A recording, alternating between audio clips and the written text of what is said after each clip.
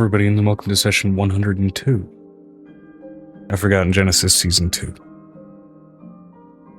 How was everybody's week? Mine was a little hectic.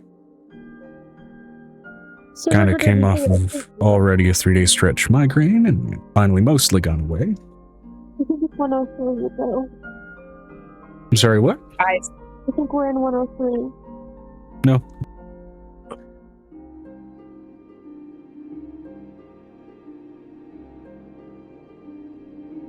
No, we are not. It's sick all week. Okay. Then you must have misspoke a couple of weeks ago.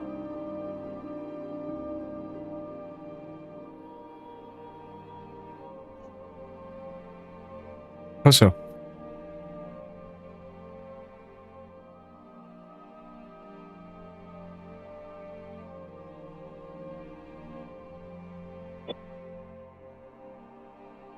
I've been keeping track of which VODs I've been posting and what order they've been in.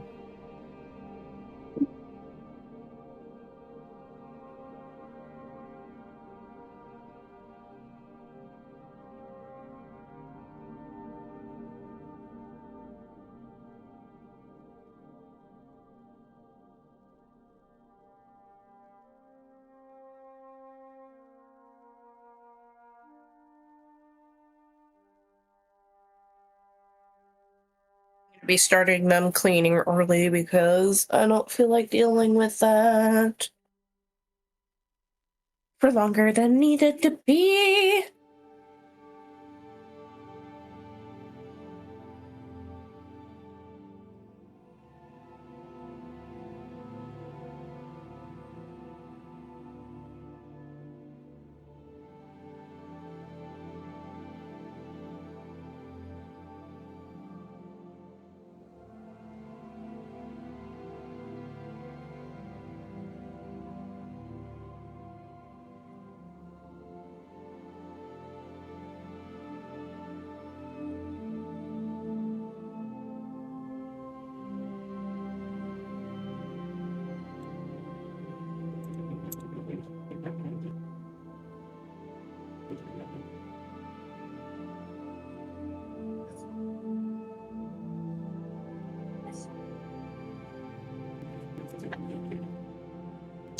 Okay, let me go ahead and make sure that I'm on the right webpage. Fan-fucking-tastic.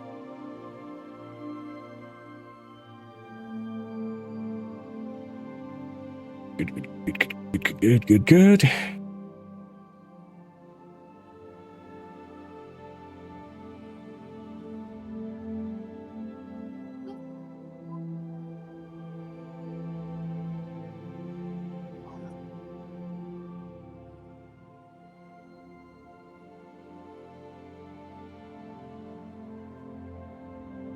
Yeah, last week was 101, which was spicy downtime. Today's 102.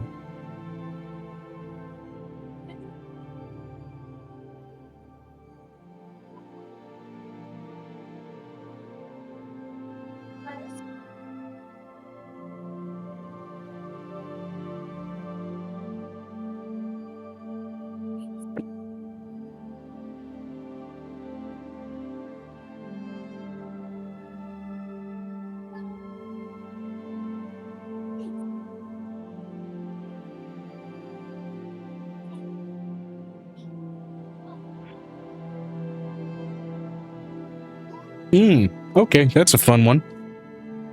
I don't think I've rolled that one yet. We'll see. May need to start marking them off when you rolled them.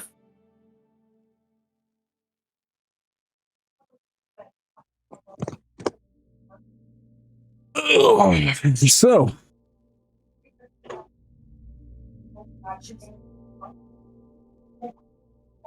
we'll go ahead and start with Angel, of course.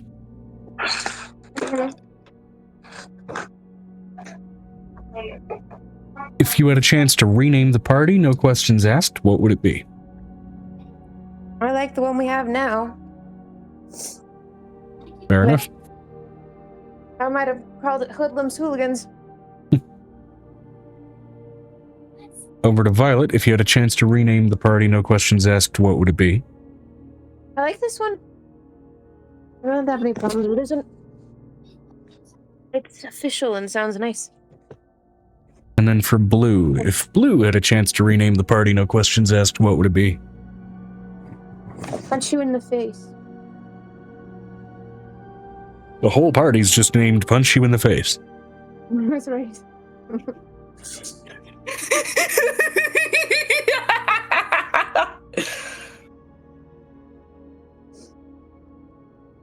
All right, fair. Apparently Blue's in a mood. And again, brownie points for answering it in character either way. Piper, if you had a chance to rename the party, no questions asked, what would it be? I don't know. I don't know how to fucking name things. I had to consult Angel on how to name my own fucking court. Yes, I answered that in character. I'm sorry. No, that's fair. On to Bruce. If you had a chance to rename the party, no questions asked, what would it be?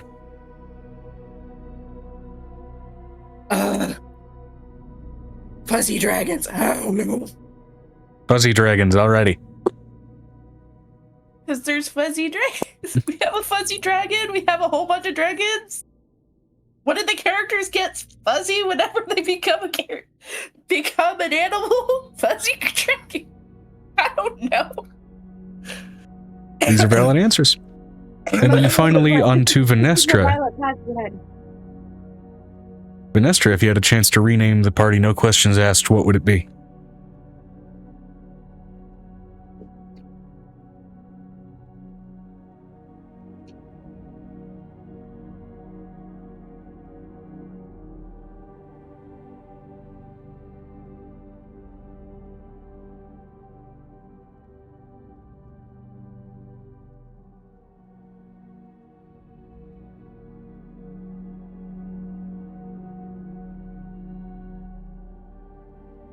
Vinestra said, Vinestra doesn't really do party naming, so she'd abstain from naming such.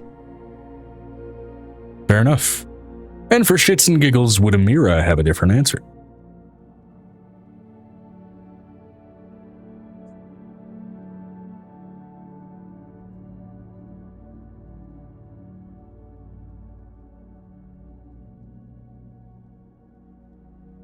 Sadly, same as V. Fair enough. Alrighty. And then finally for recaps of last session's events.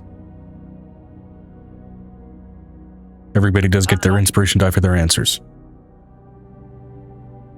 The roleplay question.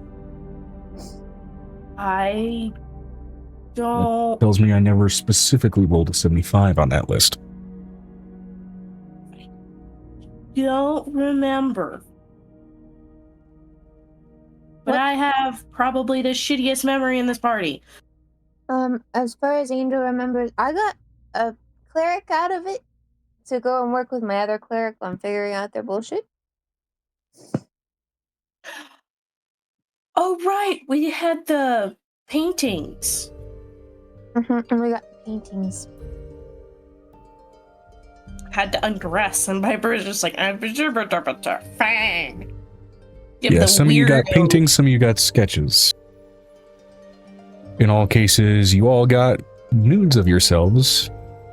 Done. Angel didn't. Angel's the only one that didn't. That never happened. Yeah, because you were talking to somebody about No, my new cleric basically was like super prejudiced about me being a gnome. Oh, how rude. Was And I then not you pulled here a demon for out of her. this? I pulled a demon out of her. You were and I for a sent good it- chunk of time indisposed with No, getting your kids I cleaned up, I pulled a believe. devil out of her, Joe. I pulled a devil out of her and sent it back to Edgerman. Yes, pulled a devil out of her.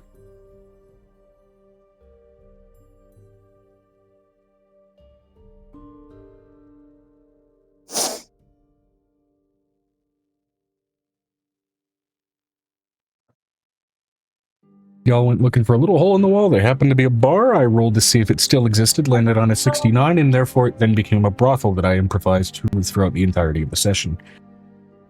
It was fun. I have to go do the kids and stuff. I have no idea what happened to my dongle, so I cannot use my headset, but I will be back. Blue Okay. and Piper saved one of the ladies who was doing pictures.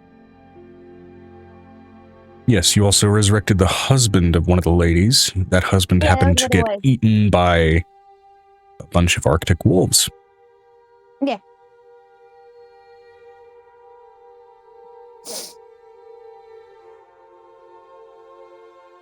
As such, to go into Venestra's recap as well, the party went to a nightclub to help wind down. Angel got a cleric, Venestra and Amira had fun with a dwarf and got animated paintings, sketches, bit of column A, bit of column B. Venestra also found out her pocket dimension ring has two other counterparts, a pendant and a, didn't necessarily specifically say a sword, but a blade. Venestra is taking said dwarf to research it more. Side note, Venestra introduced her oath-sworn stone giant to the rest of them. Right on, right on.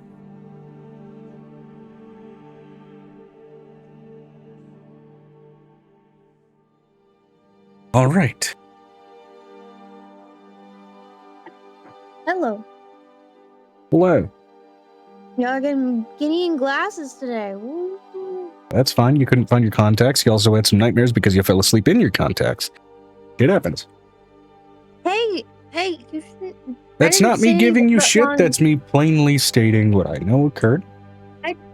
How do you know that I fell asleep in my contacts? I didn't say nothing about that. You That was woke me up not at 4 a.m. and something- said that explicitly. Wow, then I did fall asleep in my contacts. I was tired. It was 5 a.m. for you, mind you. Yeah. Some nights But when I either have way, night terrors, I don't have anybody here to handle the night terrors. a number, Angel in particular, and I believe actually Violet in particular, did say the proper code phrase effectively to get you guys rooms for the night at this place without any charge necessary. And of course, a number of you did partake in some, let's just say, basic food. And some other... Well, we provided it. We provided the basic food. Well, no, there was basic food, and given that you were not going to tolerate basic food, provided more complicated ingredients. No. I'm sorry. The basic food sounded like Vomit City for all the pregnant ladies involved. That's what Angel's gonna literally look at you as the DM and say, there was not enough food for the people who were pregnant in ends. I will say, in terms of like also spending some time there, the nature of the food being fairly basic and to certain groups of people somewhat repulsive is also in the name of not giving the place any notoriety, given what its secondary function is in being sort of a safe house for people trying to hide themselves. There should at least be a stew. Worse stews. Nothing with meat in it at the time, because they didn't have anything in the imports. You brought in some Bannock, which of course got that handled. We even have a person that actually gets Bannock for us now. Dang, we need it.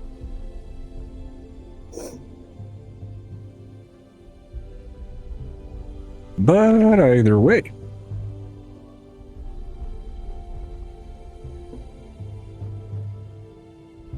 I'm sleepy, I Let's see. don't know when. I put their notes somewhere abouts in here for those people, but I will get to that. Well, actually, that's less strictly necessary at the moment, as of course you now are all, for the most part, waking up. On the morning of Esmir 1st.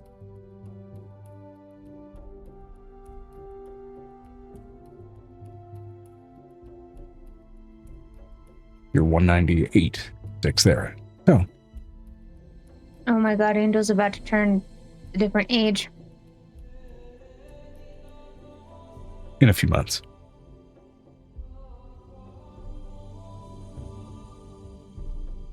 Now, with the morning greeting, a lot of you. And all of you stretching yourselves out in some decent accommodations here in the brothel. And getting ready for your day. At least for those of you that decided to sleep in the brothel. Angel didn't sleep in the brothel. Angel went back to the... So they could have a little bit of separate time from Angel. Totally fair. Anything specific you all would like to do with your morning, or do you want to go ahead and just pick a location where you all end up congregating to go ahead and get discussing what you're going to do with your day? Do you want to have Violet start this morning, if that's okay for the DM? Sure thing. And did Violet actually sleep in the locale? I believe she might have. She did, but she also got a portrait made.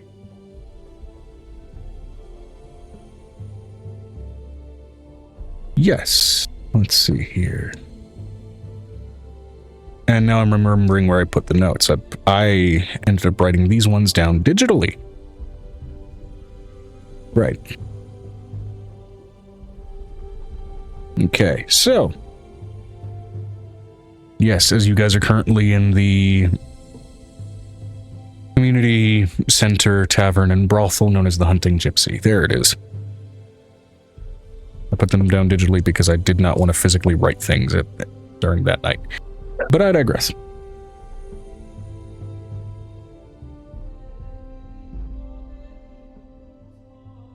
Violet is waking up, and what is it she is looking to do with her morning? How soon do we have to get up? And do you think that picture doesn't look a little bit askew? What do you mean askew? I don't know. The painting's off. Proportions get done correctly. I think your perception of yourself is a little askew. It's always been that way. I'd say this is remarkably accurate. Particularly around these areas, and he proceeds to poke you on your hips. Ah, those are my hips. I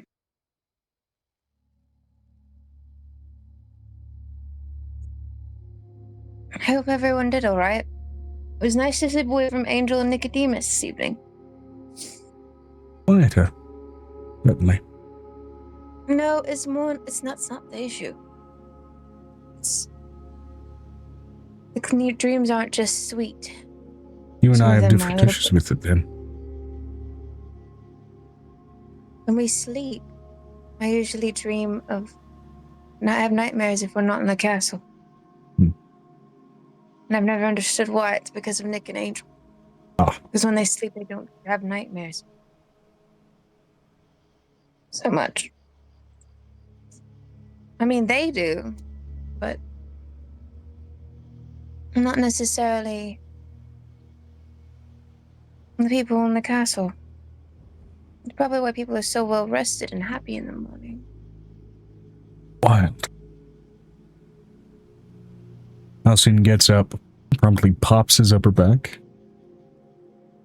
and begins to re-don his armor. During definitely more so the ice crack of dawn than it is morning in terms of what is listed on the clock. We better go see grandmother before we decide to do anything in the cold and the hat. One thing at a time, right? I'm just tired. We've been going for so long. What's going on across the sea in Shihu? Angel's probably Stressed out of a bloody mind over it? Well, I mean, considering that she has people over there, yes. Yeah. But luckily, they decided to do a bug warfare tactic. Bug warfare. Bug What warfare. is bug warfare? I'm drawing a blank on that one too. Something about mosquitoes No. and vampires. Oh. Great. It's not a bad thing. A way to populate. It's not a bad thing, but it's disconcerting. No, what a good way to use mosquitoes. Blood warfare. What the hell? Imagine a swarm of them just massing on one guy, sucking all of his blood dry into his little skin husk, leaving perfect little cracklings ready for breakfast.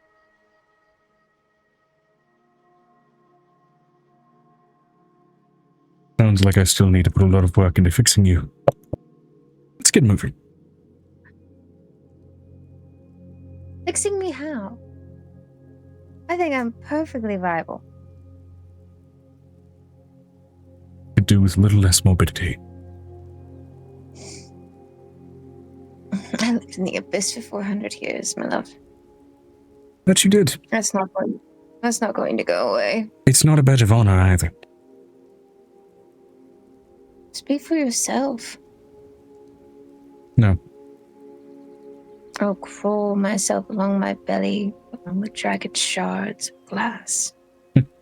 Come on.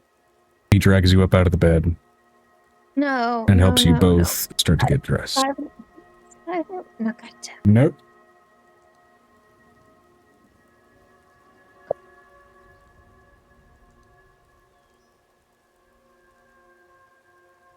I don't know if I'm going to live deliver this egg, or if it's going to just be an egg in my belly. I'm not quite sure.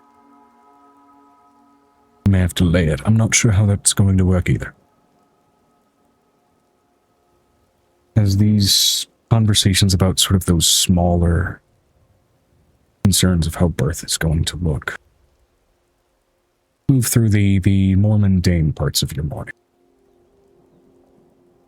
She's getting her stuff together, but she's like, I don't want to get dressed. So she's half getting dressed, and Halcyon's the one that's putting her clothes on. Very much so, yeah. He's definitely kind of being the active point of physical assistance. I don't need clothes. I'm gonna be a dog in a minute. You need clothes because you did not start as a dog.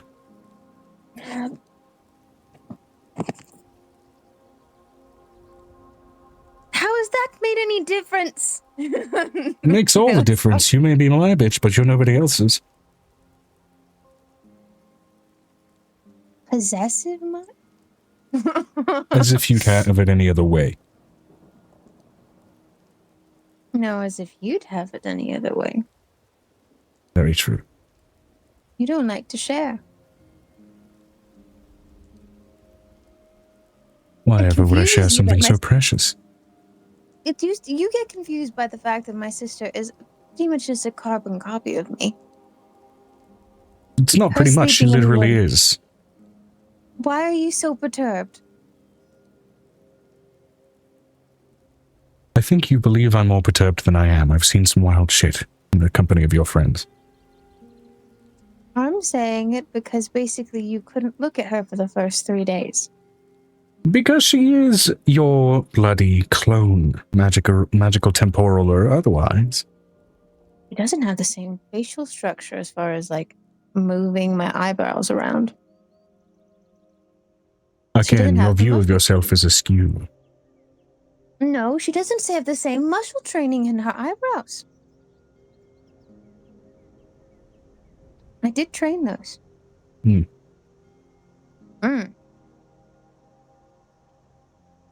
Keep it moving, shall we? Corset next. You guys found them? Why the corset? Can't breathe when you're fighting. I don't understand women. It's the one you can hide things in. I forgot we had that one. Isn't that like early morning Violet? Like Yeah, I forgot courtesy of the that small existed. one, remember? Yes, Angel taught me how to turn it into a weapon. She's like puts it on. She's like, All right, now breathe in. I'm going to go ahead and cinch the back. okay. And God. concept. Oh, God damn it.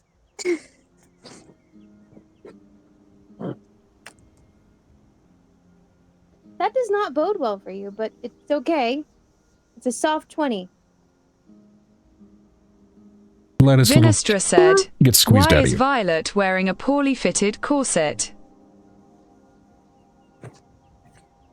Not poorly fitted. It's just the morning. Let's pull it on. It's morning mainly, and also she's very much not used to wearing them. But either way. Oh no, she's definitely not used to wearing them. She's used to walking around just sans everything. He helps you get outfitted for the day, and you all can make your way out of the room. Where are you gonna put your painting? Are you gonna put it in your bag? No. Mm.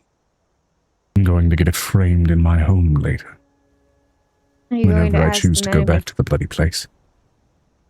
Are you going to ask the oil painting man to come to your house and make yourself an entire study with just them?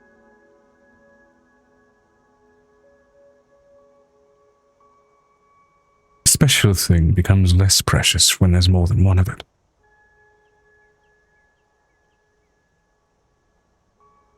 You can do so many different angles. Just saying. Why ogle the angles through a painting when I can ogle them through the real thing? Sometimes the real thing's a grump. She says as she grabs one of the cookies out of her bag. And he pinches your hips as you all go ahead and move your way out. Now then, Ow.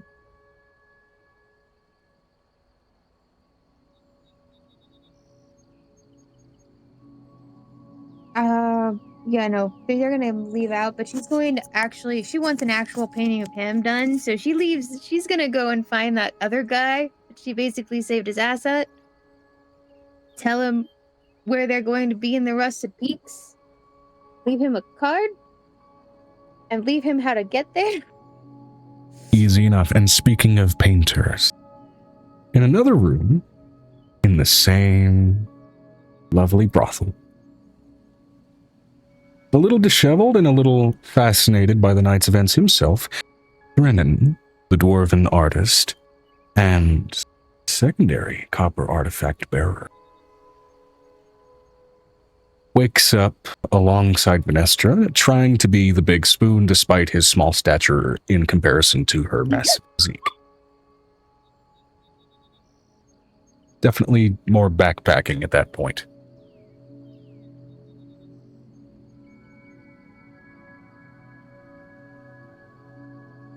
Right, well, I'd say that went well. Oh! Sun's up too. I'll go ahead and get to cleaning up.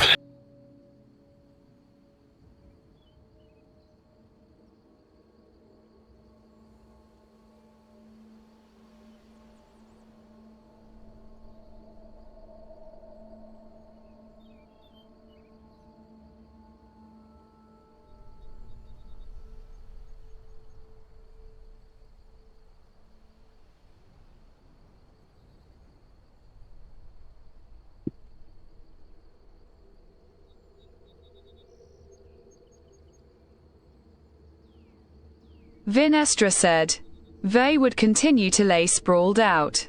Aye, that it did." Right. Now, given just how, let's say, enlightening the night was, I can get you another painting for free anytime you need it. Another one that will move too if you want it, or I can get it of the smaller one there on your shoulder. Whichever way you want to go about it.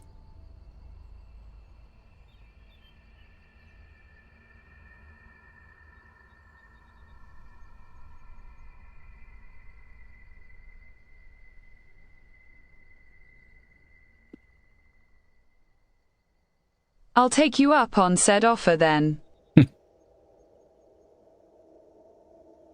Right, well, find me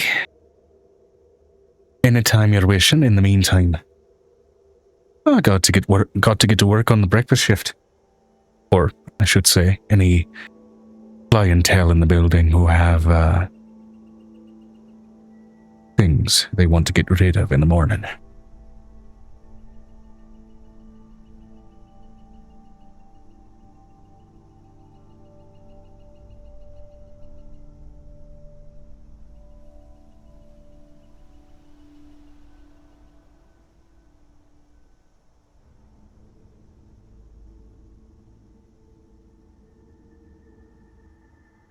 I wonder if Angel and Nicodemus made it back to the other space. Did they even make it to that cat? Most likely, I imagine, yes. Well, I mean, the two of them might have just parked their ass onto the moon. That's how they are sometimes. It'll be up to Nicodemus, not up to Angel.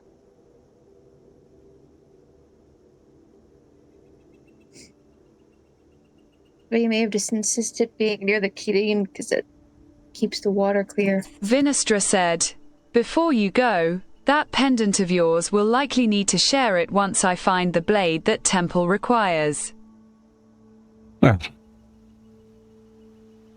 one way or another, I think I'll be able to find you in there. Kind of a pretty place. I'll be able to find it again, easily enough.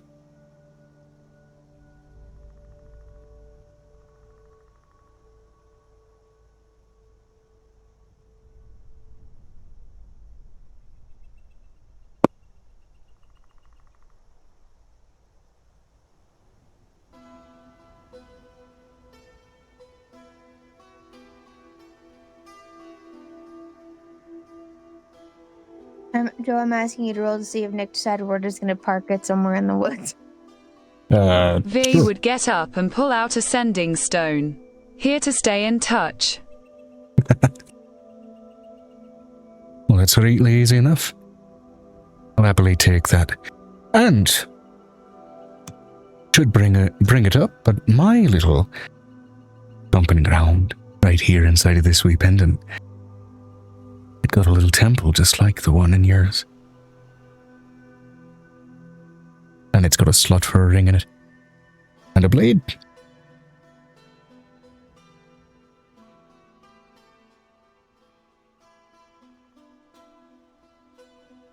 Interesting. That it is. Though, I should say, yours is a nice wee little beach. Mine's a long winding mountainside. Wonder what it looks like for whoever's got the blade one.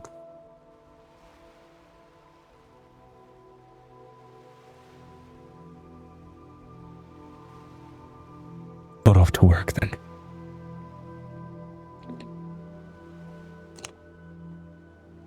And he hops off the bed and gets trotting off back into the rest of the tavern with a bit of a pep in his step, though notably the slightest bit of what must be a bit of a limp as well.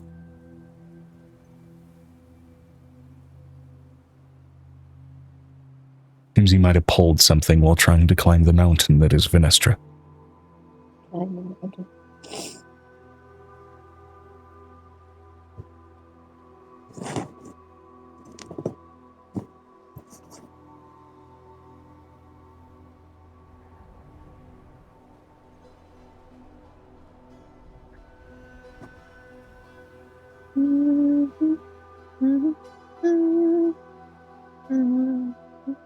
Vinestra said, Vi would make her way back to the others, eventually with Amira in tow. Fantastic. In which case, then, at least in the main sort of tavern, site here in the Hunting Gypsy, the first people you would encounter would, of course, be, I believe, Violet and Halcyon.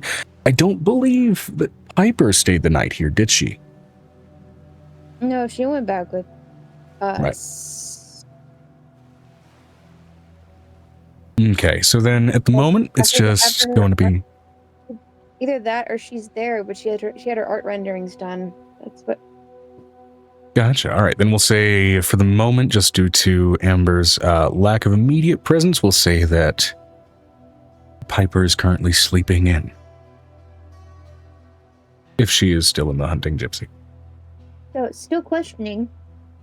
Did Nicodemus and Angel end up making it back to the keep, or did they end up being somewhere in between, sleeping under the stars? High or low? Don't know, John. Oh, Nicodemus and Angel were in a different field. Vinestra said, sleeping in air quotes.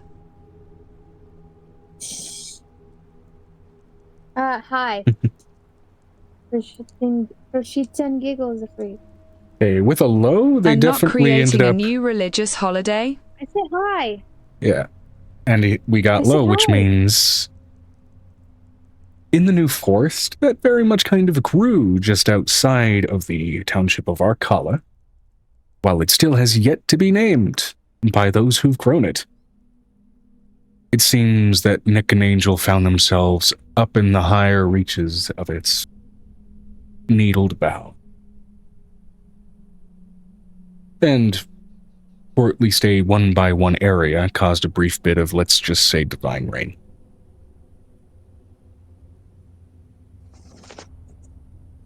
Did you have to put us in the trees? Verticality keeps us away from predators.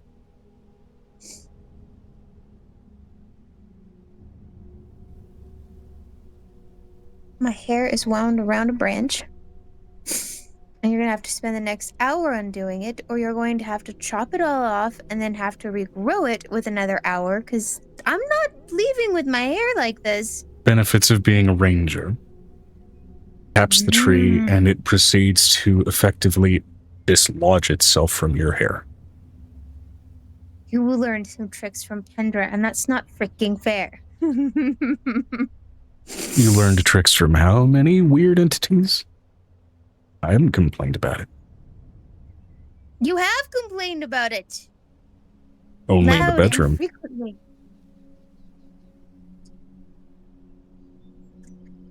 Only in the bedroom. I did not outlast you last night. No, you did not. It was mighty cold. True. But, small benefit, who needs ropes when I can literally wrap you up in branches? I didn't know that was an option. And I didn't know you had exhibitionist tendencies. Who is going to see us except for some passing birds? I can understand what the birds are saying, Nick. Smash cut to one bird that didn't say anything to you because it was actually a druid in disguise trying not to think about what he caught a glimpse of.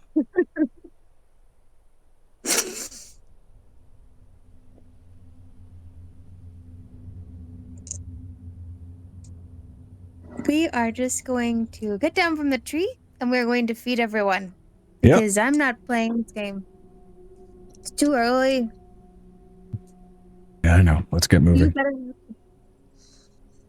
It's easy enough for you guys to get yourselves out of the branches and get back to your sort of normal morning routine. Feeding and collecting everybody. She kicks the cleric out first. She's like, okay, everybody's getting breakfast, so you have to be part of the breakfast line, so everybody gets breakfast. Both of you. Which the new people are not opposed to, and they're doing their best to kind of adapt to the ocean of people before them and basically trying to just follow what cues they are observing.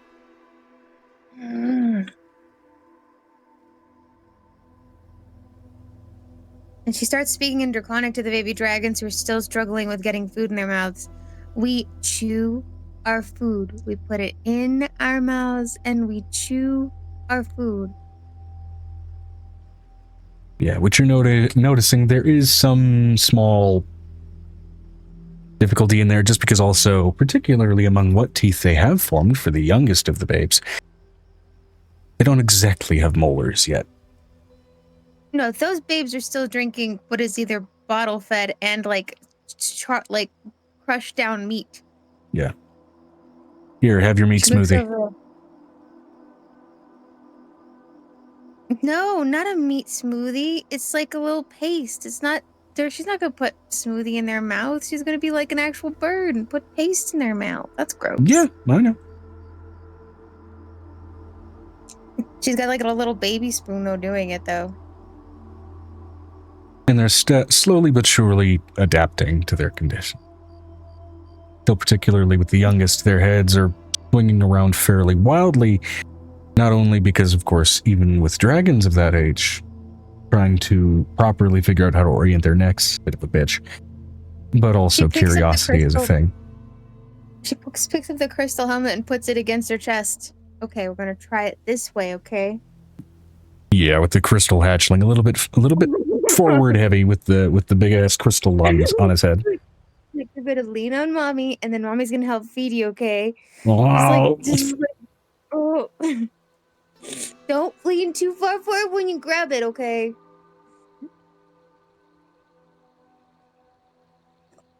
you know, when So she that child grows up, their neck is gonna be yoked. They're gonna be so jacked.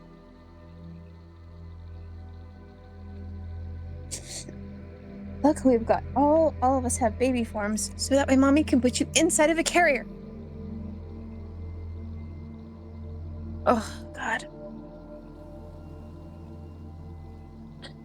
Sorry, my throat's a little weird right now. She looks over at Nicodemus, who's probably feeding at least 2 or 3 toddlers at this moment. He's managing about 5 or 6. Okay. If you put the 3 down right there, they'll make each other eat. Yeah, I know. So you don't have to focus on them. Of which, while he's having some cooperate with themselves, he seems to have also, to an extent, rigged up a bit of a smaller apparatus on account of Farah's assistance, which is effectively an infant feeding carousel. As they pass by, they get a spoon. I'm interested, and turns eating into a bit of a game, which means they don't get distracted or indignant about trying to eat breakfast. They don't. I'm letting Angel over here is like managing because it's mommy time. We get to spend time with mommy, and this is that's the normal mommy time. It's like every meal is literally mommy time. So she's just like, okay, all right. And she looks at the adults. She's like, y'all don't have to handle the dragons until they're at least 3 months in. We already had this discussion between you and me and the adults. Looks over at all of her adult kids. Which a number of your adult kids at this point especially are pretty well versed with handling dragon hatchlings, because it's not the first set that you have either chosen to adopt or outright produced. She looks over at Thor. Thor, when are we gonna see your girlfriend? What day is she coming this week? You told me you were gonna invite her to dinner this week. Yep. When we're no longer on a frozen rock. You don't want to bring her to you don't want her to see the Northern Lights? You don't want her to see the lights? She dislikes colder environment.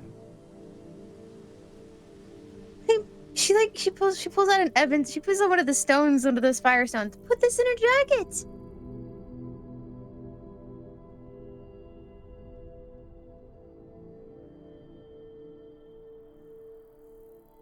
I'm not gonna try to force her. She looks over it. She looks over it. She looks over it. Like she's looking at one of the most romantic kids I've ever. She looks over at Tatsu, who basically had this big Northern Lights evening and just asked mom, "Hey mom, can I borrow the stones out of your jackets?" Yeah, you can borrow the stones out of my jackets. Just put them back in the morning. Called a romantic date. She was into it because she was into the idea. From what I can even hear in my brother's voice, doesn't seem super keen on even being in a colder environment, regardless of whether she's well heated. This Angel's like, y'all have no sense of adventure. God. Says the mother who pursues adventure like it's an addiction.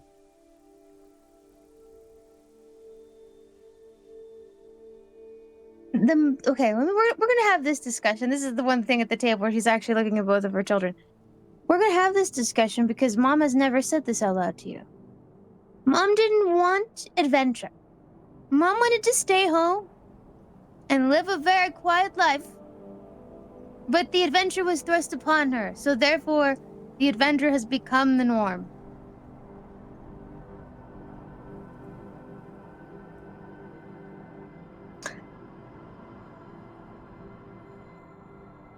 And that both of you can take to the bank. Because I would have been happy just living with your granddad. We don't need a bank, we're loaded.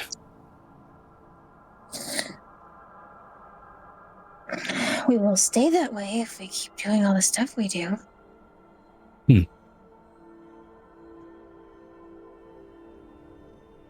Have too many children. That's a lot of money.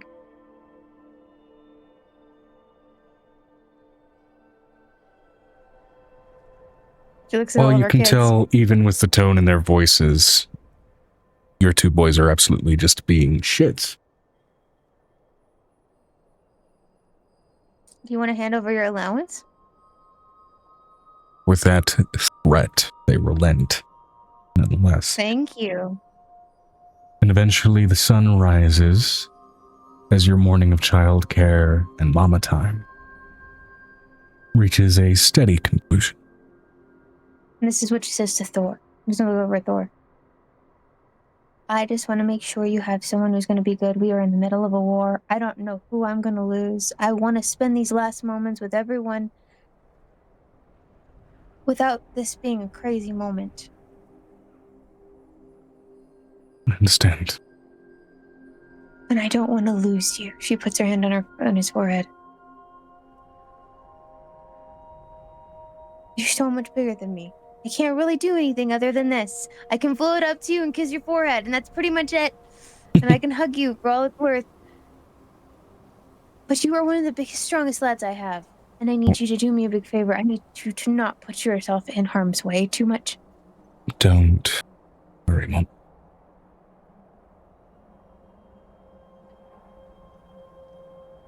You let yourself be consumed by worry.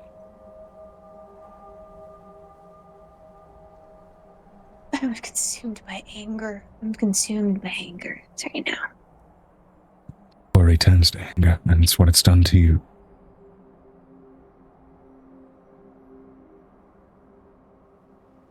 I lost too many people. And I can't bring them home so I can feel like I've got a home until all of this is over. We know. Some of us were born to know. We'll be here. Don't leave me.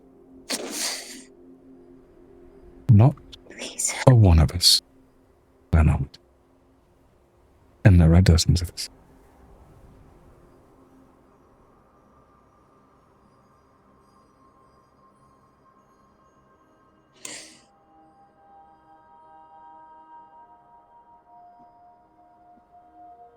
Tatsu, your girlfriend left her bra on the tree. Yes, he did.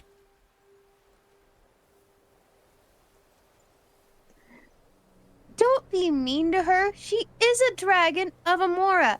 Go get the thing from the top up there. In being a dragon, being topless is of little consequence when she's in her draconic body. Not in her draconic body. I can see her walking around trying to find where she left her bra. She's watching the other child walk aimlessly around trying to find her bra. Fine. I'll get it corrected. He walks by her, flashes the bra in his possession, and then bolts as she chases after him. We're leaving in an hour. Which means you have an hour. Whether or not they've acknowledged your statement, they are out of sight before they can answer. She's gonna think it as loud as she can.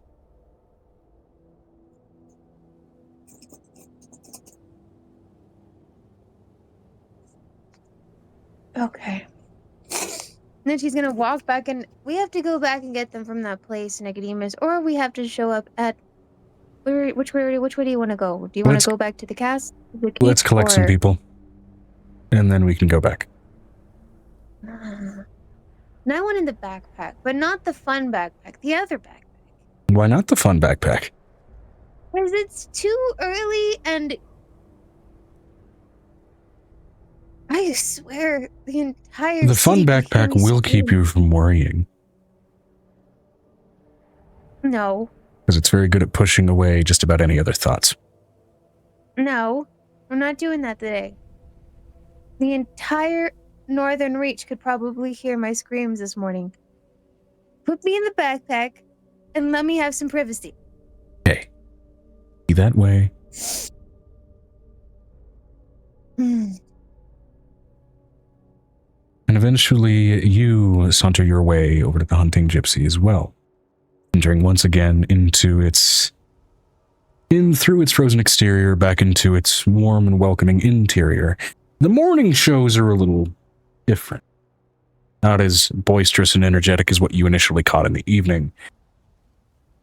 And certainly a little more subdued and a little more bar, tavern, and inn-like. So notably, among the patronage, a few faces you didn't recognize from the previous night, and a number of bruises accompanied on their forms. Good morning, every Brody. I'm coming down the Brovador.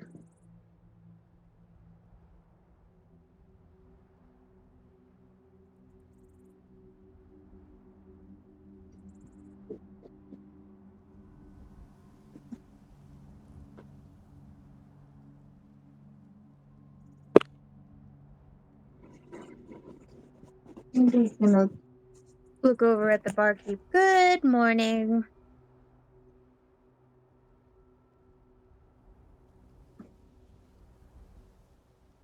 We're waiting for Piper.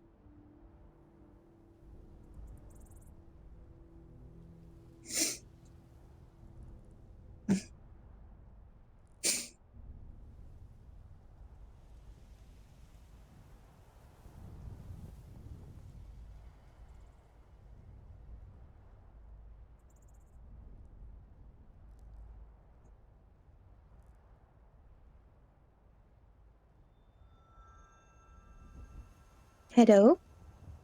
There, Good morning. She walks responding into to a the question. So, sorry She's about gonna that. walk in and she's gonna lean over the bar where the barkeep is. Which Please tell one? me a breakfast menu.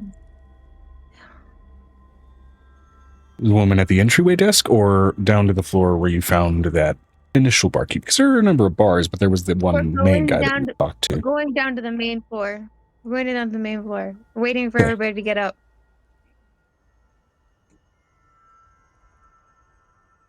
Good morning, everybody. I'm coming down the Brovador.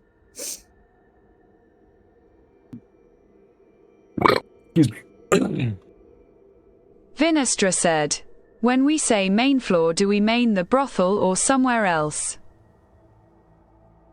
Probably Brothel down on the space. technically third floor, being the bottom, at least accessible floor, where the stage and everything else are. There's the main initial floor, which is the actual kind of first floor, the entryway floor, which has most of the main dining area and everything else. And there's the second floor, which has, of course, most of the quarters and some smaller seating areas and access therein. But as far as main floor, that's kind of up to interpretation between the entryway floor and the third floor at the bottom where the stage is. What are you planning on doing? Ugh. If you were going to talk to the bartender, then it's going to be the third one down by the stage. Yeah, that's where she's gonna, because she's like, it's breakfast time. She's got, I'm letting you know, she has hot griddles in her hands and she's walking around with them. She's got full-on breakfast sandwich in her hand that she made herself this morning. I came to pick up my people. Vinestra said. Vey would give a nod of her head in acknowledgement as the others begun to pile in. Yeah, which notably, particularly as part of the morning activity, while there was a fairly dense amount of people during the night, a lot of people, particularly as the morning rounds, while they are, a number of them not even bothering to stop for breakfast as much as they are making their exits to go ahead and get started getting to work in the town, particularly a number of which that are leaving in Arcala guardsman attire, as you're noticing.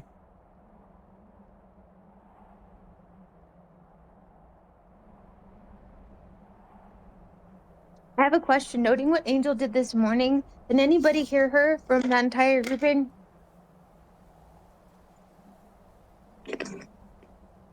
Given the nature of the place and the tendency for people to particularly keep to themselves here, I will say give me a broad scale insight check to see if anybody in particular is being a little more, let's say, reserved about you. Vinestra said, I point to the general chat comment.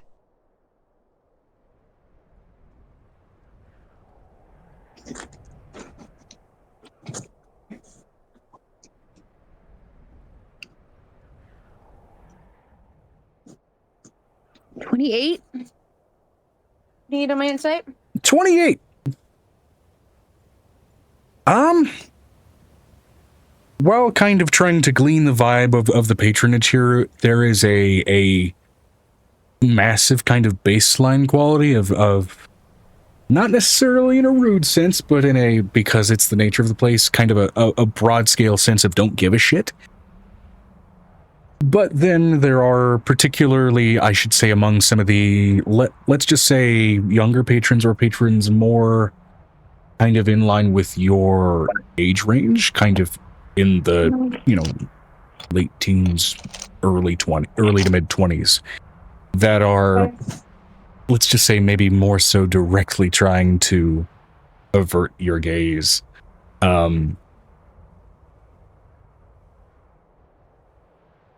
Purely just out of being kind of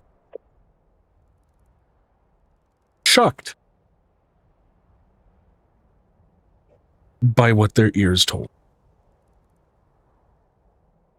Oh my god.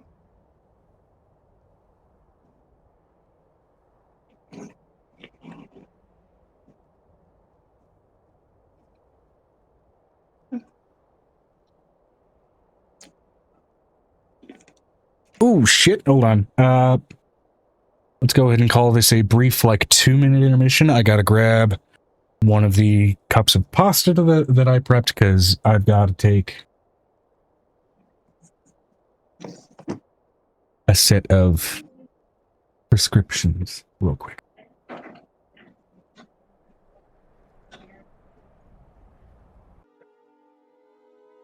Jesus. Okay, we're back from the break, everybody. Sorry about that brief diversion. Either way.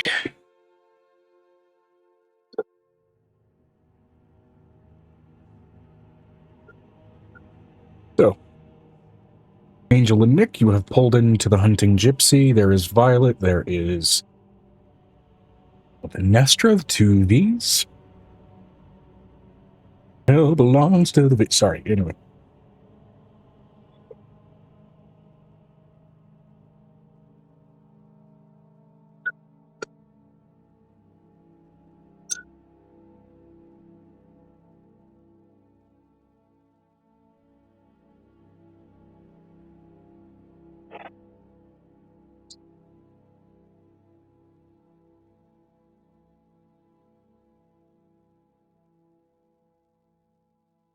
And of course, there's Amira and Halcyon and everything therein. So,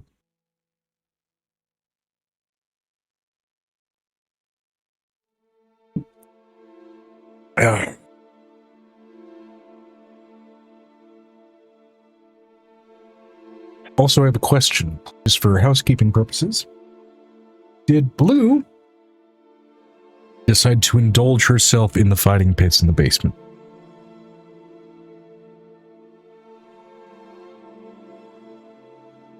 Probably.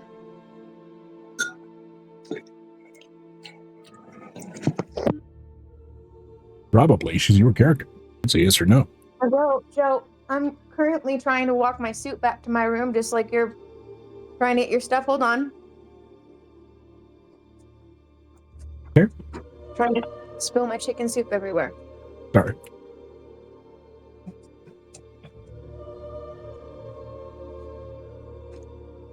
Trying to get something down in my gullet. All right. No, you're okay, baby. You're all right. You're okay. Mommy's right here. Okay. So Blue probably would have gone and snuck out of Angel's necklace hearing the noise and walked out and been like, I'm gonna go make my own noise. Make some head rattles.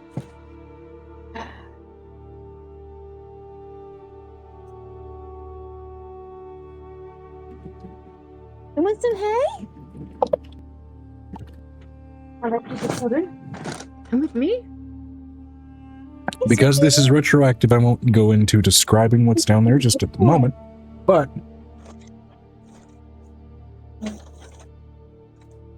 Then why did you bring it up, Joe? because Blue might have earned some money. Still,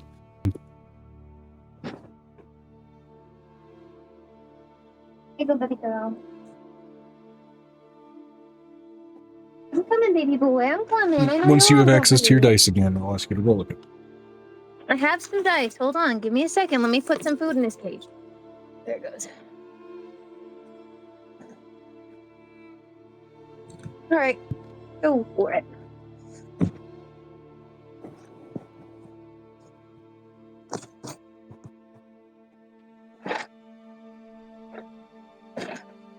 Two.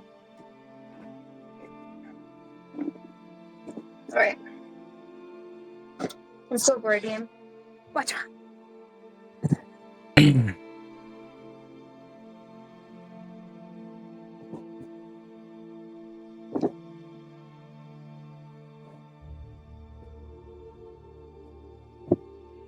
Go.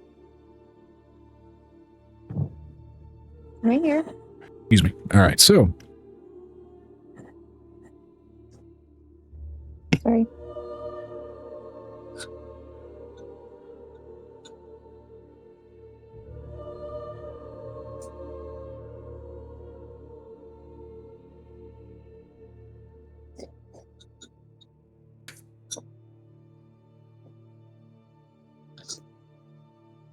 Mm-hmm.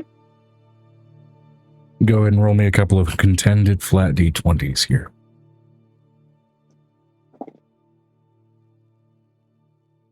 18. 13. And natural 20.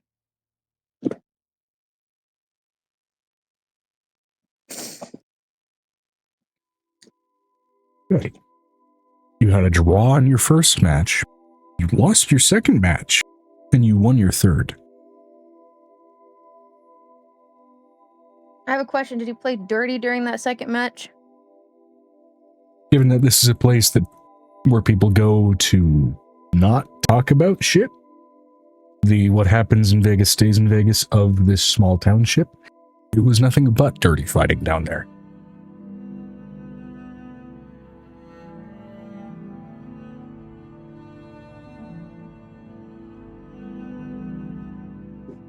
The only rule was you can't kill them.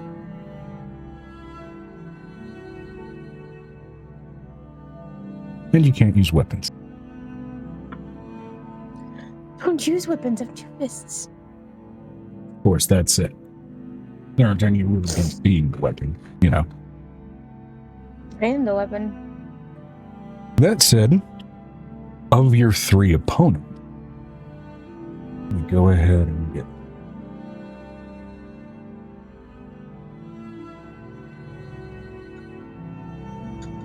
they would be among the grouping of people that are sitting here chilling out in the morning among the battered and bruised.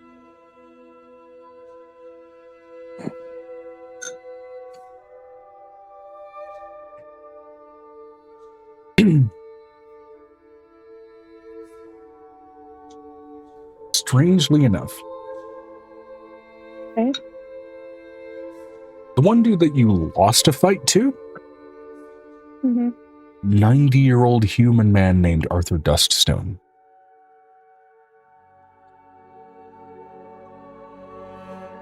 As skilled as you weren't exactly prepared for the old man to turn into a fucking dire bear.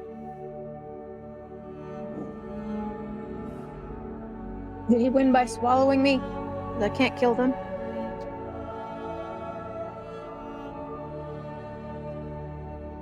Essentially, yes.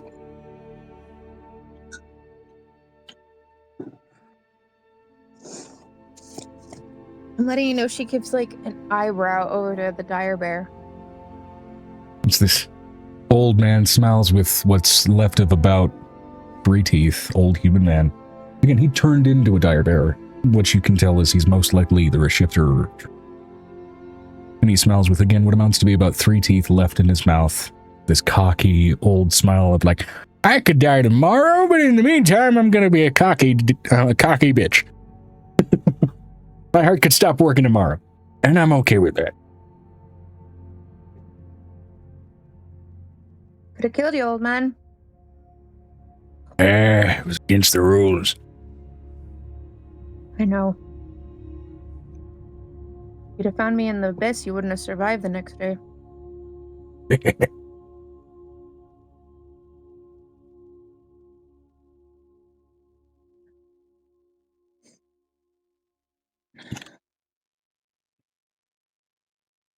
Just don't go to don't go to Lilu and try to fight there like that. It won't work. Be a cocky bastard here.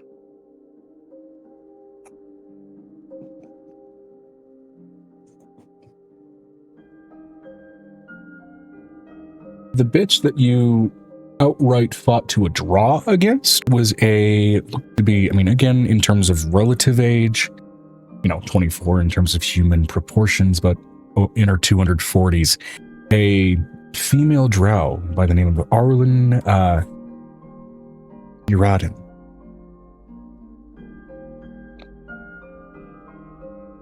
Bald-headed and fights like a frantic, spazzed-out spider. It was hard for you to pick up on properly, but she was definitely of a martial prowess.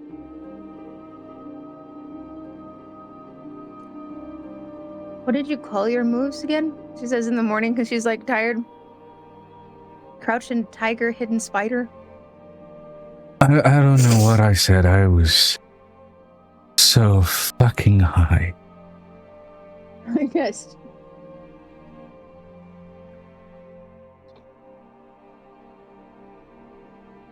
You looked like a horsefly during our fight.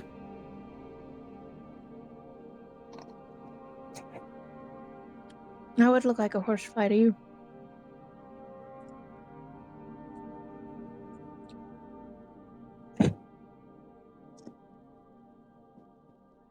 What are you typing to, Joe?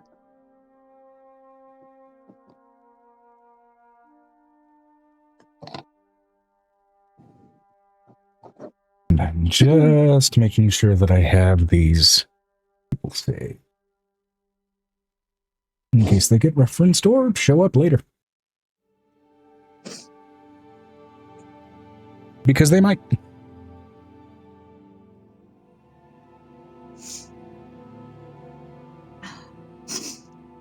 As far as her skill set, though, it was familiar enough to know, she was absolutely using ki while she was fighting you, similar to how you utilize it.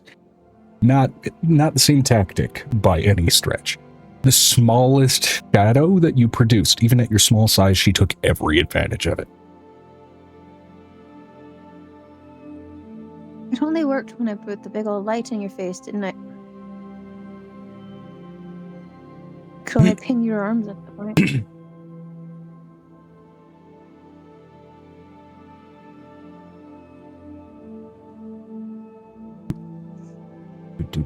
Hello?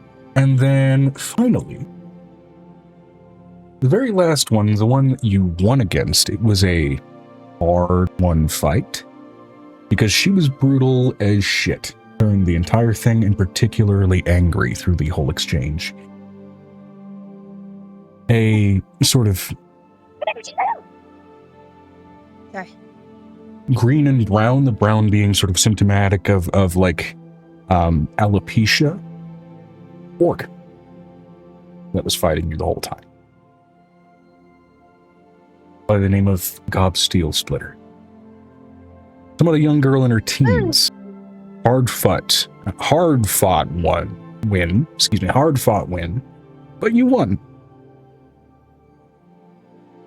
And I think the thing that you took advantage of more than anything else was that kind of teenaged cockiness. I'm not allowed to kill people. Not in this arena. I don't call them like they do in Leda.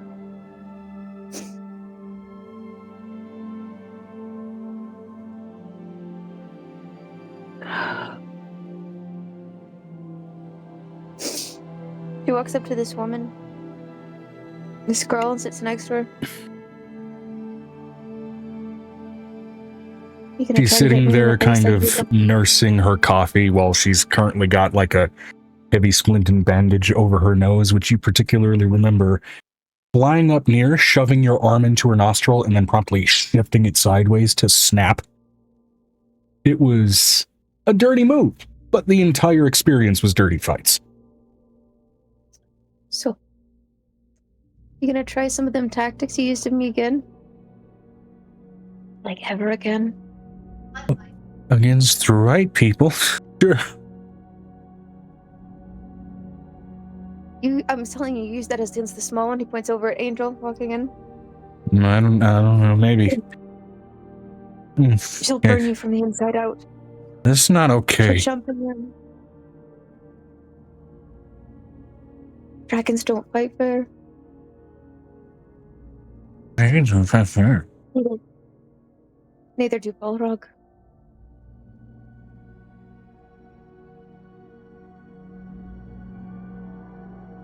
Yep.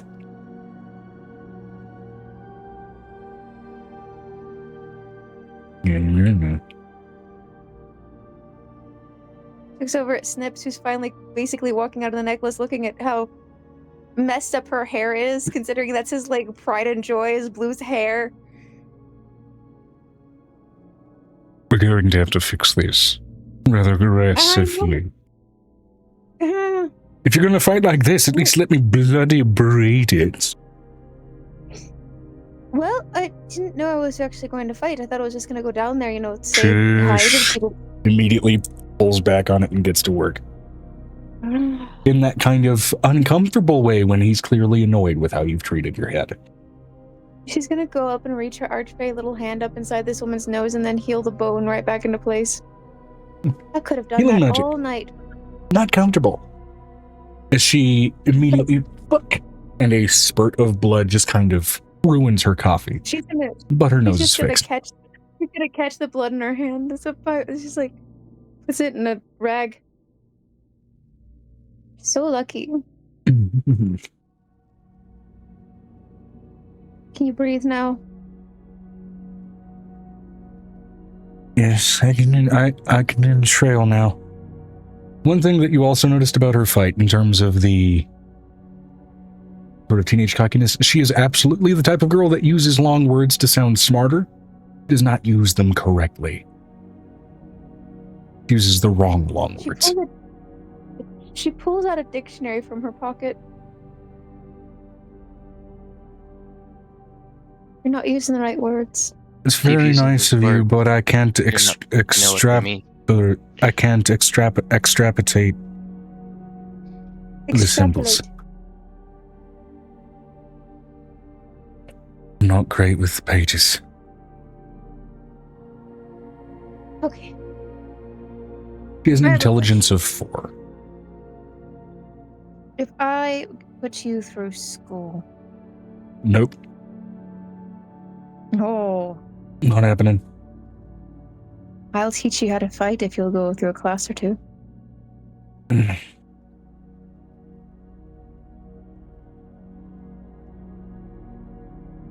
I'll teach you how to break noses just like I did.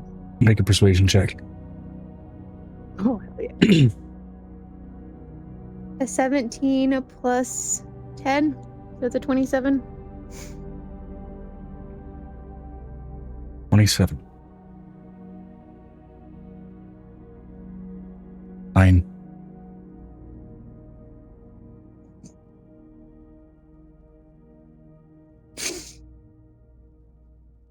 Welcome in, Brick. Hi.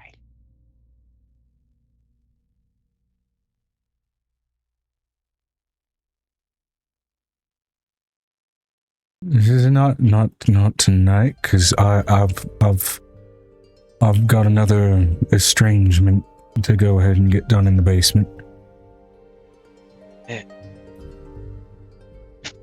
How much do you usually get paid for your estrangements? You know she meant to say engagement, or wanted to say engagement if she knew that was the right word to use. Or she's still saying it back!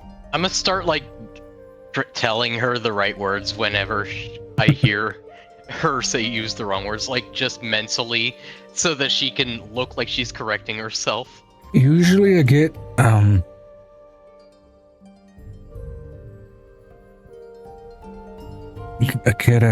a handful of copper and a half handful of silver. She pulls out a gold piece.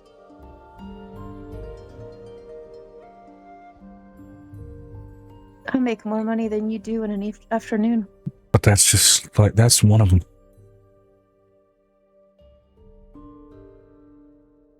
Do you know how much a handful of copper is worth? I'm not good with the numbers. Barkeep, what is the translation between money for this one? Let me be perfectly blunt. Her intelligence stat, her mental stats in general are just shit. Intelligence of 4, wisdom of 7, and charisma of 9. Her highest mental stat is charisma, and it's still got a negative modifier. Snips, can we give her, like, anything considering her archfey status? Like, any type of intelligence would be great. She's gonna basically be in these fights and break her brain until there's nothing left.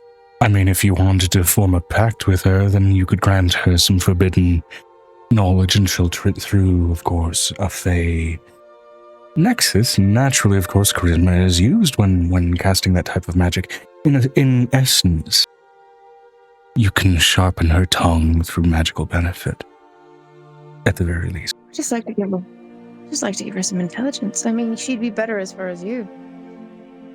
If you want to give her intelligence, then it's a little more being studious than it is any archfey kind of thing. Why is that? He looks over at him like, they are intelligent. They are surprisingly, outrageously intelligent. If you want to try and benefit her brain through pact magic, you'll have to probably do a lot of legwork before you can give her any sort of magical benefit out of it.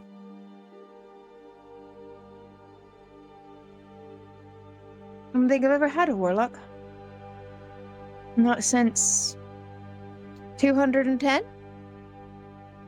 Perhaps.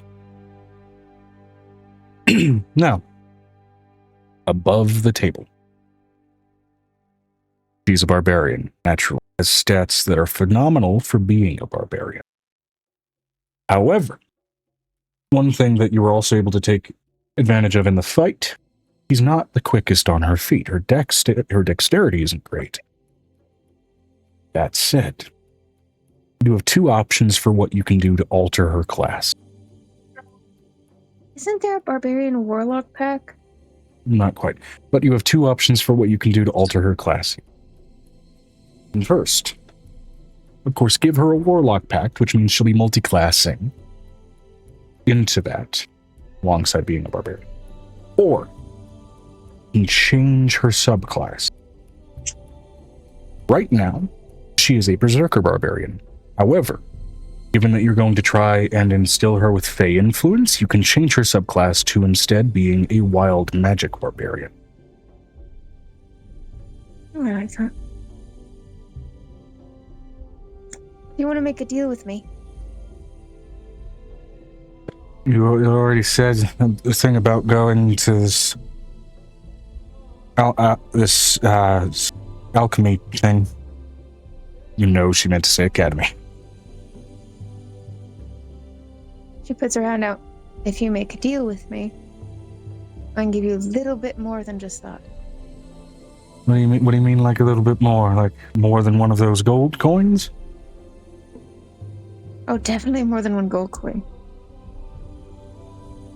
Because I get paid in handfuls and half handfuls because I'm not good with numbers.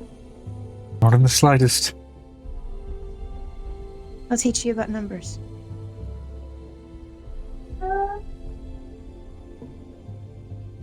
I need to be inducted about the numbers. All right. It's a yes or no question. She puts her hand out to shake. Affirmation. She takes a tiny hand and shakes it. Good. She's gonna push her Fey magic through this person. Now, are you altering her subclass, or are you allowing her to multi-class into Warlock? I'm gonna allow her to multi-class into Warlock. That way she can keep her Barbarian stats and get Charisma. Okay. Like what Ashtar has. Now, in this, because you are also going to try and force a stat boost into her, Mm-hmm. you want to bump her charisma to allow her to actually benefit properly from a warlock class, right? Do Yes. you want to pump any other stats into her? Because again, her intelligence and wisdom are a 4 and a 7 respectively. Well, she's gonna pump that wisdom and that intelligence as much as she can. Okay. In exerting yourself to, in this exact moment, alter her stats, I'll say this. You can bump any stat by 2 points. For every 2 points of whatever stat you choose to bump, you take 1 exhaustion point. It's fine, I need a nap anyways. We need to nap for a couple of days. How many points are you going to bump? And in which stats? You said I could bump 2 points. 2 points equals 1 exhaustion point, right? Yes. She's gonna bump her charisma naturally because turning them into a warlock does give them a bump in their charisma. It'll get her to a Correctly. baseline 10, just naturally, Okay. which means she's no longer abysmal. She's average. Where can I get her to a 0? How many points of exhaustion will I have to take if I have to get her to a 0? For like a +0, that's on her charisma, that's just what she gets naturally for We're talking about intelligence and wisdom. intelligence. But she can- So you would take 3 exhaustion points to get her intelligence to a +0, to a baseline 10. What about her wisdom? For wisdom, you would take, looks like another 2 exhaustion points. So you would be at 5 exhaustion points to get her to an 11, basically, because she's at a 7 right now. Of course, you could split that down the middle and instead get her to a 10 and then bump her dexterity by 1 without adding another exhaustion point on there, which means her dexterity would be a 9. You know. But those are starting stats. They can move up They Right. can move them up on their own from They there. can be properly trained. So you She's can get gonna go her, ahead and do- she's you gonna can go get ahead every and do mental that stat to a and- baseline 10 and then her dex to a 9 if you give yourself 5 exhaustion points. 6 will She's just going kill. to take her. She's going to take her get out of jail free card for exhaustion points, and drink a whole 3 swigs of her canter. I forgot I gave you that, but then again, you haven't played Blue in a fucking minute. Mhm. Okay? It's one of the reasons she only had like 1 warlock. She doesn't ever take warlocks very often. Right. And the stipulation about using exhaustion to bump stats is because you want to do this right here, right now, while you're adding the pact. Yeah, she's fine. She's gonna do that. Yeah, go ahead, do that. And with what I rolled, she's fine. Okay, so you're free being, turning your 5 exhaustion points back to 0 to get her most of her stats to a baseline, except for her dex. Do you want to pump any more into that after the swig in the moment? Let's go ahead and pop that 2 extra dexterity points into there, so she can get to To get her a baseline +1 10 on all dex? of them. Okay. So that means her dex will be 11, everything, all of her mental stats will be a baseline 10. She's sitting at a 19 con and a 19 strength, just away from perfect baseline mortal stats on those, but those can be trained. She's strong and durable. That's her thing. I have a question. How quickly does her speech change? It's not going to change immediately. However, she will suddenly become a little bit self-aware that she's using those words incorrectly. She won't understand what words she needs to use. She doesn't suddenly gain that knowledge, but she has at least gained the self-awareness to understand what she's doing is incorrect.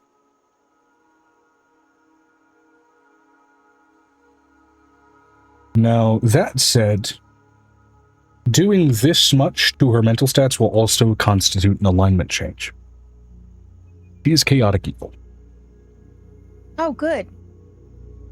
So, I'm going to roll a d6, one for alignment D6. tendency, and then alignment itself. And we'll see where it lands. Actually, sorry, I'm going to roll a d4 because evil... I'm going to roll a d4 for alignment and a d6 for alignment tendencies, because evil has been just scraped off of the board at this point. She may be neutral, but neutral is still someone that can act in your benefit, right? So, let's see here. Okay, she's neutral. Now, what variety? She went from chaotic evil to lawful neutral. She gained enough intelligence to understand she's been doing a lot of shit wrong, and maybe following some rules would be a good idea. And is sticking to that desperately right now. So, you're gonna follow me from now on? Understood. I was about to say underhanded, and that's not the right word to use.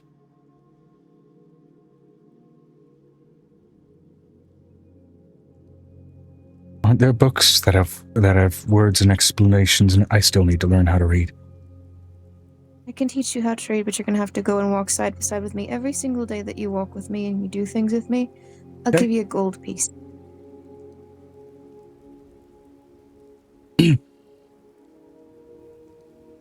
Which I think is more than you earn in 3 days worth of work in here. More than almost anybody earns. I even know that what I'm handed is a good wage for normal folk. No, I make a lot of money punching people. Sounds like then with you, I'm going to make a lot more money punching people. Yeah. And then, I'm sorry, I skipped all the physical descriptions of literally all of the 3 contenders here. I'll go ahead and describe... No, you described the man. The man you've got down to a T. You described the man. Right. You did not describe much on the dwarf. I did not describe Gob. I mentioned that she had sort of this green and brown color to her skin, the brown being sort of an orc variation on alopecia. That said, she has short, wavy, purple dyed hair. She has blue eyes. Blue eyes are not super common among orcs. The purple hair seems to be more kind of a distraction tactic in the fighting pits of like, look up here and don't pay attention to where my fist is going. Oh, it's in your crotch. Did that hurt? I'm sorry. It's that kind of vibe and tactic. She is about 5'9", has a very heavily muscular build. She does have a round, slightly bland face. All that roundness seems to be more symptomatic of heavy and somewhat frequent swelling. From a fairly regular, both given and taken beating down in that basement. Okay, we need to work up your stamina first as well. I'm so lucky you're going to be chasing kids around. Your dexterity's going to go up so fast.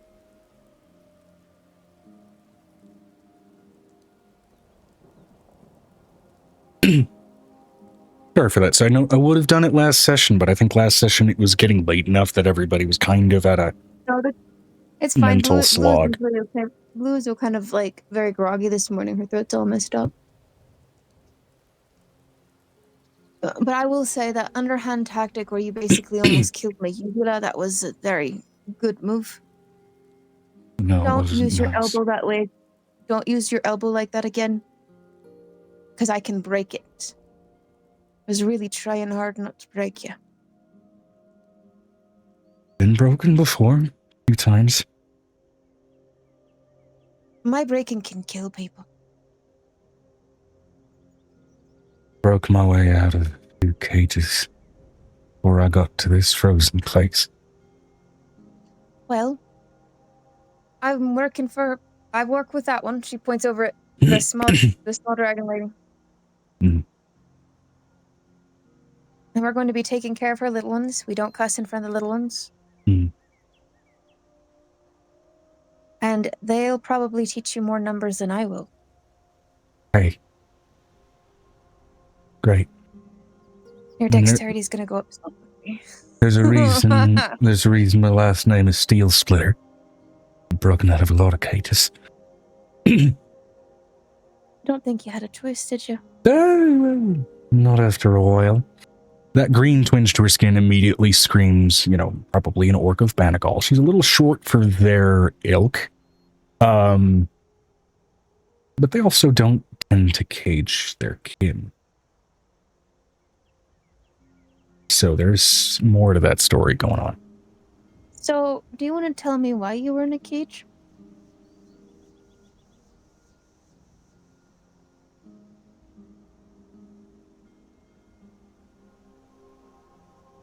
No, not really. Wasn't She puts a super golden fun. apple in front of her. There's a golden apple on the table. Oh, I'd rather not talk about it. I'm not asking you to talk about it, I'm asking you to eat the apple. Make a persuasion check advantage at this point because, again, her mental stats have been significantly improved. She's been granted a capacity for, to an extent, a rather spontaneous alignment shift and capacity for self-awareness. So, 27. Okay. Which also, to put this in perspective, she's been brought up mentally from the intellectual capacity of like a wild fox. Yeah, I got that part.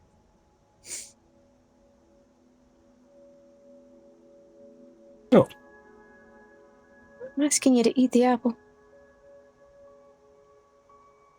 Stole, babe. She eats the apple. Nothing expels itself from her, notably. But stole the baby Bannock. Mom, right? She's starting to. Her accent is starting to kind of lean toward mimicking yours, Blue, a little bit, because that bump in intelligence was sourced from you, and so with that, especially with the bump to charisma from you, her social tendencies are slowly but surely, as this conversation is going on, starting to mimic yours a little bit.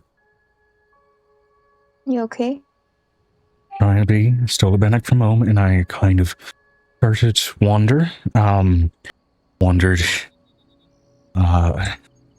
this way, and she points just east from Banagol, cut across that way, points south, that end of the human place, kind of ahead of the deserts and the hot spots and the sands, and then I made my way into a place of a lot of mud and a lot of stink and a lot of stench and a lot of scaly people. Kind of found me, kind of thought that my skin spots were a little weird. I thought they were weird. They were always kind of weird. And then I killed a few of them, I think, but I got tired and I went to sleep and I woke up and I found myself in a cage with a metal thing around my neck, and I broke out of that. I broke out of one cage and fell asleep again, woke up in another cage, ran, fell asleep again, woke up in another cage, ran, fell asleep again. And eventually, I snuck my way onto a boat and hid in a box, kind of like another cage, but that one I didn't need to punch my way out of because I could get out of it easy. I mean, it's easy to punch through wood.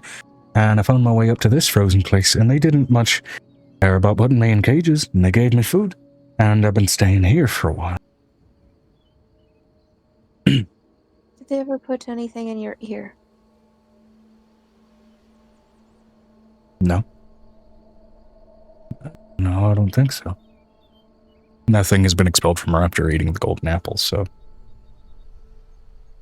Right.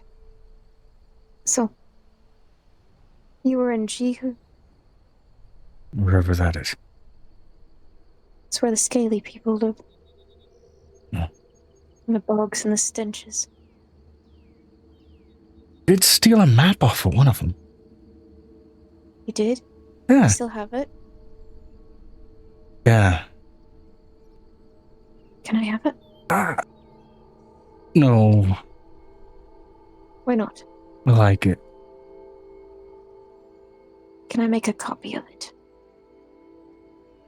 For the little one down there, she points to Angel. Maybe. She's going to war there. She's gonna free all them people. All those people in cages. Oh yeah, there were a bunch of people that couldn't punch their way out like I could. That little one down there is gonna free all them people in cages.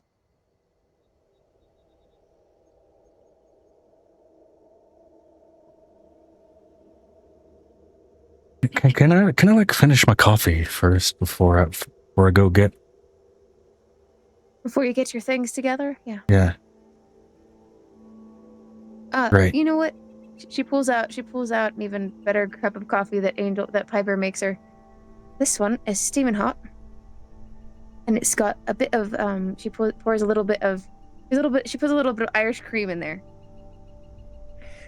Why'd you put the white stuff in it? Tastes better, try it. Knocks it back like a shot, despite being scalding hot. You like it? Yeah. I'll go get my things. You can see her eyes are wide. Her eyes have been moving a lot, kind of ever since you kind of imbued your influence onto her. Where it's definitely like that instance of like the first time you get glasses and the world looks a lot sharper. Or say, for example, like the first time you've ever had caffeine in your body and suddenly you're able to focus, or the first time you've encountered adrenaline and you can see everything. That increased mental capacity is definitely a shock adjustment. And she is trying to figure it out. Piper's gonna love teaching this one.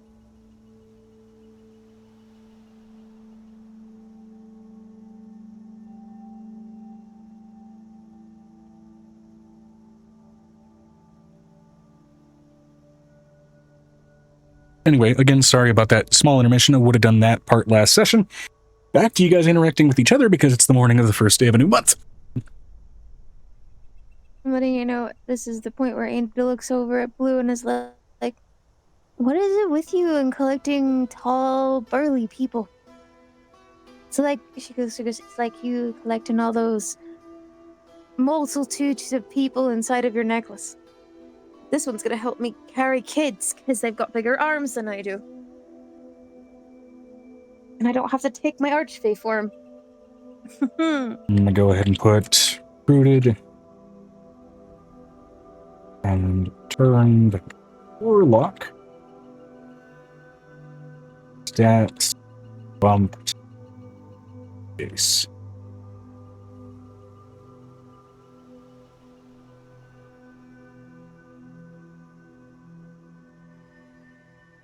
All right.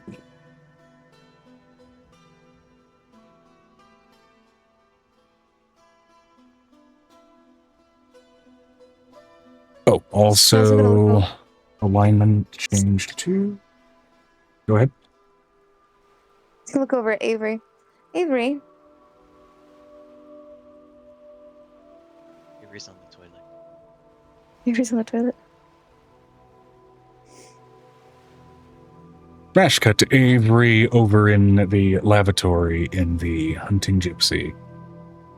Currently handling his business over a chamber pot, reading over a somewhat salacious newspaper supplied by the business. I don't think he wants us disturbing his potty time. No. And then we smash cut away from that. Like I said, small smash Alright, cut. Avery's done. Looks over at oh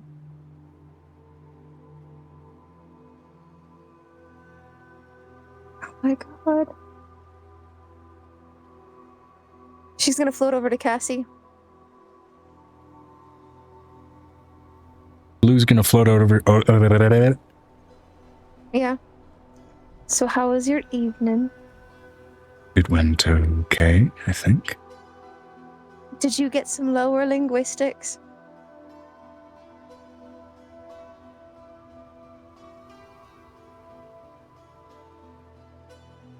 Or did you take some lower linguistics?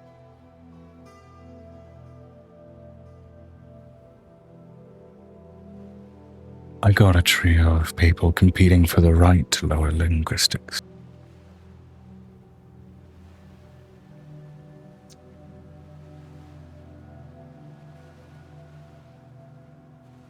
No one quite outshone the rest. No one outshined the rest. Oh my goodness. Not quite. Not before they wore each other Are out. you gonna get their phone numbers, or are you gonna just like sit there and look all Phone cute numbers? like you do? Back in the day, they called them digits, but you're gonna give them a Fae phone. Not exactly a common thing that people carry. I mean, you could give someone a Fae phone. She produces one out of her hand. They're still in the middle of competing. They want to find me. Gotta fight for it. I don't think I want them chasing us into the hag's lair. They won't go there.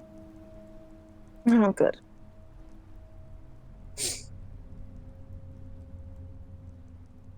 Are you going to spend the day making them compete?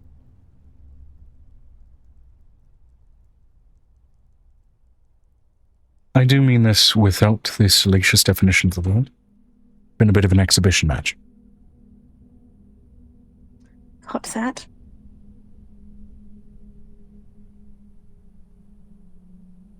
Between you and Angel, considering how loud she was last night. And this is the point where you see Angel's head turn completely red and looks over at Nicodemus, like, punches Nicodemus in the shoulder. What? You two did it out in the open air. It wasn't my decision. I'm pretty sure even the heavens could hear you. If they wished. I don't think wishing had a damn thing to do with it.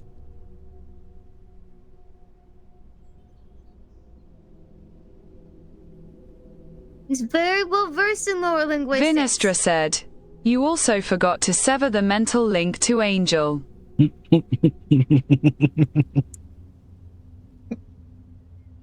No, I just reattach in the morning. I know better than not to be attached in the evening. I can just hear her for miles because I'm a fae.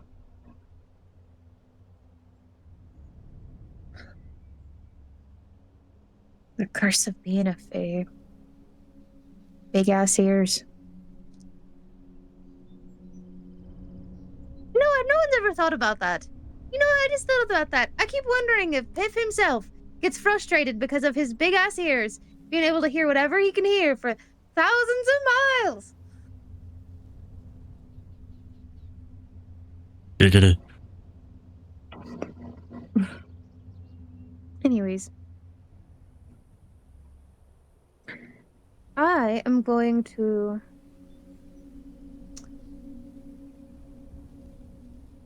Takes over, Cassie. I don't think Snips is going to let me out of his sight, considering I nearly hurt someone last night. Do you not know? It wasn't my fault. She decided to try to stick me up her nose. No, I don't think she tried to stick you up her nose. I think you went up there to stop the fight. I wanted it to be over so bad.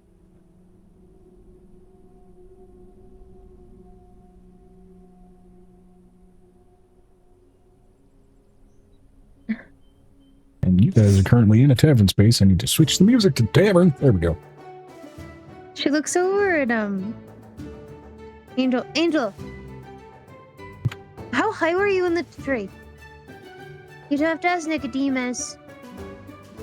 23 and a half feet. And then So 3 hours into the higher. night, we were 27 feet. It was definitely colder than that, Nicodemus. It's almost like we're on a frozen island. We were definitely higher in the tree than that, Nicodemus.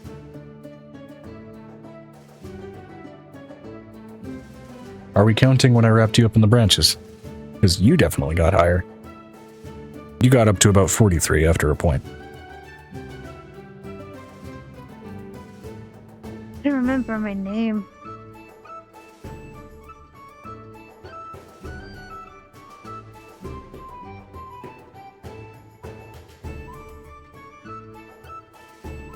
He's like, and then Blue goes, that's the best kind.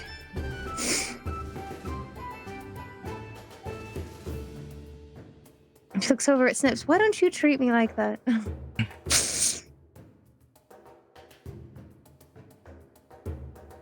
You know what they say about not remembering your name? I don't let you remember much of anything. I remember quite a bit.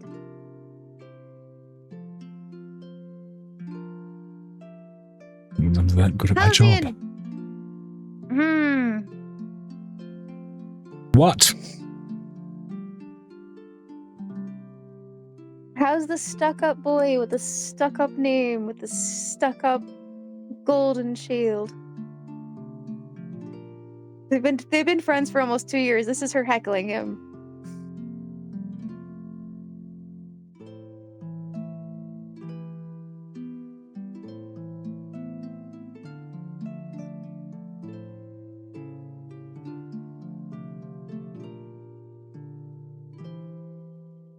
Handling my engagement better than the hovering ham-fisted Harry Fairy.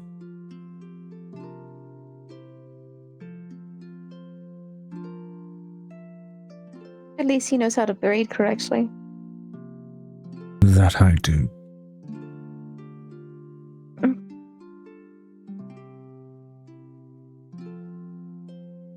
The corset's on backwards, by the way, Halcyon. No, it isn't. I put it on this way to allow for breathing room, given that she's bloody pregnant. No, Blue flies over, pulls 2 strings, and it makes it open where the belly part is a little bit more. It's backwards. Bollocks. All right. Since you're the one deciding to dress her as a doll in the morning, usually. Woman doesn't have a freaking sense of style. This is Blue wearing a crop top shirt in the middle of the cold. My sense of attire requires the polar opposite climate to this one, to be fair. Well, I would say make sure that she's those little the ribbing can be spread apart so it gives her more space to breathe on the bottom. Certainly. That's why that one's so flexible. If it was available, it should be higher. With that, Aiko and Avery, I believe, were also led down in the morning as well. Oh, look! It is the ever-changing positions. She says to Aiko. Aiko's hair is frazzled, though she has pulled at least some of it into a ponytail. Would you like me to braid your hair? Yes. You need to stop letting him slick it in the morning. Who said anything about letting him? I asked for it. She basically prestidigitates the hair before she carefully braids it and like a break split of it. So like As you press to digitate, you swear you feel a disturbance in the force, as if a million voices suddenly scream out and were silenced. Oh my god. I did not cast Awaken. I did not cast Awaken. I did not cast Awaken. She It was a breathes crass joke on behalf of the furiously. DM, don't worry about it. She braids that hair into a tight braid down her back.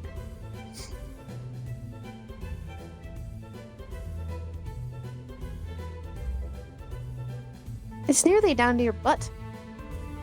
Yeah. You need to trim off them dead ends. That's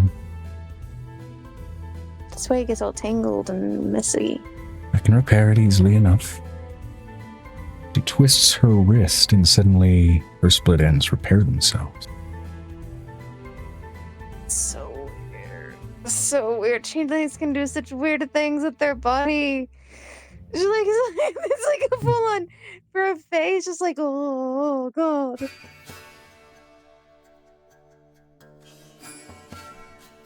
It's not like the Fae has any room to talk. She's just like, that's so weird. Technically, changelings are a variety of fae. One of their quirks. She looks.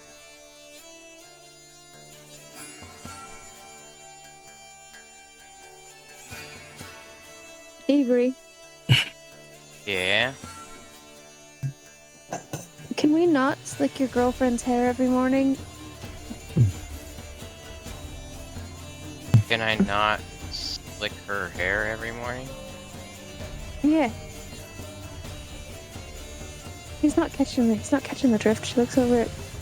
He'll stop when I ask him to, not anybody else. Oh, calm down. I am not the top of my relationship. I'm going to go and get myself the rest of my breakfast. I can tell.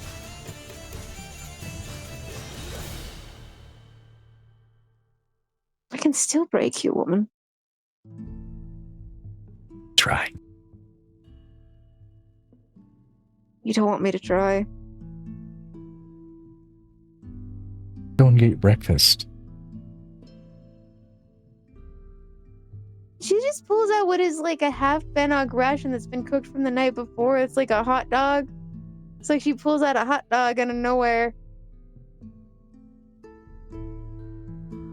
It's still fresh in the wrapper.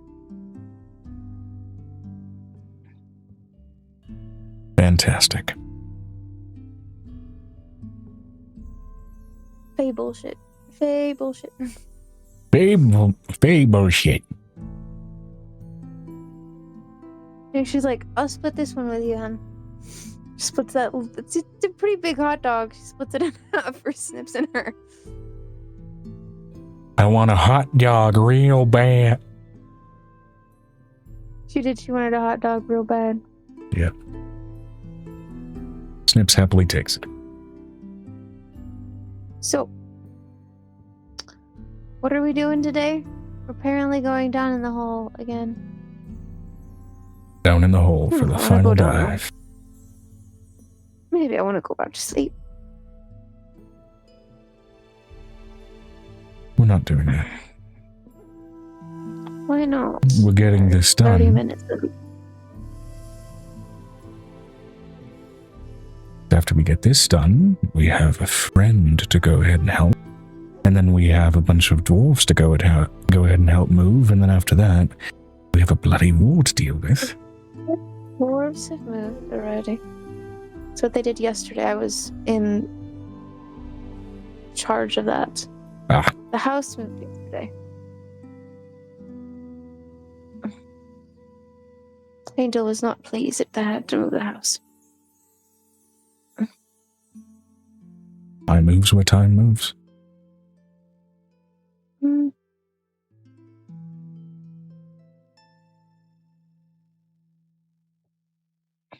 Except in that last little spot in the hole. Time doesn't move there. Look like it moves.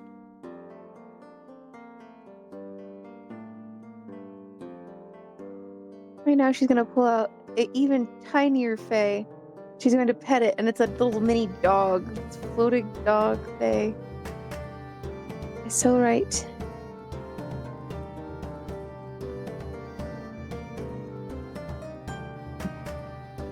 Kind of like an inverse dog whistle. Its barks can only be heard at a certain frequency.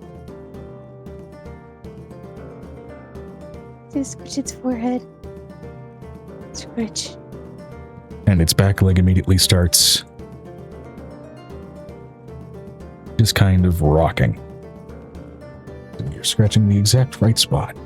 But It's Silver. It snips his dog. And she's just like holding snips his dog. It's like, you ended up with a baby dog. One day I'm gonna find a dog that's as big as me.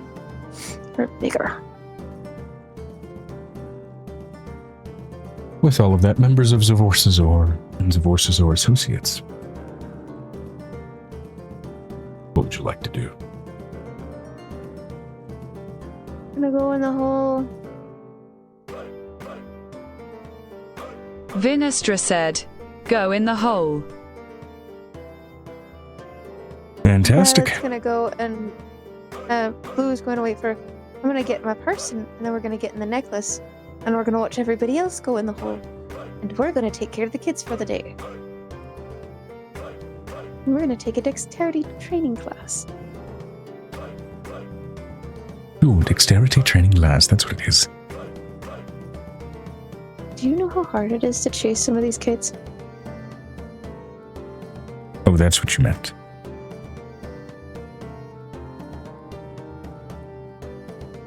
They can't speak yet, and they're little baby dragons, and we can't cause them any type of an injury.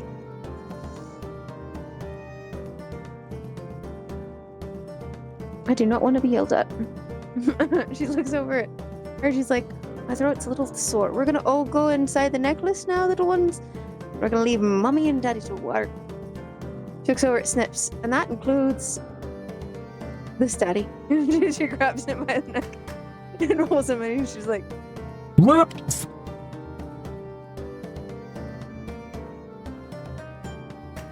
All right. Heading back toward the hole. The generator of seemingly infinite side content has finally reached the point where it is finite. One last bow. Blue is going, Angel's gonna pull out the artist. I told you I was gonna show you what's in here. But you gotta be quiet and calm and cautious as we go down. She's gonna cast Featherfall on her, so she'll fall gently down. Look at the giant snail. Giant snail. And the giant salamander. Down to the giant snail and giant salamander and past them. So I believe the very last frozen in time cavernous area, I believe looks like a almost gigantic geode.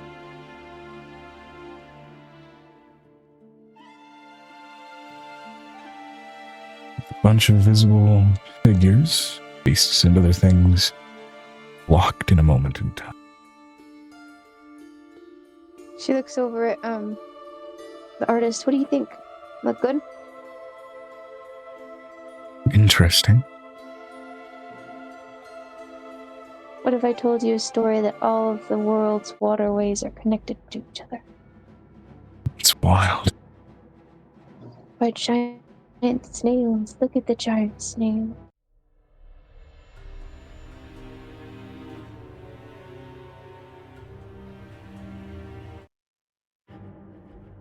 Okay.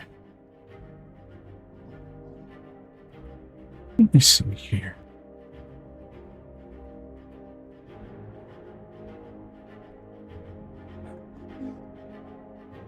As you venture down and begin to push your way into this new entryway,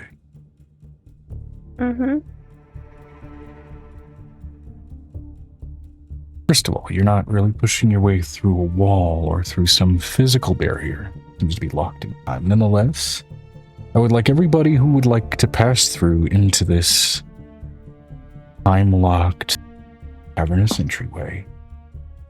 Go ahead and roll me an athletics check. You can. If you're not proficient, that just means it's effectively a strength check. Either way. You need me to roll too? Who did you say needs to roll?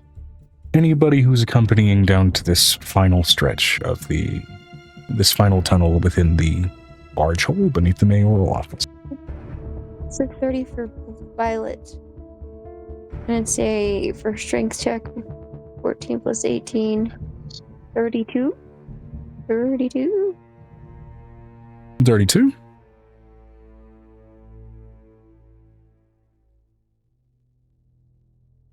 Okay. I think that's right. Let me just keep this simple. Did anybody get below, and in this case, below a 21? Not on my die. I didn't roll.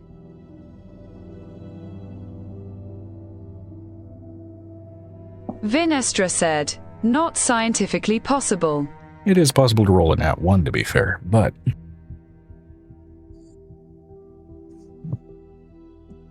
either way.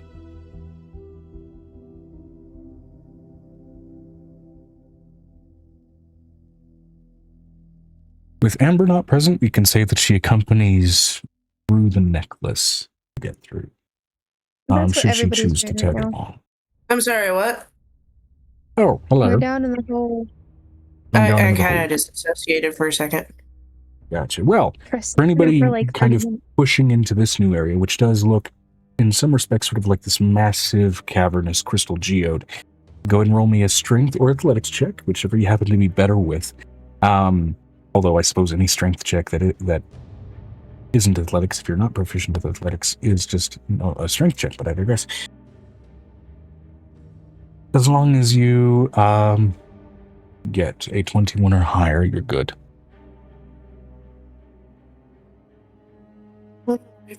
Pull up my roll 20. Second, where am I? There's my keyboard. Oh.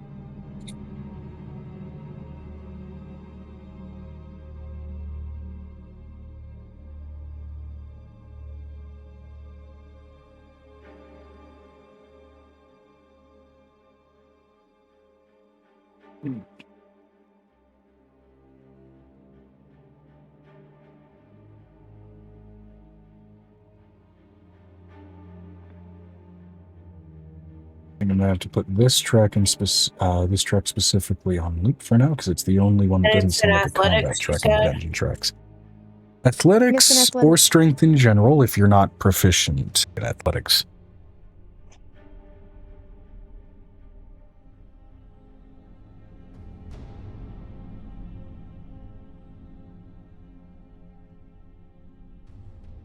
Just do straight up checks. I don't know where any of my dice are, so I rolled Okay. 23.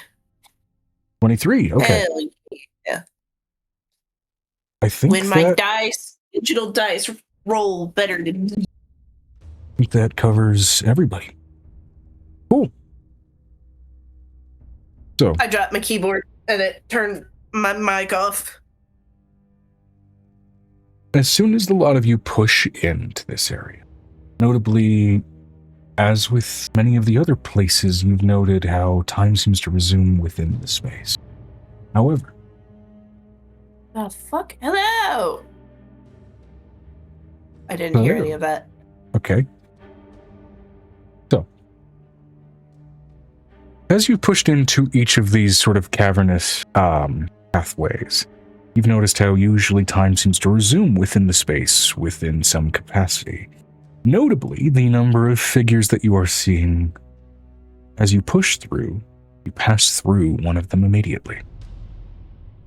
A perfectly visibly formed human of some bygone era, but you pass through them, the form and the image static before it shifts through another series of motions, and you're realizing on a passive look, each and every moving creature, human, monster, everything is reflected off of a number of these quartz-like crystals, each of them sort of shifting through a number of colors to go ahead and produce these images.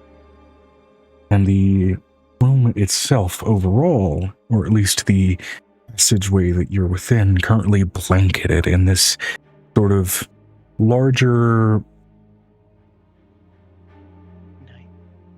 almost, what's a good descriptor for it? Amethyst colored. Not quite full amethyst, but almost like, it's purplish, almost like what you would see kind of in the night, in the light of dusk. With each of these images just kind of reflecting through. Notably, something else that you didn't notice on the other side of them, but that you immediately pick up on, and I would say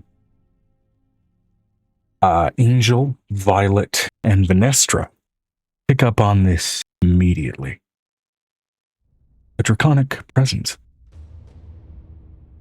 radiating through every inch of this cavern, every gemstone, and the further that you progress in, the heavier that sensation becomes.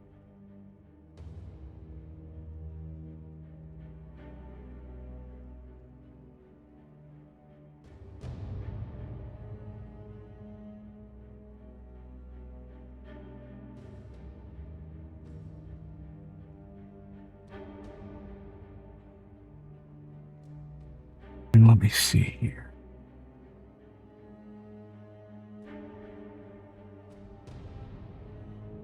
Whoop! What? The text bot dropped out. Bot, come back. You can blame it all on me. Body come back. You know it's kinda plain to see.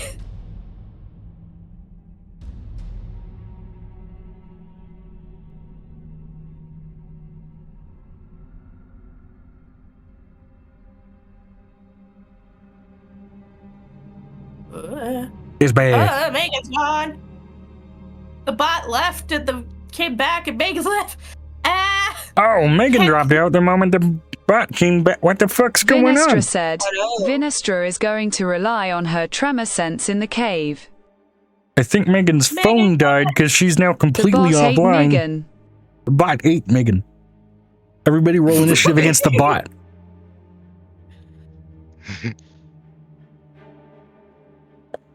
Megan, come back. You can blame it all on me. God damn it. This is too funny. What the fuck? It's ringing.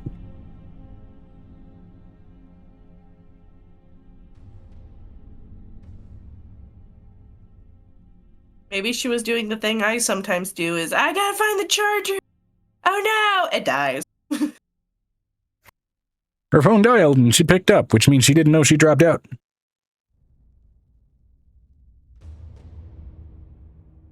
Internet then? Maybe. I don't know.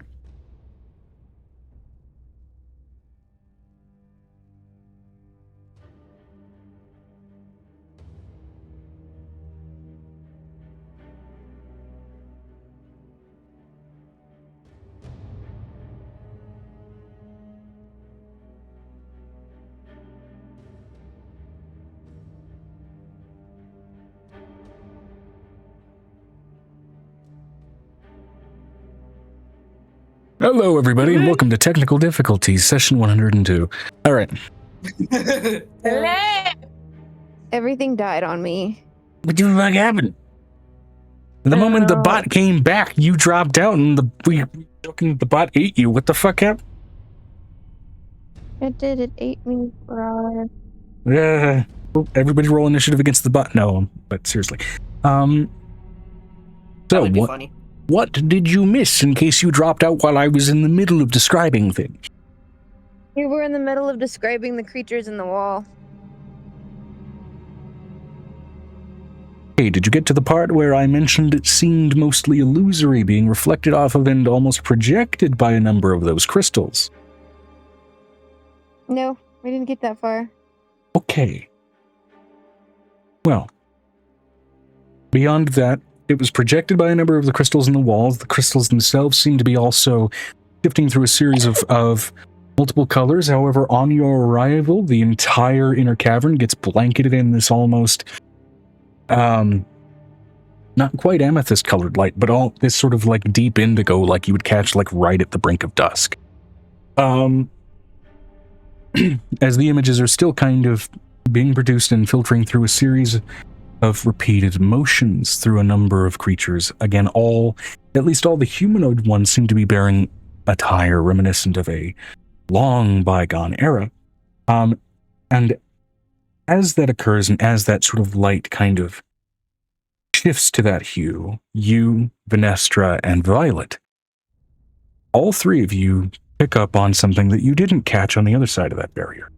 A draconic presence permeated through every single crystal around this cavern. The deeper you venture in, even by a couple of steps, the heavier it feels.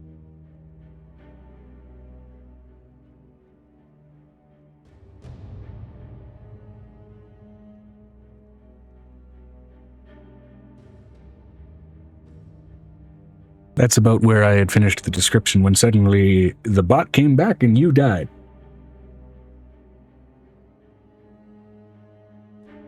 So what? How do we? So it's getting heavier as we go down. As you're venturing forward, it's not so much that you're venturing deeper downward as much as you are venturing further inward. And these images are still kind of going on repeat, whether it's various monsters, whether it's various people. Kind of going through the motions, all largely from the same era. Even their attire in much of these reflected images, whether it's men, women, children, these are people reminiscent of the era of the shattering in that sort of ancient at this stage, but at least to our equivalent, modern. Even elves. Is it a mimic? Are we in a mimic? You're gleaning a draconic presence. And a bunch of these illusions reflected off of these crystals. Nothing here seems to be reminiscent of anything so monstrous. There is a clear humidity to the air. And while there is crystal kind of all around you, even through formations in the floor, there are some smaller patches and formations of mosses and soils. There's some of the reflected lights, particularly around where those mosses are, that seem to reflect, if not emulate, elements of rotating sunlight and moonlight that are allowing some level of greenery to grow. So what you're telling me is kind of like there's a dragon down here somewhere. Yes.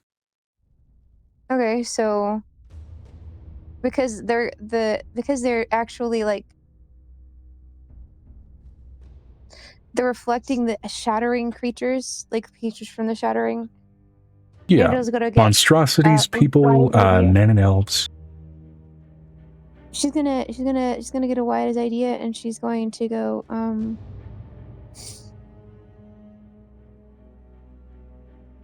in draconic.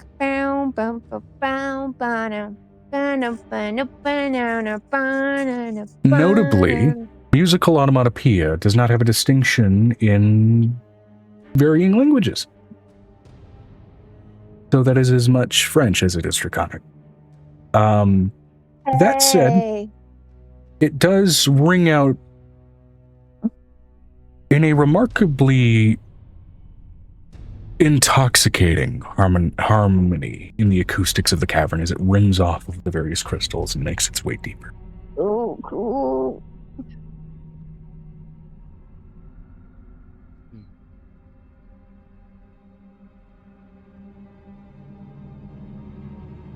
And as you call that out loudly, rather than opting for perhaps a stealthy or cautious approach, It's a crystal dragon. Crystal dragon's not scary. of some variety, sure. That said, crystal dragons are neither baseline evil nor baseline good. They are baseline neutral. So, even still, you call this out into the cavern as it rings outward, throwing all caution away. And the lot of you hear shifting and movement in the cavern. A sort of rumbling, chesty, draconic growl. That seems to be more reminiscent of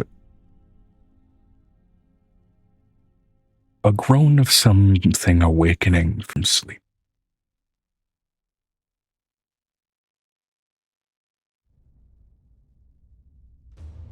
Could sing the jingle from Dallas because that'd be funny. That'd be weird. I know that Brick would know it, but it'd be funny.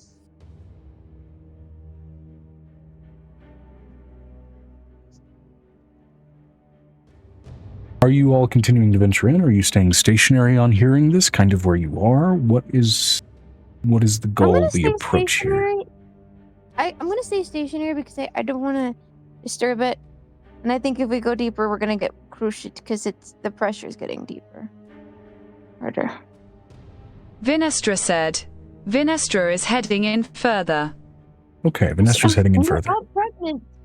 For pregnant ladies, one of the things you're supposed to avoid when that is happening is high amounts of pressure. Which again, to reiterate my description here, the draconic presence felt like it was getting heavier. I made no mention of air pressure getting heavier. Oh my god, that is not what was said. Okay. No. I never mentioned air pressure. I said the draconic presence was feeling heavier as you were progressing. And I'm letting you know, Angel's gonna keep on singing if that's what it is.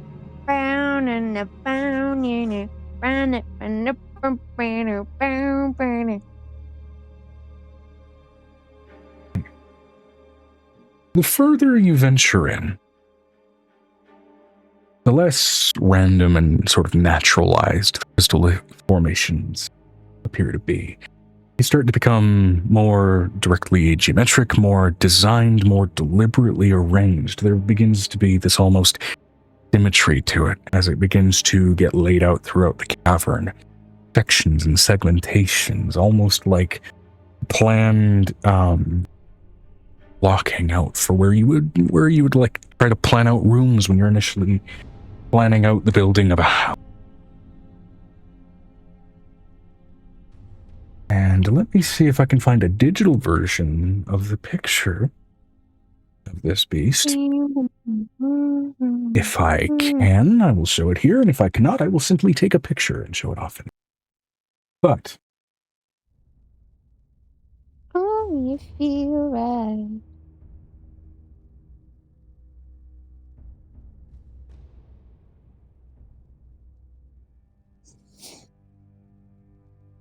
Come on, Piper! let me see What? here. Come on, come in the hole. It's safe. I rolled a 23, Megan. God damn. She rolled well enough to get in. She's in.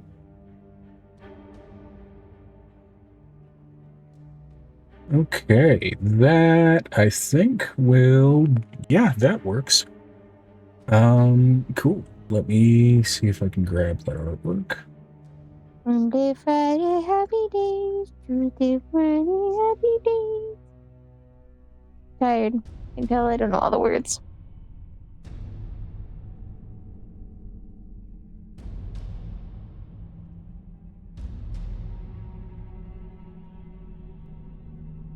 There we go. Let me grab that snipping too. This right here lipstick on. Don't worry about it. Go bed. Good night. We're trying to find a good night. I'm trying to find a different thing. And I will get this ready to show off here in just a sec. There we go. All right. But you steadily make your way toward the legs, in part almost melding into like clay, some of the crystalline structure that this beast lays upon as it stares suspiciously, curiously, and in tired fashion at the lot of you. The full body and wings suffused with these same heavy quartz crystals that run throughout the rest of the cavern, the wings so heavy with them, in fact, that you question whether or not this dragon is even capable of flight. And with that, anybody who would like to may roll me a nature check. Understand what type of dragon they are looking at. I don't see it, Joe. It's not in the session art. It's about to. And anybody who would like to may roll that nature check. I know what this is!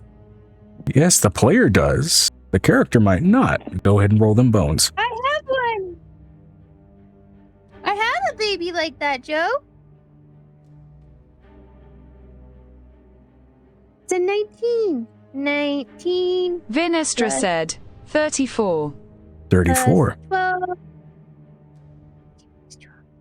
Okay, 31, 34.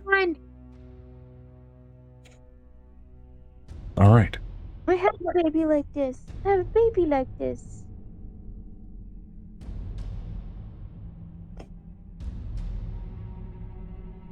All right. With wings that have the appearance of unwieldiness and stained glass, this dragon is indeed one that is known to be flightless in nature. This is a prismatic dragon. You're not always flightless, but you have to be in the land of the crystal dragon.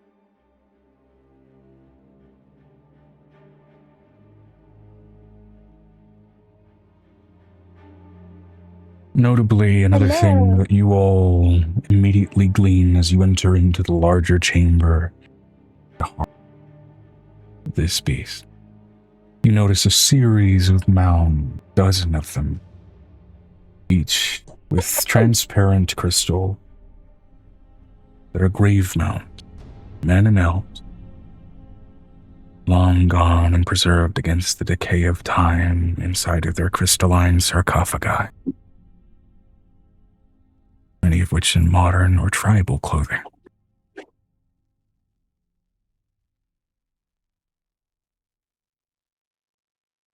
Are you sad? What do I owe this visit? Oh, very, very long. Folk. Did you Who say slowly, long? after so very, very long by mortal foe, she says in plain common as she stands, some of the larger crystals that hang aloft on her wings falling away. She's massive, more massive than most ancient dragons of similar breeds you've seen. Wow!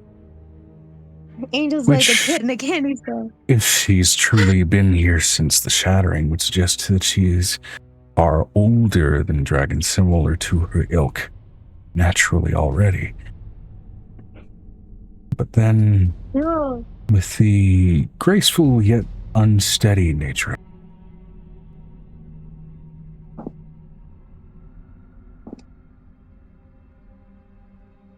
anyone who'd like to, who succeeded on that nature check, may roll me a medicine check.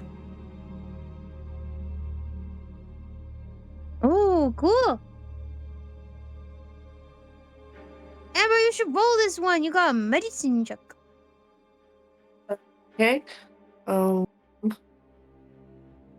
18 plus 12. That's 30. That's all I got. And then the 28. Piper will. Yeah. Off 20, you said? 28. 28. Okay. Stellar. Piper, there is a feeling of recognition almost immediately, not just for, I mean, of course, what the type of dragon is, but the condition it's in. You've encountered only a couple of other dragons like this. When dragons get old enough, so very long, fused with a strong enough purpose, and feel that they are ready to cease their existence on the plane. Approaching that time, these are dragons that are considered not ancient, but twilight dragons. You're gonna make Great. a big explosion. Powerful, incredible. Not all dragons who die in their twilight years are explosive in their death. Metallics, for example, just suffuse themselves into the heavens and don't explode in their demise. Some crystal dragons don't. But prismatics do. Sure. Stage. Reno's gonna look, wow, you are the most beautiful, beautiful Piper. How do she can't even say enough words. She looks over Piper. Help me articulate, Piper. Tongue twisted before my resplendence. Yes. Tiny one. Yes.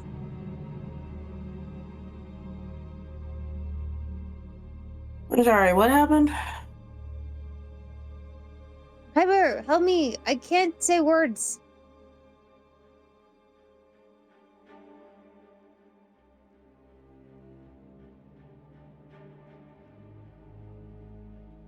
What time is it in the world without?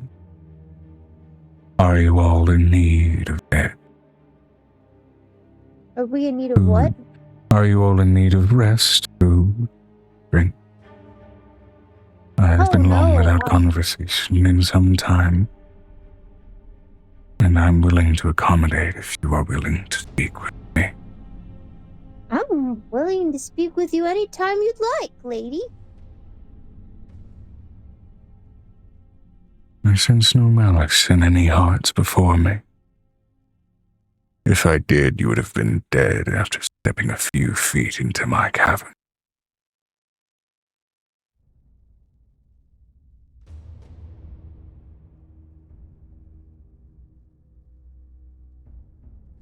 So I thank you for entering with curious intent, rather than hungry. Don't you explode when you die? No. The chromatics do. They're rather spiteful about their death when they get to my age. So do the amethyst, though. Their deaths are rather explosive. That is because some of their power is rather explosive. True. And any good-willed and good-minded being can be made to have a violent death if it is in the name of ending some threats that otherwise would be worse without you.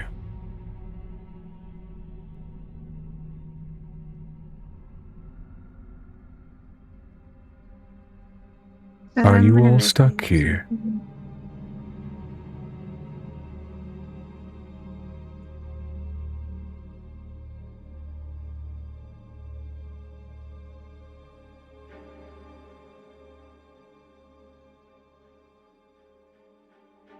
No, we're not stuck here. We came to see you. Don't lie. Don't lie. You came to see what was within this cavern. You did not know I was here.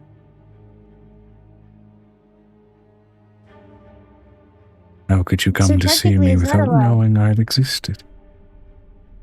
Yeah.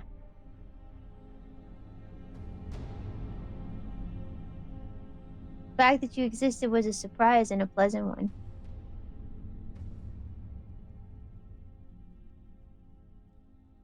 Angel's like the happiest clam right now. There's a big, beautiful dragon in front of her that she's never seen before. And she's in awe. What a celestially imbibed dragon. A Hicks dragon. And a foreign dragon doing together. Saving the world!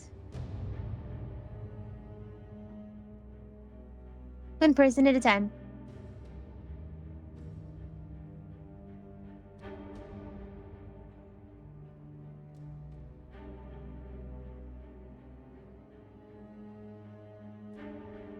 Vinestra said. Vinestra would chime in. Only we she motions to Amira are stuck in this world, and as the energetic one said, helping people. So,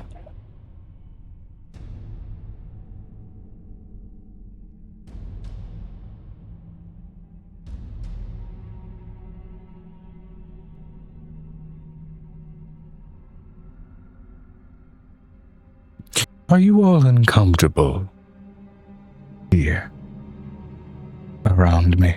No. Been so very long since I've seen anyone alive. All I have are the memories of those who were here with me before.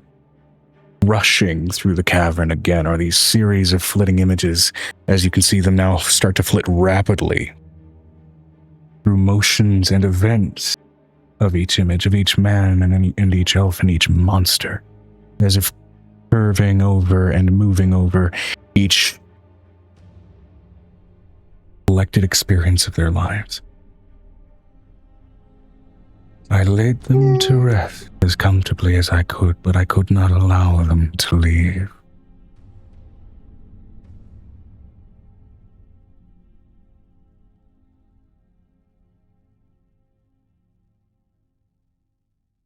They were not able. They were not strong enough to do so. And I could not teach them. I can't leave myself. Why can't you leave?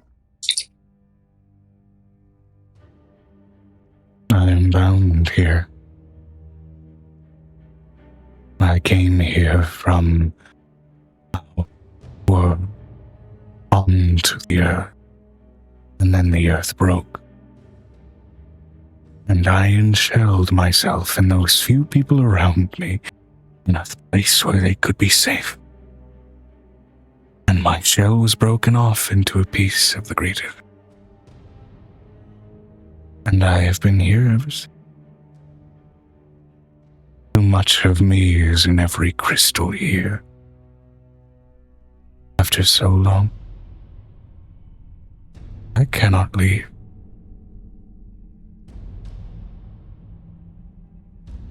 What if I made it so you could?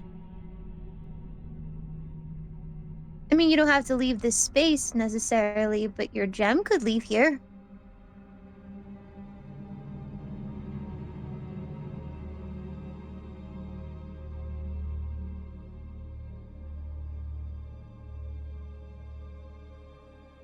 My gem.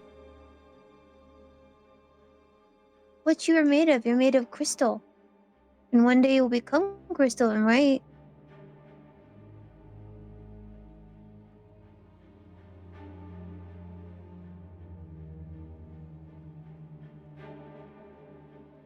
Part of me to leave.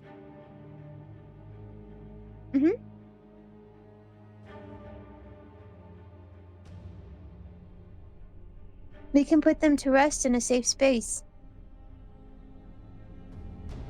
They are resting in a safe bag.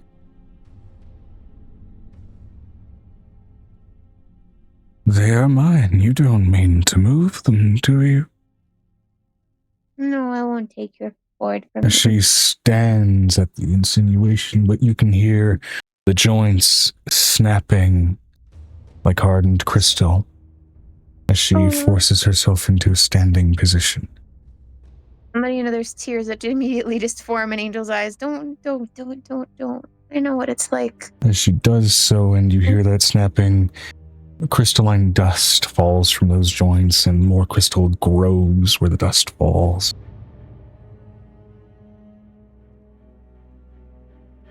Their memories, their lives, their experiences are here. What's left of them is here for me to see and to remember. When I can remember so little, I remember through them. You don't mean to move them. I mean to move this. She points at the geode. The whole thing. You will live. They will live. Their stories will go on. I have lived so long. I am so tired. As she tries to take a step forward, part of her chest falls off.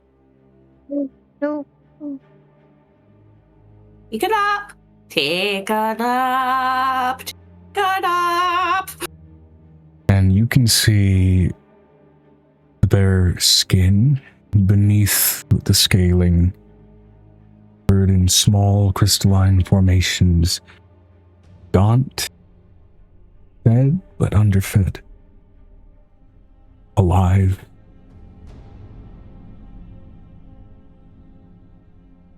But so very old, so very frail, even with as massive and powerful as she still exudes herself to be.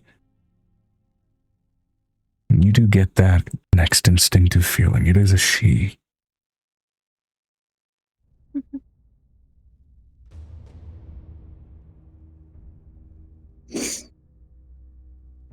She's going to fly up to this creature's face and she's going to put her forehead against its forehead. Roll me a wisdom saving throw immediately.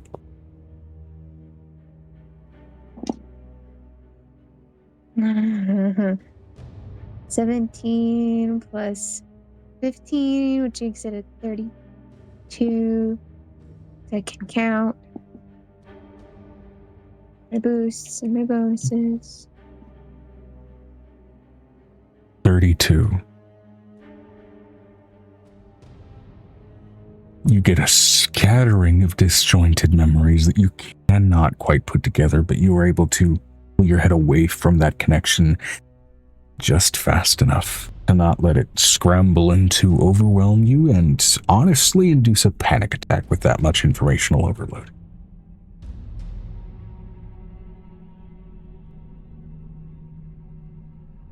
I do this to other people, so that's not going to be an overload, I guess. I don't know. With how disjointed it is, you present and push organized information into people's heads. This is a scattering of information of experiences from countless different people all at once.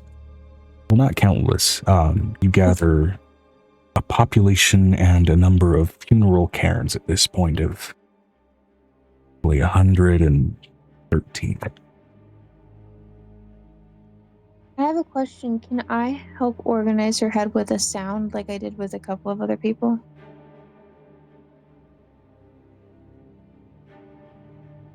You can certainly try. Can I use soul singing? I'm going to reach my forehead into hers and I'm going to put that note into her head and organize it so she can see them in order. Roll me a vibe check. Do I need to do a vibe check? With disadvantage. And that is because this dragon is tens of thousands of years old. And dragons that reach sort of twilight years usually let themselves go long before they get this fucking old.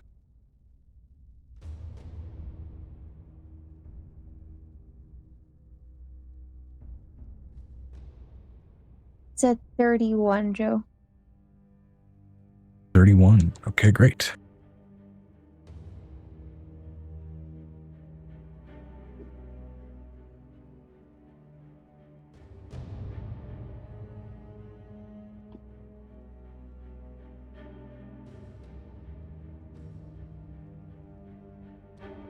watch tears form in the eyes of this massive, impossibly ancient beast. As they fall from her face, they gather into more stalagmites beneath her.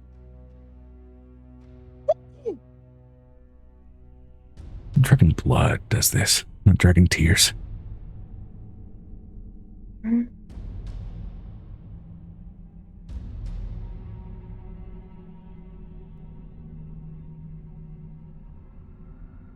But Am I able to organize things so she can think? those tears, you find, I'd say, some success in trying to reorient some of the mess.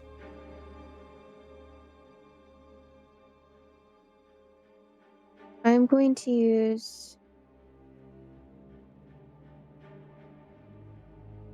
Is there anything that can be... Do I need to give it regeneration? Is it going to be regeneration? Regeneration can help with the bit of her chest that just fell away. I'm talking about like mental stuff. Is there anything I can do to heal her mind? Roll me an Arcana check to see if there's anything really that would help with this kind of situation. 36. No, not 36. 29, sorry. I don't have that one activated right now. 29.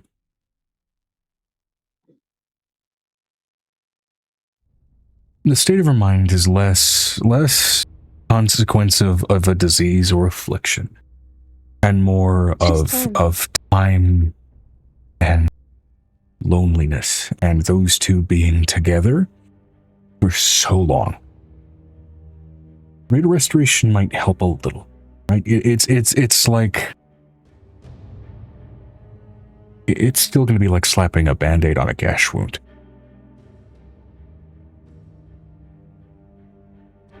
You've been alone for a long time, huh?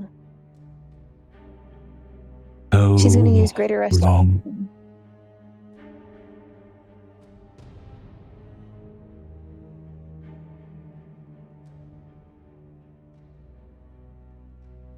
More of the crystals fall off of her wings. But her body appears a little more relaxed. Vinestra said. Vinestra is going to approach the dragoness, pulling out a crystal. Ma'am, with what time you have remaining, would you be interested in recording your knowledge and life story? To be Embered. Embered, what the fuck, TTS? It's one word right there. She looks over at Vinestra. I think she can live a little bit longer if she had someone to live with, but she's lonely. I don't want her to be lonely anymore. I'd say even with that prior medicine check that Piper gave, a little bit longer is as much as like giving someone a last few days, right? She's old enough that this is someone holding on out of sorrow and a desperate need for one last connection. Can I do something crazy? You can certainly try. With that as well, I will ask Vinestra, go ahead and roll me a persuasion check with that remember request as well. And what would you like to attempt? Stuff, but I'm gonna... Vinestra said, and would you care to rest somewhere else? V is going to get the baby whelpling out of the pocket dimension.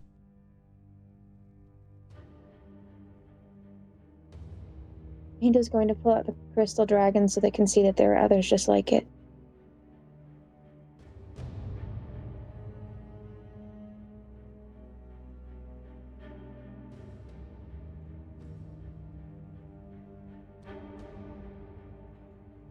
Also nat 20 plus 9. Nat 20 on that persuasion.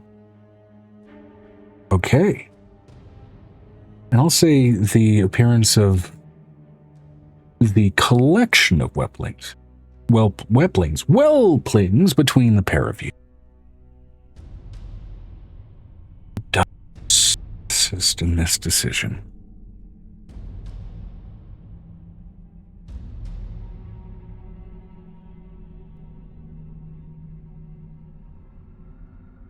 She's gonna pull out all the different baby dragons that she's got. You be quiet and be calm. She's very old. Yeah.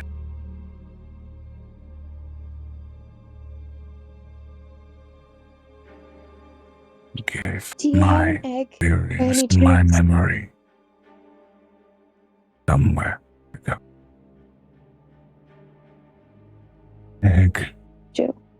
No.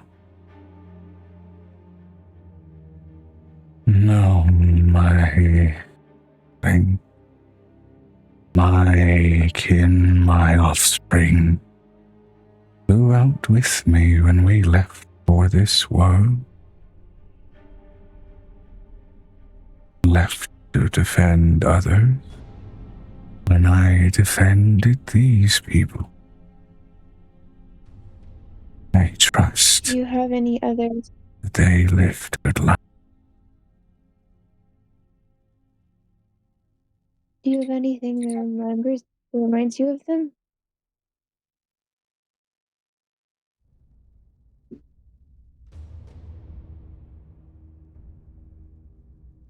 Their tales carry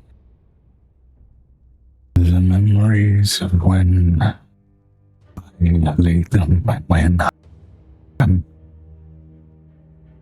But their shells are buried far beneath my bed now. The bed would have to be dug away to reach their shells now. Oh, that's not a problem. She looks over at one of the dragons that likes to do. Gotta be gentle, okay? Ugh. Vinestra said, broke up for me a bit there. Could you please repeat that, Joe? Yeah, so, again, between the series of whelplings being pulled out, she seems... the series of whelplings being pulled out in that natural 20, she's amiable toward the idea of memories being stored. This is a very old dragon who seems to have visibly made a horde of the people that she's outlasted, and wants those experiences to be put to some kind of purpose. I have a question, Joe. Like spiders, sometimes reptiles will lay eggs that don't have fertilization. Is there anything like that that I can see embedded in the walls when I'm moving underneath her? Not embedded in the walls, but go ahead and give me a perception check. A natural 20 for my perception. Oh, sweet Jesus, I've never done that before. Okay. Barbara! I did a cool! Great. Yeah, so as she mentioned, when she mentioned the shells of her children were buried beneath her bed, you can see through the sort of crystalline, almost plateau that she was laying upon. Deep beneath it, far enraptured in heavy crystal formations, you can see the shards of something that don't quite match the shaping, and just peeling your eyes just barely, you can see they match the shell of somewhat broken and shattered eggshells. And then further up that, as you can see, almost like the ringlets in a trunk, except vertically, almost indicating like the passage of years and time, a number of feet above that, steadily staggered out over passing decades and centuries, a collection of 3 other eggs that sit stationary in this massive crystal formation and long stabilized within it. She's going to just gonna look over at Nicodemus. We have to get them out of the wall.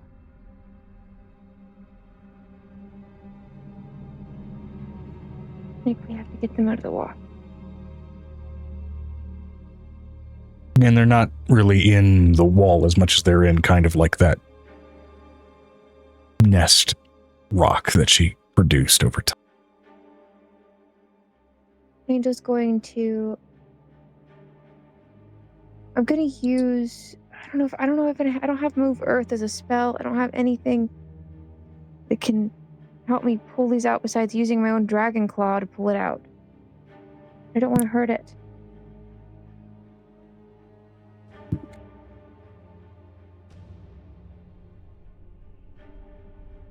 Do I have that spell? I think you might. You have access to those no more than I do, because that's a druid spell. Not sign up, I meant sign in! Give me a second, I have to get... Vinestra said, V is going to go about setting up the crystals to restore the memories. Would you also want you and all of yours moved to a place to rest that's outside of this cave? Okay, hold on for a second. Let Piper finish her saying. She's signing in. Possibly dig out those eggs. I'll get to that answer right after we get to that part. Ma'am, you have a couple of eggs down here that are viable. Possibly. Forgotten, but not unfixable. Okay. Hold on. Getting there.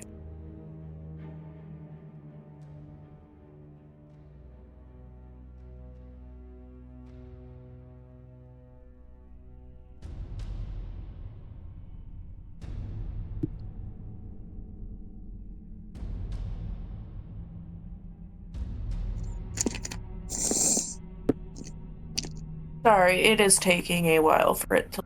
It's okay, take a your minute. time. Take your time. We're doing a good Bear job. with me. My We're computer, bearing with you. my computer is going as slow as like it decided that it's now Windows 7. What? Windows 7. I don't know, it's going slow. Maybe I have too many tabs of that problem issue, but I'm not closing my tab. You know, I doubt that would have helped. I I mean, refuse to close my tabs. Vinestra said, we're barring with the Bear Piper. Baby. Hold on, I'm trying to fix a thing. Okay. Scroll. If we're talking about people that are great at closing tabs, we're not talking about me. Yeah, I was gonna say, no. you're I wonder not what. one to talk. I apparently got 232 roughly open. Okay, cool. I'm not too bad. I also have a laptop, so it can't handle that much either. So. I have one tab, even in my browser and my Google. I also have Photoshop open at the same time. Oh my god! Mother of God! Why? Why have you done Even I'm confused by that. Why? I got 120 RAM. I'm gonna use it. You're fair. Damn, what the fuck? I mean, before you lose your RAM, because they're not going to make any more RAM for NVIDIA this year. Until the bubble bursts. Rip NVIDIA. But by then, it may be too late for them to come back to the company that they were. Yeah, like, people are learning to basically manufacture their over. own RAM at this point. That's how fucked the situation is. So yeah, We don't want your stuff. Go ahead no, and. I don't have that, and I even checked to see if I could ever access that. Nope. I mean, I can make Well of Stone. V can burrow. We need to be careful because they're really old. Let me see my cleric spells if I'm able. But apparently, I need like another. Anyways, I will. Minute. Mm-hmm. I'm letting you know that Angel's like, I have to get to these eggs. I can fertilize them. I just gotta get to them. I can't get to them if I can't get to them. I can't walk through walls. I'm not a ghost. I gotta go to the. I mean, got I to get can eggs meld before into 20 days. stone, apparently. I don't think You that could works. meld- I don't know how that would work. I mean, I can turn into stone too. My character can literally hide herself on No, stone. it literally is a spell called meld into stone. It's kind of like a way to like, ha, you can't hit me. I'm going to this side of Melt the into stone place. is mostly a stationary spell. Mold earth or burrowing, for example, might work here. Yeah, I don't have- Molder. There might be Vinestra Molder. said, No. V can dig them out if needed. She also has tremor sense. Excuse me while I figure out a spell for my druid, because apparently I have an extra spell I get, but I Burrowing and this tremor don't. sense could work. Just as well, they are also visible. This is a somewhat translucent crystal formation.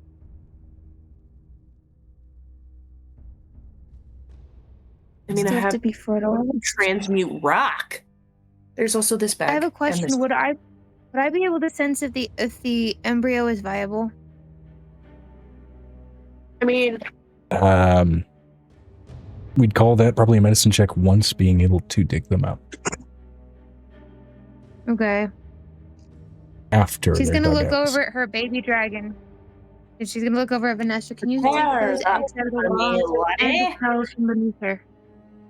May I prepare that, please? I You. prefer. I have it, please. Sorry, I can prepare apparently one more spell, so I'm trying to get it to prepare Maelstrom. There we go. Yay. Maelstrom. It's a good one. It's either that or air bubble. What the fuck is air bubble? Air bubble. Yeah, it's I want fine. an air bubble around my Air neck. bubble's really useful for spelljammer Make it campaigns or going underwater. Cold Mistress Earth said, is a V can is going trip. to look to the crystal dragon for permission to dig them out and for an answer to her question. I'll be right back. So for the answer to the question of would you want to have you and yours moved to a place to rest outside of this cave, he's of still to an extent a split mind if this place is safe. All of it has me and mine reinfected in its walls. Would you like to have a piece of you that moves forward into the future?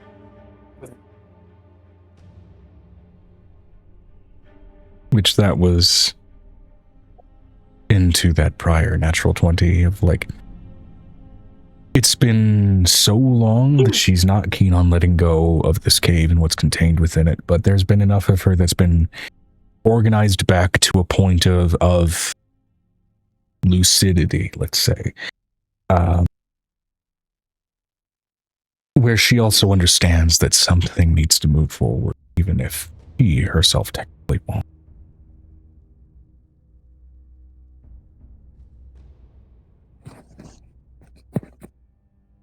You can imbue them with your memories. And they can have your memories. And they will never forget who you are.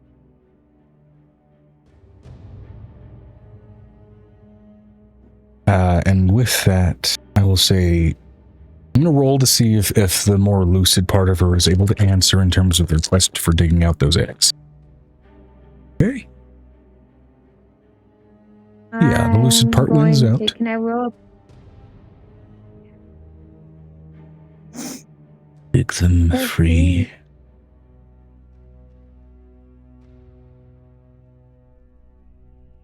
That their memories can be given purpose. I can't hear you. Joe, you're mumbling and it's cutting off Sorry. half the sentence. Dig them free so that their memories can be given purpose.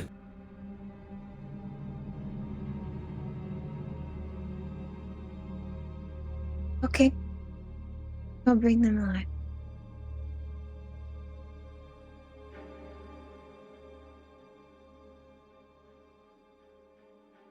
I don't know if her womb is going to be viable, Joe.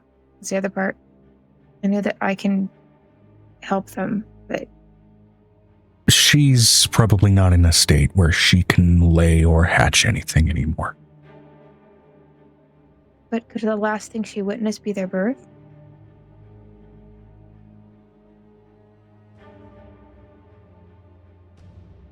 Given the state she's in and the process needed to potentially revive eggs as old as they are,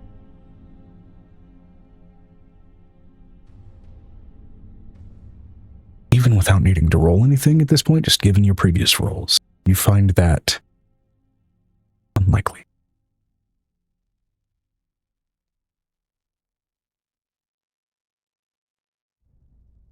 She looks at Steven and Drogo. Drogo, my love, after Venestra frees those eggs, can you please help them? They both nod curtly. They at least are old enough to have begun to understand, even if just on an instinctive level, the weight of the type of creature that they are bearing witness to.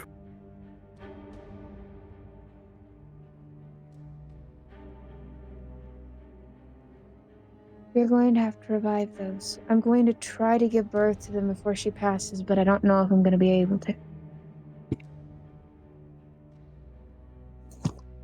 I may not make it. But I'd like them to be the last thing she sees. Know that She you looks over guys at have Nick. I'm resumed gonna- time in this place, by the way.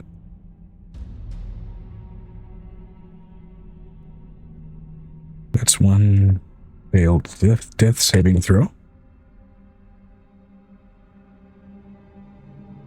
2 failures. I'm gonna save the last one for after these eggs get dug out.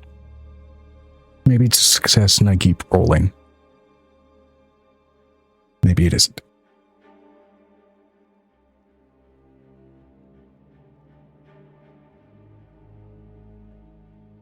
She looks over at Nick. I'm going to need your help. I have to shift Vinestra now. said, V is going to get to digging, morphing her arms, being very cautious and gentle with the process. Amira is going to also cast Spare the Dying to help stabilize them. Absolutely. Notably, while Nick is of course also absolutely helping you, Angel, notably, Venestra, as you dig, the further down you dig through the crystal, the sort of harder and firmer it is. The further up you go, the more recent lays, the softer it feels, the more almost clay-like and brittle. As it seems the crystalline structures seem to hold less density the more recent it is. Which is interesting because metallic dragons, when they get to this age, are impossibly powerful. Most dragons, when they get to this stage, are impossibly powerful, yet there is a very clear frailty exhibited in this creature at this stage. Is there a Which reason for that? goes against that principle.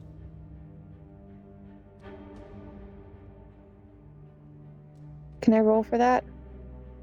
Not a medicine check, but I will allow that sort of fresh insight also in just being able to plainly observe how Venestra is digging at this shit.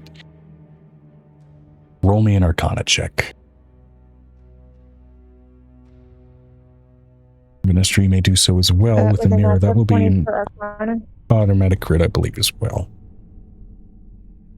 Yeah, Natural 20 for Arcana. natural 20 for Arcana.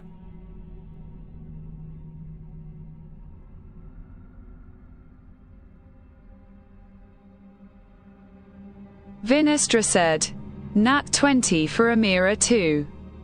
Okay.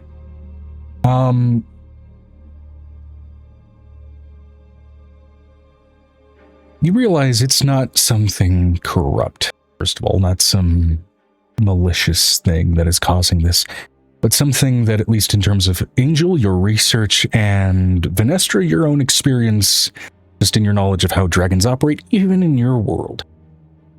The process of sort of self-exaltation, which metallic and crystalline dragons do in allowing themselves to diminish. Usually it's very spontaneous, it's very fast, very instant. Dragon has been in the process of that exaltation slowly over countless decades and centuries, and is actively exalting right. It is never meant to be done this slowly, but you can tell even just from your immediate interaction with her, she's been stretching it out in hopes that she can get someone to talk. Which must hurt like shit. I have a question. Were those eggs laid right after the shattering? The shattered shell that gets dug up, that's,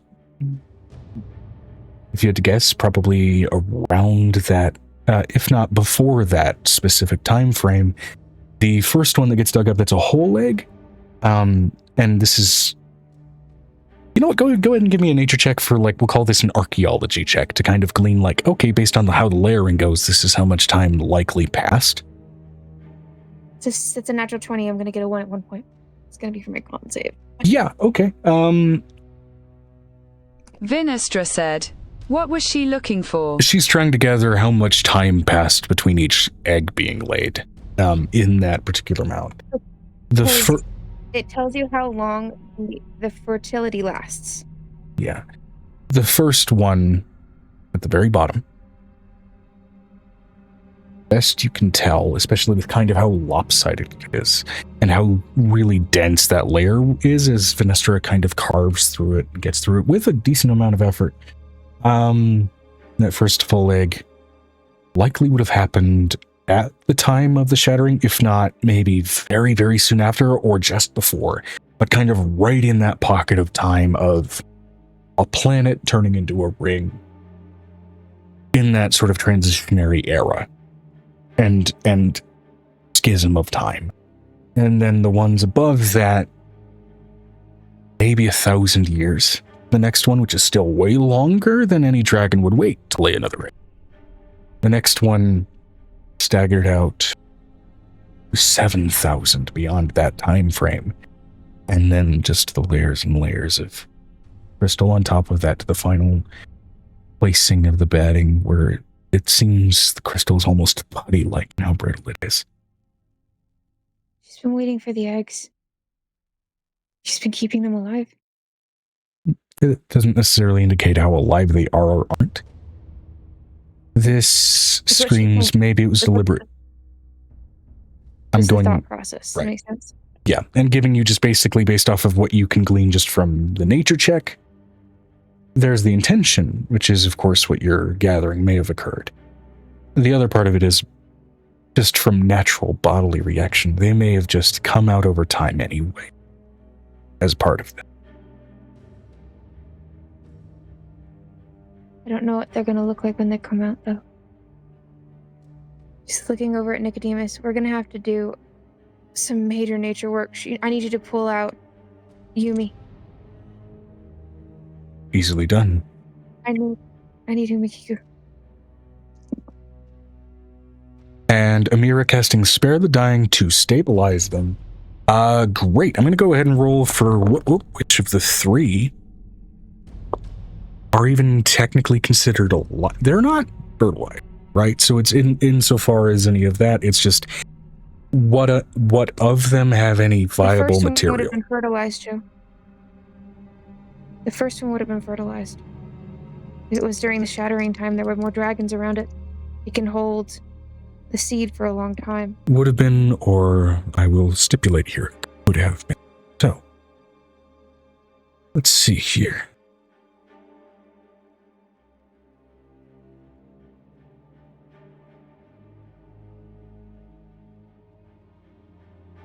First one, that was from the time of the shattering. You're not sure whether, Amir's not sure whether it was fertilized or not. However, it is not viable at this point. Now that's likely due to its, its overall age. And also the natural 3 I rolled, right? The next two. I'm going to make you DM, I'm gonna give you a luck, and I want that one re-rolled. Sure.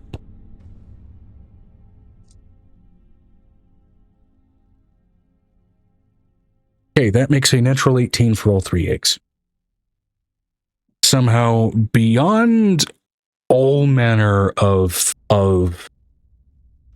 subservience to the laws of nature, even for dragons, there are levels of at least trace viability in all 3 of them, despite how fuck off old they all are. Okay, if you'll hand me the eggs, Finestra, I'm gonna revive the eggs. I need you to work on her memories while I work on these eggs. Now, with that viability in mind, I'm going to go ahead and now also roll to see if the first one during the time of the shattering was at all fertilized. Well, I also need to know which ones I need to fertilize. The last 2. The 2 most recent ones, which still are recent by scales of thousands of years, right? Of times of fuck off, who the fuck remembers existence? Passage of time, right? That said, I can't ignore the now 4th natural 18 in a row. Not only is the first one by the era of the shattering viable, if viable by a thread, there is an element of actual tangible life present within its shell. Hello, friend.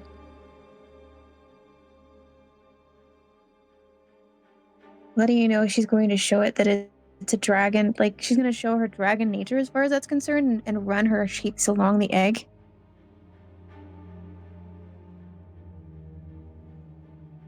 While shifting into its mother's form. I'm going to roll Slightly. possibly the last death saving throw. That dragon.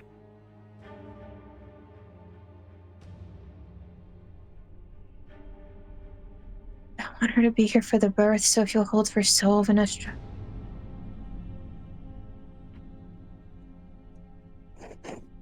I remember saying that one. More of the crystalline physique falls away. Part of her face falls off.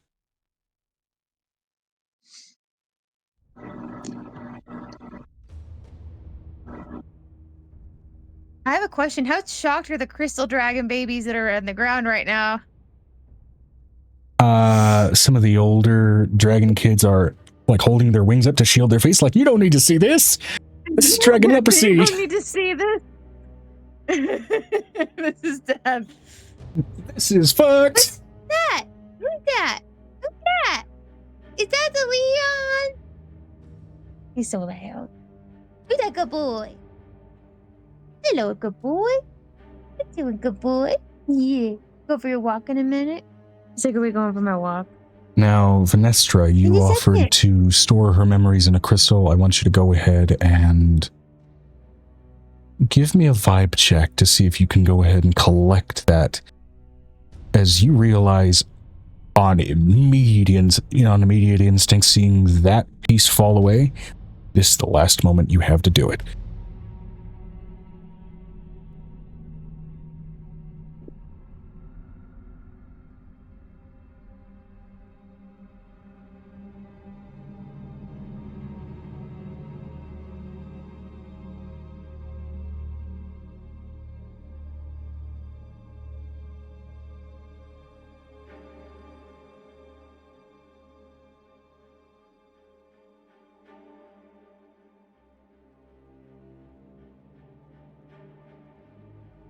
Vinestra said, natural 20 and 2 re-rolls. Okay. Hell yeah. For a total of 30. 30.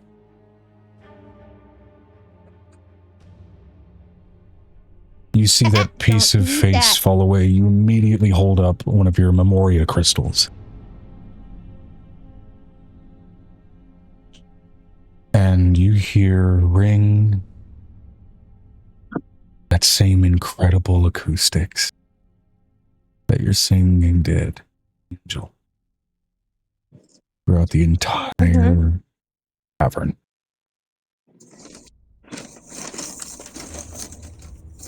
The last breath finally I'm being in. released from this chest. Her eyes fixed on the egg as you touch it to your face. It's like a statue couldn't hold together after thousands of years. A dragon crumbles to crystalline dust. With their new haircut. And some beautiful, prismatic, glowing, soulful element of energy floats up through the ceiling of the cavern.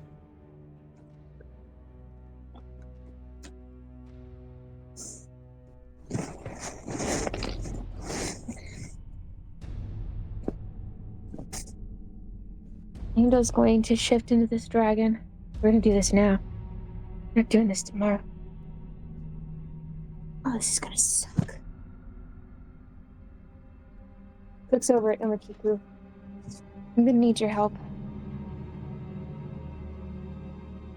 Yeah, of course. I can't disobey the rules. I rolled it like, is this the last? That's a 7.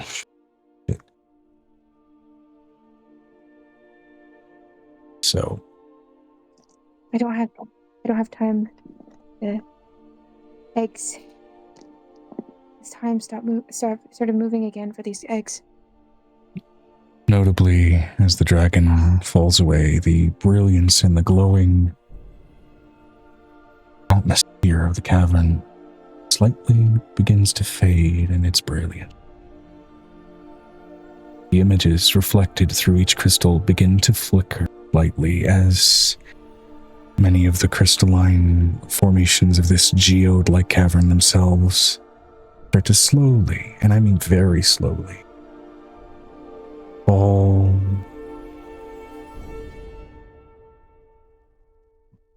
in formations of dust like snow above you. You will have plenty of time to collect and retain much of what's in here, but eventually this place of preservation will fade just as the dragon who made it did. She's going to set up a birthing space. She looks over at Nick. I need you to fertilize those two. And I need you to use Drogo, Steven, and their sister to basically facilitate it. Okay, you want me to do this right? Sure. We have to. We don't have a Sure. choice. No, I get it. Vinestra said, V is going to open her pocket dimension. That would be a good idea, but we need to hold time a little bit. We can't speed it up until we've got it held. We need the boys to hold it for just a second. Hold on to Vinestra.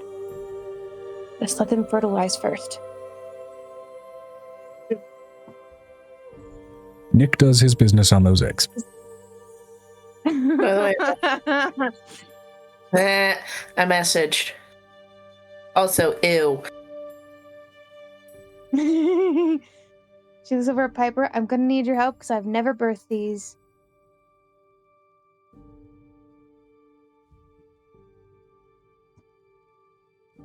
She looks over at Piper. I'm gonna really need you to hold my hand on this one because I don't know what's gonna happen. I hold her hand, paw in this case, if she's being a dragon. The claw. The claw. The claw. The claw. You saved our lives. Like, we are eternally grateful. The claw. Hey. Piper, you know this song and dance. You've helped Angel with any number of births and a couple of hatchlings. This is an interesting circumstance nonetheless, as to call these eggs ancient is an understatement. I'm letting you know, Angel's already putting a pre-protection in that one because of how old they are.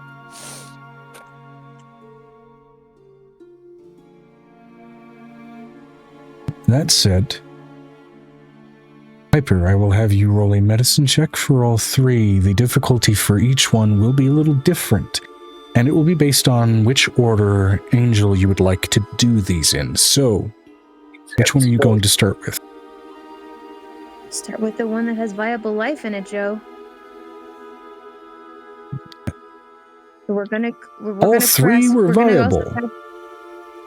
We're talking about the one that has already living life in it to start with, without. Oh, the one Nicodemus that having to- Nick didn't add his own Yeah, we spice gotta to. start with that one. Yeah, no, we have to literally. The reason that she's also asking as changeling to literally add spice to it is because their DNA literally forces survival tactics to work. Okay, this is going to be the highest DC of the lot because it's the oldest and it's got the most, let's say, complicated. I'm going to let you know she's going to cast Greater Restoration on the egg before we even get it going.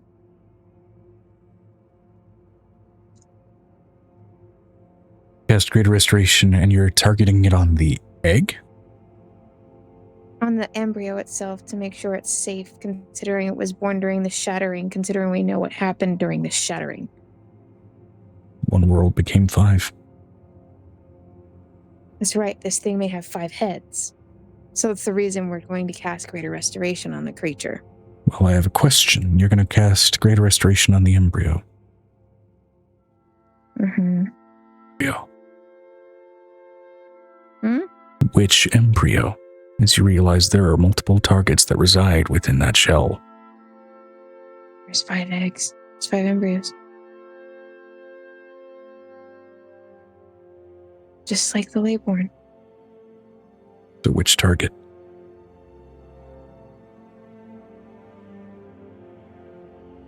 She's gonna look at Nicodemus. I'm gonna need everyone to use a Greater Restoration, please. If you would help me, please.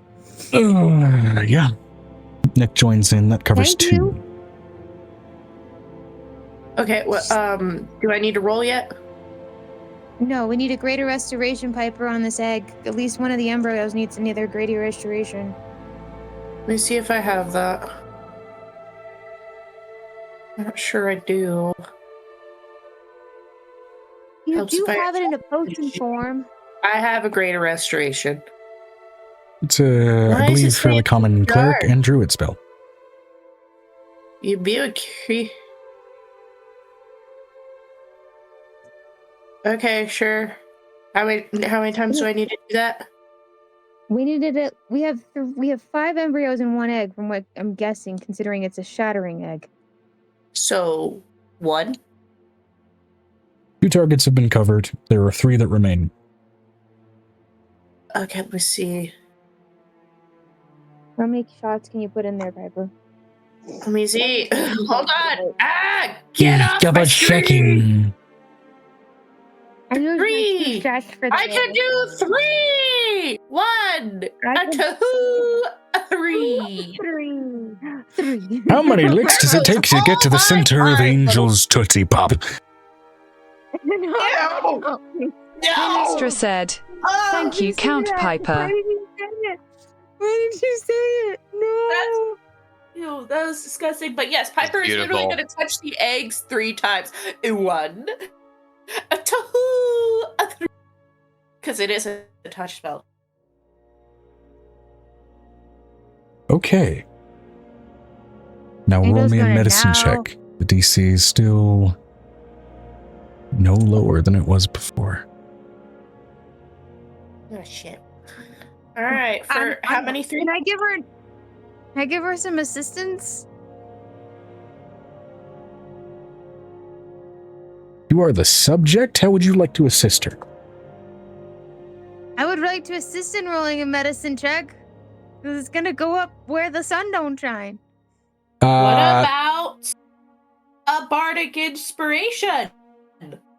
Yes, you can have a bardic inspiration. How would you like to bardically inspire while you are being implanted? Ew! What is That's the most accurate word I can give this. Hold on. Joe, I'm trying to come up with a song that they use during birthing. Give me a minute.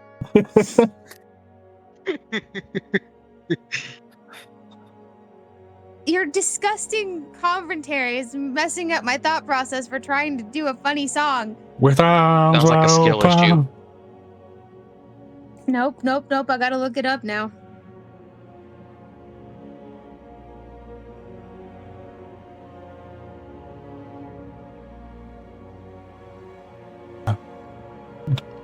There's nothing wrong with the word implanted. The context is everything.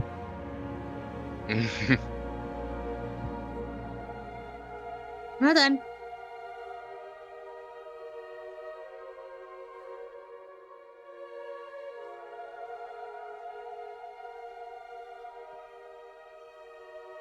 The song she's gonna go, here comes the sun. Vinestra said, just to make sure we don't got a hamster and a melon situation is Angel in her dragon form.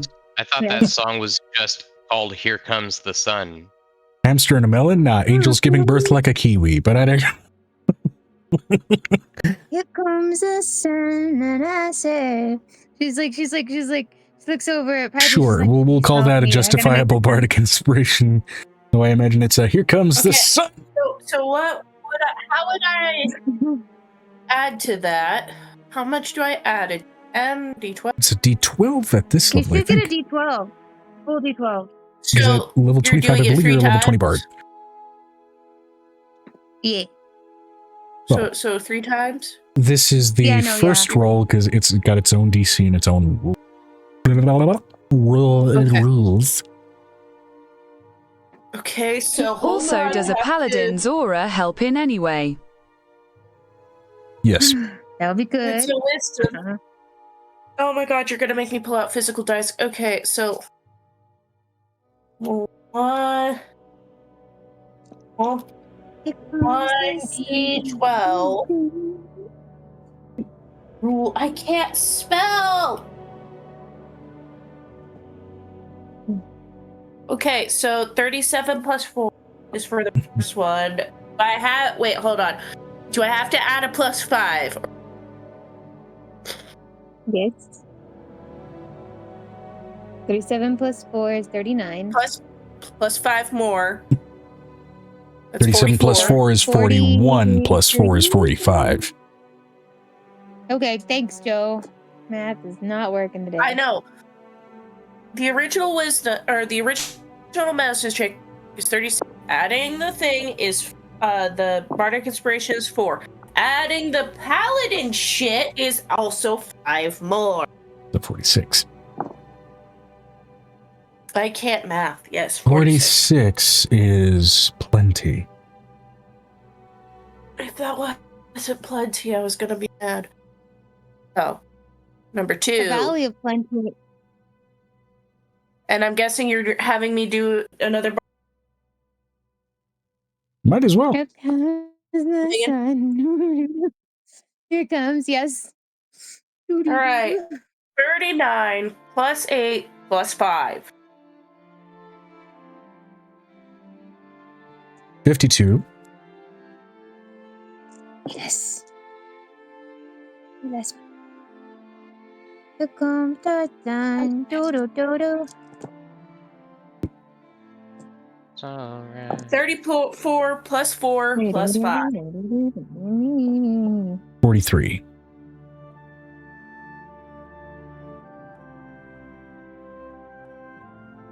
Yeah. All of those are more than enough. Yay.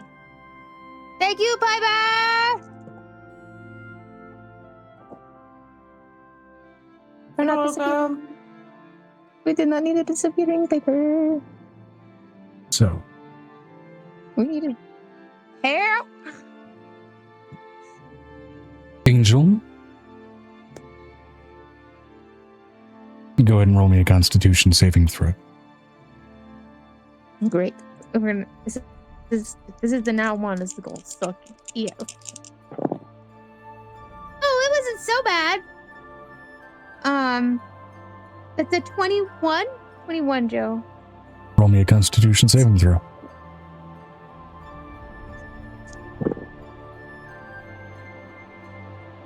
19? Roll me a Constitution saving throw.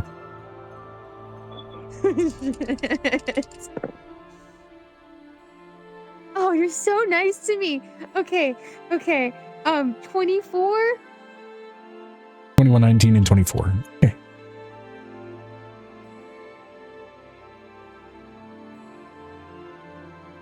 I want to ride my bicycle. I want to ride my bike.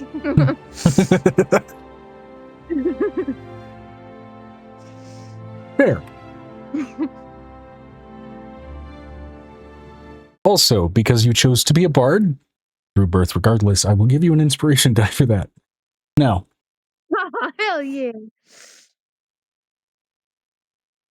I'm going to go ahead and switch the music to... what soundtrack fits? Let's go with the gentler version of the Dream soundtrack. This one's called Dreamland. This fits. So,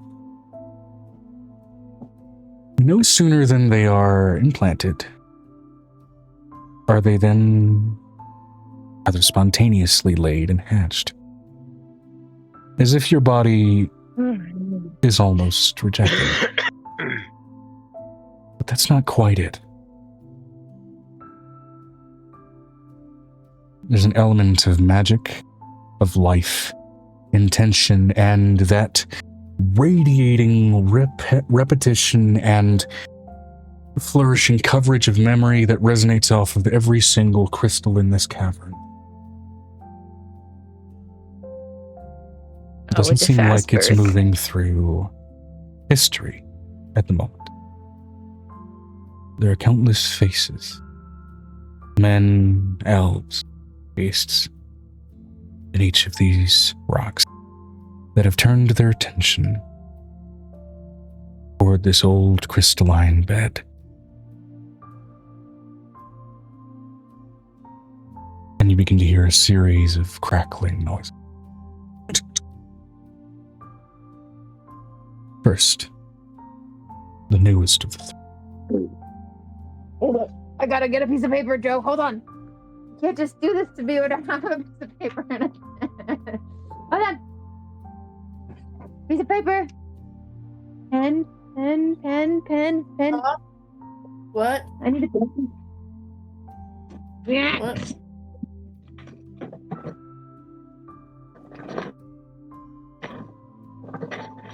Okay, go for it. Huh? Hit it. We're good. The newest of the I got a three, pen. pushing its way gently through the egg.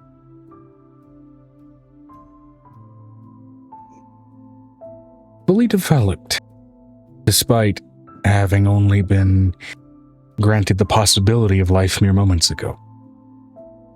Fully developed hatchling, its prismatic scales and stones on its flightless wings. That same dusk-like indigo permeated the cavern on your entry. Its eyes still closed to the world, but clinging to you desperately. Desperate for attention, desperate for connection, desperate for someone to acknowledge them. She's gonna mentally reach out like she does with their babies.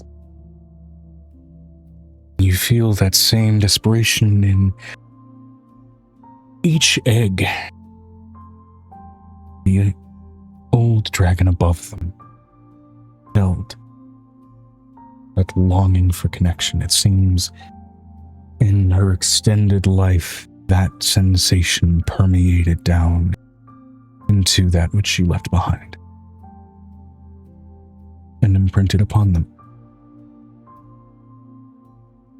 Hello. The 7 of them are going to be quite clingy. I'm just going to let you know. I know. You know, we have Charlotte. They're gonna have to fight Charlotte, who is the clingiest of all clings.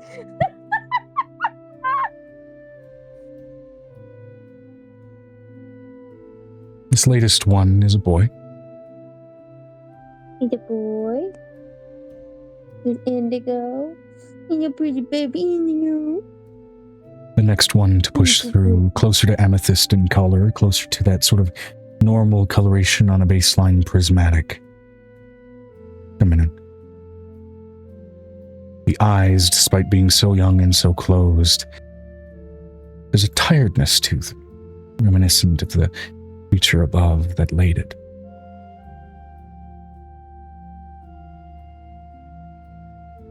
And she is female. Hello. Hello. Then finally, pushing through the oldest of the eggs. These 5, smaller than their 2 other siblings, on account of the fact that they all had to share the same itty-bitty living space.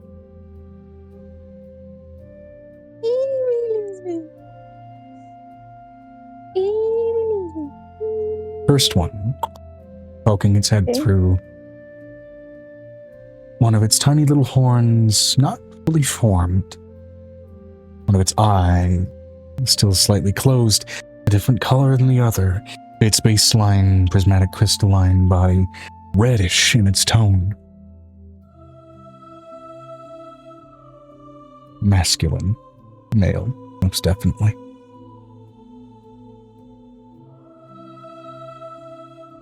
As it crawls forth first, before the rest of its siblings, but then almost feels guilty to be crawling out without them and tries to crawl back. But has no sense of its legs. I'm letting you know there's that point where she puts her nose behind the dragon and pushes it out of the... And it's like, absolutely not. The next. Green. Chest high, proud. Exuding power even in its tiny little body.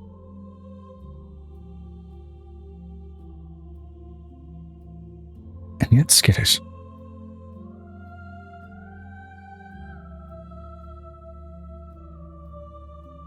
Trailing quickly after its red brother. As she bites down on his tail. Link up with him. And you hear a little yeah. No. No. We don't bite. Next, blue in color. Bright, brilliant. The scales on this one defined, though they are so young. In prismatic crystalline form. And yet, there is a careful pride for the way it displays itself. He steps forth from his shell. He tries immediately to kind of stand over his 2 exited siblings, but is nonetheless shorter than the pair. Oh my god, just like his actual representation this time. Is a little bit of an effort of a chameleon kind of climbing onto another lizard's back in that attempt.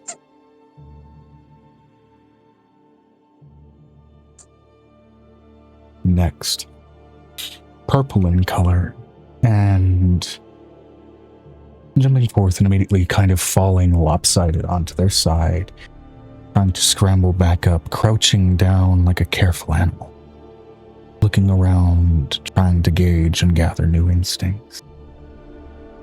Brilliant purple in color, the eyes themselves, while slitted, yes, like a dragon's, having this roundness to the slit that begs a more forward-built intelligence. Despite the very clearly fauna-born instincts that it's displaying. Hello. She is proud, and she is bestial.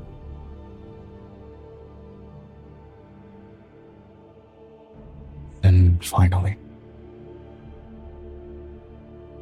pushing out, breaking more of the shell, slumping forward from its shattered remnants. Almost transparent in its color, except for slits of a rose gold coloration that seem to almost be trying to permeate themselves into the body, but not not quite settling themselves in, as if it's some newer element that made itself present in the egg long after this embryo formed, and long after the dragon grew from it. You see the skeleton through the skin, through the crystals. But there's still a liveliness to it, a defiance, and almost anger at his own state. A careful acceptance of it, a sense of purpose as he looks around carefully, low to the ground, looking down as if through it, and never bothering quite to look up. Finding your feet long before he finds the rest of you.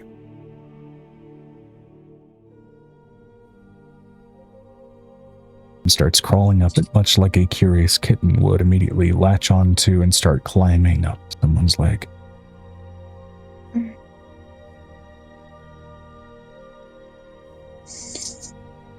His claws are tiny and sharp. Tiny and sharp indeed. You can hear the smallest pop of every little joint in that tiny, clear body.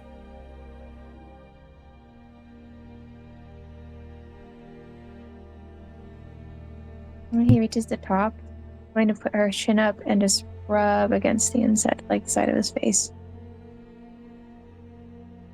I hope you've written all of those down. Yeah, it's right here. Because my brain's a fucking nightmare. All right.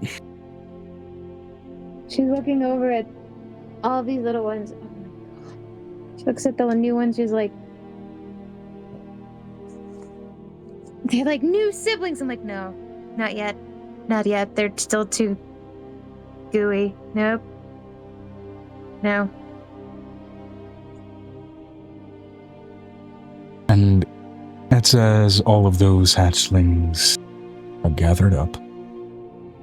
That finally, the rest of that memory kind of diffuses and contains itself in that Memoria crystal that you've collected, Venestra, and you finally gain some information that crumbling dragoness was not able to share, namely, of course, well, the name. Lonestriana. The Resplendent.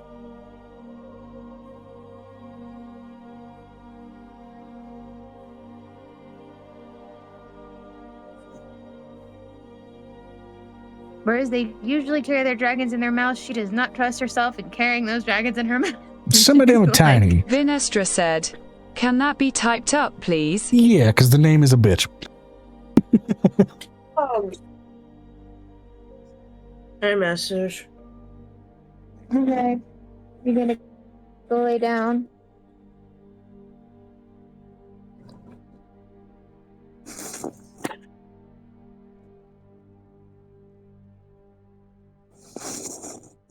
Go rest.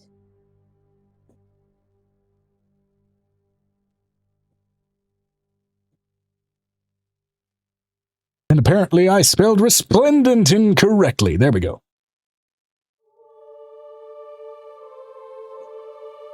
Oh. Name's got a lot of fucking letters.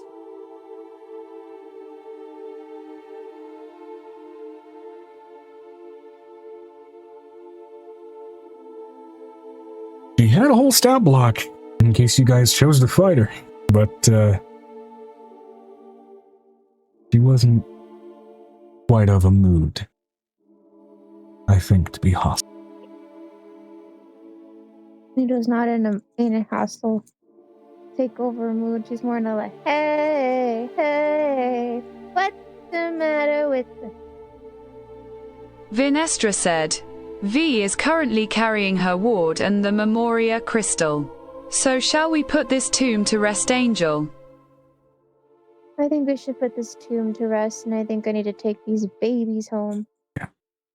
Which is to say, what still just barely resides in much of the crystal of this place, and of the bodies perfectly preserved therein. Oh, a of ancient knowledge that was hoarded by this twilighted, prismatic dragon. So, as this cavern begins to slowly dissolve as well, what are you all going to do? I'm going to take players those. Oh, go ahead. player's gonna go because I just can't today, guys. It's okay, just Amber. tired. If you're tired, you're tired. Bed. Yeah, maybe it's all. Yeah, but you also have been sick with whatever your kids had, and then Oh, brain. been Yeah, crazy. okay. Also, I've gotta go to my parents tomorrow. Oh, Huh? Yeah. that pre-visit Yeah, stress probably hit you like a truck, I'm sure. No. Yeah. No. And it's not they are the stress, it's having to deal with the kid, getting the kids ready to go visit. Yeah. I totally understand that. Alright, good night, guys. Rest well, Amber.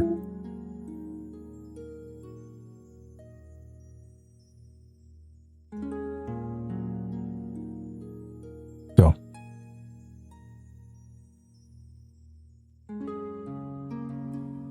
With those of you that remain in the cavern, Angel, Violet, Venestra, and I believe Avery as well,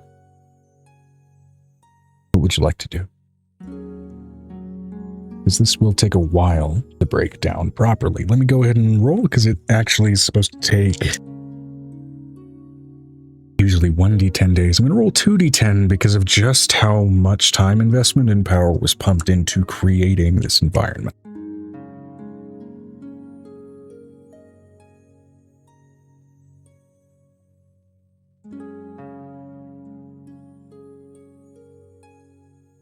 It'll take about 11 days for this to fade.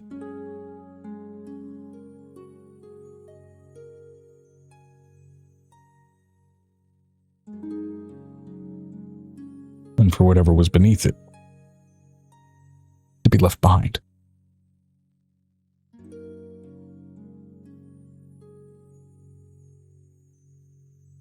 Vinestra said, Amira is going to record any remaining knowledge that needs collecting. V is going to collect anything of note to put with the Memoria crystal. Okay.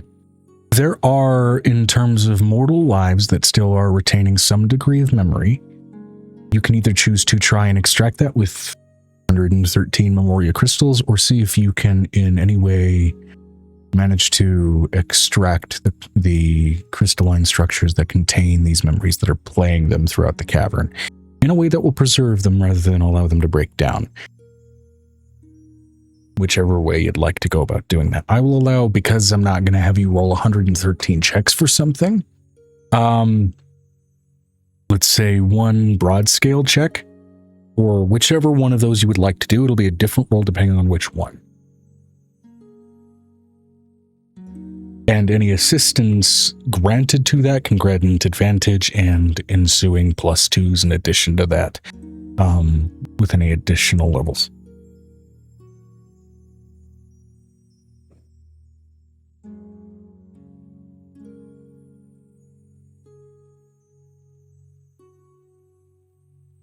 Vinestra said, Memoria crystal.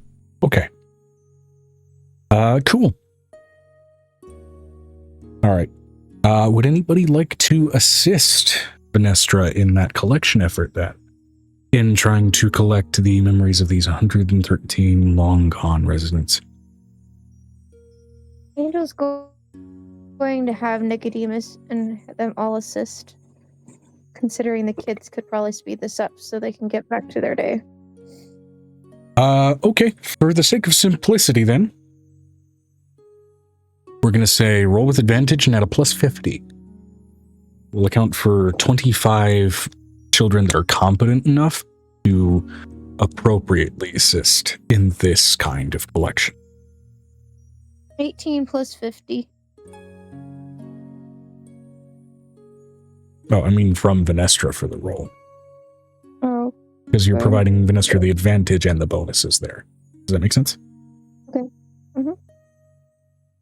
Vinestra said.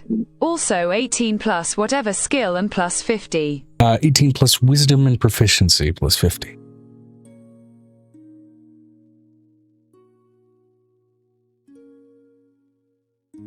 Plus 10. 78. Yeah, easily enough. You're there for a couple hours, long below the allotted time that would be needed to effectively lose a lot of the contained memories of these people. And especially with the assistance of the kids and everything, that's also why it only takes maybe a couple hours to go through the entire stretch of this cavern and collect every image. With every image, every collection of information and memory that you gather, that you contain, that you produce, the vibrancy and the glow of this cavern is less so with each extraction. But nonetheless, these memories will be granted and put to purpose for something. And these were ancient people. These were pre-shattering humans and pre-shattering elves, as well as some beasts of the era. What that might provide, what that might be worth, who knows? After a couple of hours, though, you are left with the steady snowfall of crystal dust in a now peaceful, empty cavern. And that's where we're going to take a break.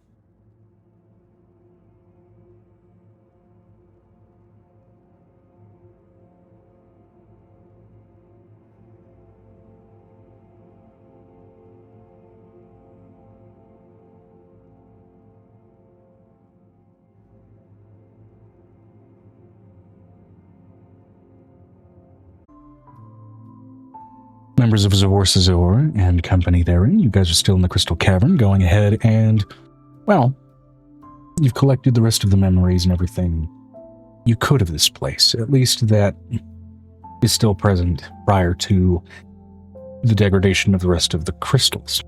That said, again, based on everybody's rough estimations, also Amira's passive 20 on any intelligence-based checks, which means baseline 20 on even passive nature.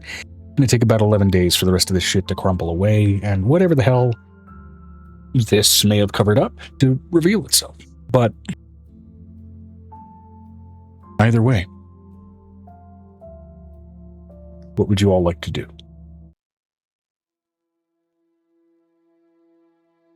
Angel's like, I'm gonna get these babies upstairs. Yeah.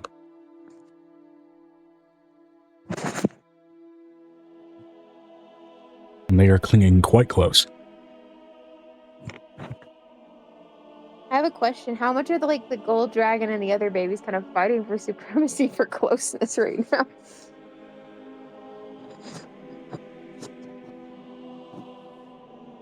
The first rule of Cuddle Club is we don't talk about Cuddle Club.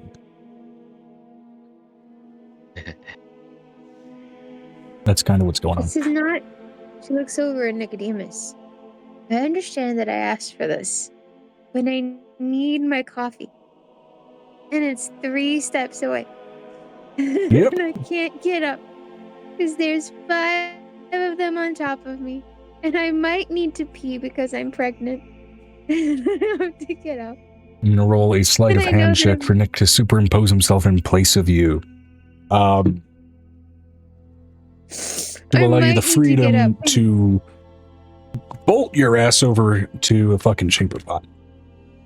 I have to pee. Actually, at this rate, because Griffin has hung around, at the very least, the Evergreen Estate and the Mochizuki Keep, both places do have a rudimentary version of quote-unquote modern plumbing. So there are just straight-up toilets in the place. Yeah, but the elves actually you talked about them putting in modern plumbing. It was one of the things that I had was modern plumbing with a magic twist, and I was like, wow, that's Yeah. nice. Angel's You mean I like, poop in the water? I pull just this gotta- lever and it just disappears? That's crazy. She looks over at Demas. I just need to go to the bathroom for like 5 minutes. Yeah. Just gotta go, body. Easy enough for you to go ahead and do your business. I have a question. Are there any of them that don't believe Daddy and decided to start following Mommy to the bathroom? Some of them are absolutely trying to follow you, but it is with the clumsiness of hatchling Littlefoot. So you are able to make your escape. Escape! I'm only 3 feet away. I have a question. How many feet are going underneath the door to try to get at Mom? I'm only behind the door. Let Mommy go potty. You know, when there's like those over-clinging cats that reach their paws under the door and are trying to paw up and reach up for attention? Yes. It's a lot of that. Up and open the door, yeah. It's a Mommy lot of is that. gonna be right out. Just give me a minute, okay?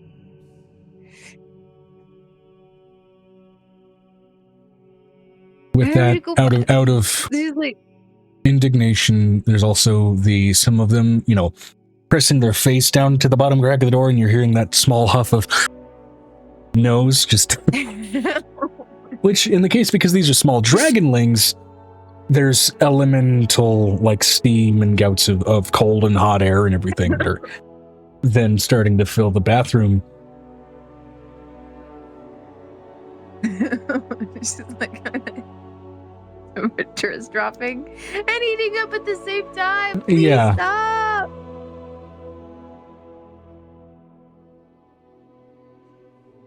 It's like the temperature variation of suddenly and rapidly going through a fever. All of a sudden. It's remarkably uncomfortable. And then you hear the rather rapid, desperate approach of a number of your older children running by and scooping them up as you can hear them scraping and scratching at the door as they are pulled away, not wanting to be separated with more distance. But you are finally granted relief from the I finally can pee. temperature irregularity from hell. Yeah. Just have to pee. Just give Mommy a hot minute. But the others, I could take them to the bathroom with me. Yeah, I at least can't you do weren't that swarmed here. by the cold ones. No one needs a pissicle. He comes out of the bathroom. How many tentacles? Mommy is coming back to the bed. There is a Mommy- veritable okay. clutch and swarm of them being held back by a number of your older kids. And it's at their relative size and strength, it's not that much of an issue to hold them back. It's the quantity of them that is making it prove unwieldy is all shit. I understand we are at 20 hatchlings right now. 20 hatchlings, Nicodemus. Tons of We shit. do need to age up some of these hatchlings, Yep. or my brain is gonna lose it. Yeah. To be fair, I'm gonna let you. you were the one who asked if there were eggs in there. I did because I'm a roll. I did because that may Oh, have there been are. the only- Okay. No, that may have been the only reason she kept that room in that status. That She wasn't may have been- the that may have main been her reason. will. I will say you can She's after the literally- fact roll insight. If you'd She's like to. literally pulling. I will in a moment. She's gonna basically look over at Nick, pick which ones you want, to age up to about 3, so we can make sure that they're easier to manage. Okay, I'm going to go ahead and take the quintuplets. No, because they need to go through their growth period. Those need to go through their growth period. At least get the metallics because they're going to be a little easier to manage. Fine, I'll get metallics. Knowledge. Knowledge. Just get them up to age 2. If we get them to 2, we're fine. They'll be a little bit more patient with the youngers. Vinestra said, "That's a lot of no's."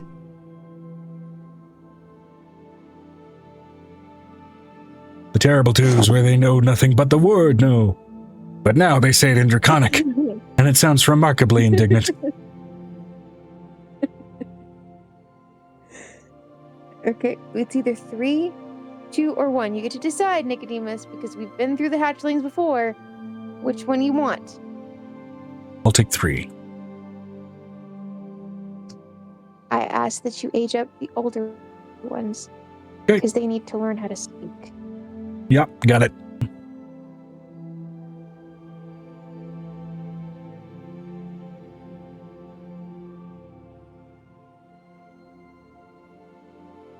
Ugh. Age 3, or they can at least shift. Oh my god, we learned that really early in that timeline. It's so much easier when they'll shift to human form. At least there's time. And having been through the song and dance from Nick in particular dozens of times at this point, he's easily enough able to get their ages magically adjusted. Okay, good. Oh, God. She looks over at Nick. Ugh. 7 is a lot. And they're as clingy as Charlotte when she was born. You mean Charlotte has competition? Yes, Charlotte now has competition. Oh boy, she's gonna love that. No, she's not. Considering that she has insisted that she gets to sleep in the corner of our bed after our fun time every single night. I expect to find a few dragons wrapped up in webs. I expect them to be wrapped up in webs by tonight, so they'll stop moving. Because she's gonna lose her crud if they keep trying to eat every 2 hours. Yeah, which they're gonna.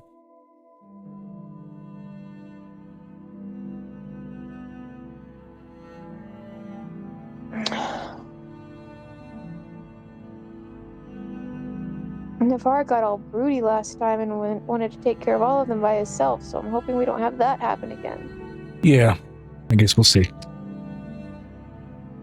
Oh, no. What is our bed situation? She looks over at Nicodemus. I want to know what the bed situation is for the evening, Joe. Imagine your best bed of stuffies. Now replace that with infants.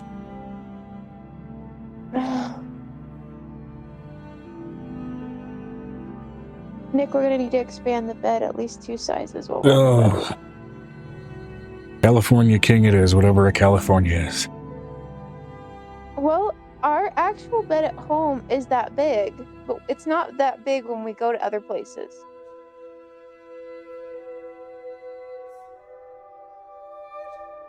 We can fit even some of the adult kids on the bed with the normal brood, but we can't do that with this bed. No. Erkbach didn't make this bed to take the 12 to 8,000 pounds. It's gonna break. You know what? I'm going to take a couple of cues from that Giants boat. That might be a good idea. I'll see what I can do. Nick is going to try to improvise some Giants runes. This will be him trying to enchant when he is not an enchanter. Nick, why don't you also go ask Phineas since he's still in-house here at this area? Yeah, I could do that, but I want to try first. Oh, please, God, no.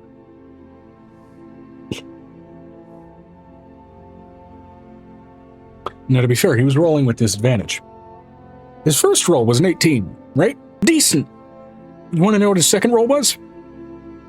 Natural 20. A nat 1, as suddenly you watch your bed reduced to the size of what you would see in a Barbie's dream house. Nick, it's in reverse. The lines are in reverse, Nick. Nick, your lines are in reverse, Nick. Okay, how do I fix this? Your lines are in reverse. I'm gonna reverse the lines, Nick. I'm gonna go get to Phineas. Vinestra said, "At least he didn't Ken doll himself." No, I can do that. I'm a changeling.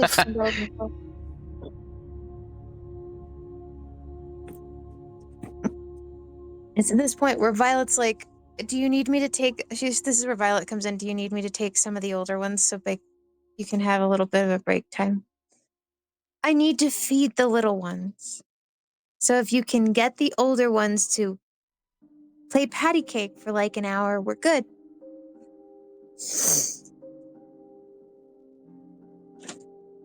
What do you know? She takes a giant shiny and puts it on her tail and starts dragging her tail around. Oh no. V You is get a going to pipe crazed up. collection. Wanna set up a play date? That would be good. Hold on again. This one has to go to Brett. It's all good. Nick does, however, manage to collect Tavenius. Now Tavenius is going to roll with advantage. Taking a look at the runes Nick was trying to do. Right. You know you don't do enchanting. For a reason. You're a ranger, not an arcanist. You don't do this.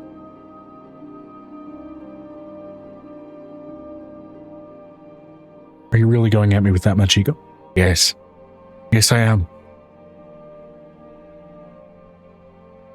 Natural 16 for Defenius. And his modifiers for doing this kind of shit are much higher than Nick's.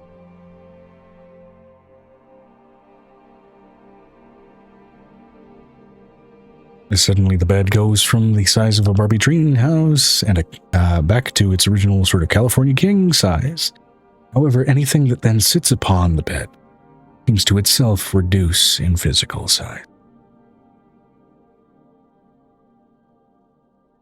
Thereby, technically, allowing a great deal more room without taking up more room in the actual self.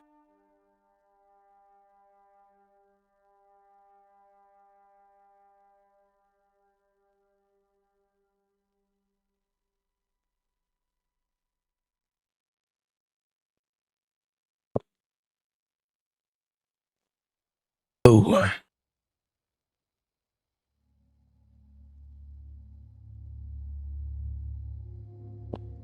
What is Avery doing in this moment? Hell if I know.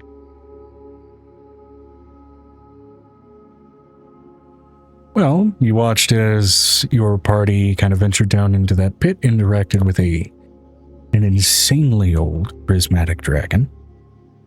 Watched as she died, watched as they collected her memories and collected the memories of the effectively graveyard she watched over in her hoard. And then, at least for the moment, have left that tunnel. It's got about, at least according to the more intellectually inclined members of your party, about 11 days before the crystals in that tunnel fully degrade away, and anything that may have been hidden by those crystals with the passage of time for a dragon that has lived far too long will then be revealed, but that's, that's 11 days from now. Sweet girl? What are you doing, sweet girl? She's being so cute. Unless we want to stick here for 11 days, I think we move on. Yeah, and there's always the option to come back and see what showed up. Yeah. What it was. Yeah, we will. Angel's like sitting there like with... Which, to be fair, could just be a mundane-ass cave. But I digress. I wasn't envisioning Avery really doing anything. And he's probably taking a nap.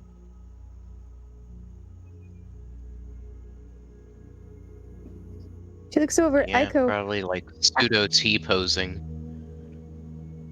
She looks over at Aiko.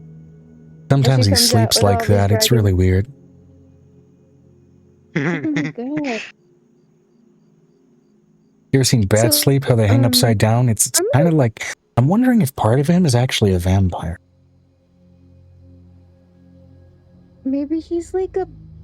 I mean, if that were true, it would make a lot more sense for how we paired up, but I don't know. Maybe he's an emotional state vampire, where his brain, when it gets into too much of an overwhelmed state, just freezes in that pose. Well, Like no, a tree. emotional vampires like feed on emotion, right? And I don't think he's feeding on anything. He's just maybe he's an emotional gargoyle. Things get too emotional and he That would stiffens make up. sense. Although to be fair, if I get too emotional, But he not- stiffens up, but that's in bed.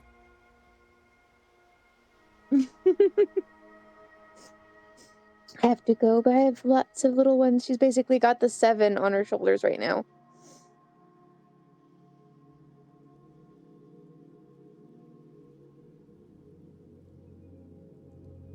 Do what you Okay, gotta I'm do. gonna It's ask you to only do just now turning noon. Nick, I know that our dream dragons have not aged up. Can we age them up just a little? Because I do not need full Vinestra said, I'm impressed they can all sit there. On your shoulders, Angel. Takes a lot of That's practice. why I have a lot of hair. She's like, she looks up and she's like, that's why we have a lot of hair. She says it's like 3 heads poke out of the hair. That's why your scalp is stronger than steel cable. Mm-hmm. I should know I yank on it all the time. Stop it. Never. I know it's attractive to see with me with new ones.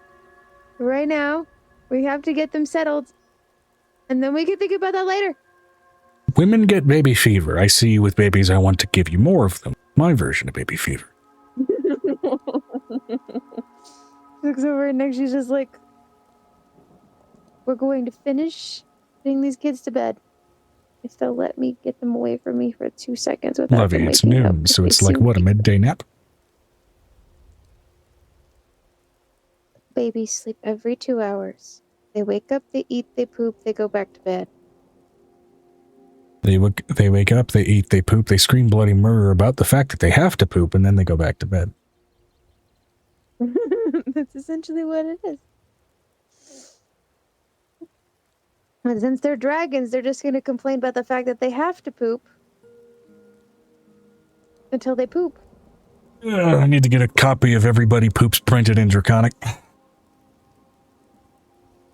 Get some artwork redone. Slap a dragon head on the artwork of that baby. The thought process is, I wish you could get the shut the fuck up and go to sleep one. And the thought process that she thinks over to him. Go the fuck to sleep. Read what you want to read.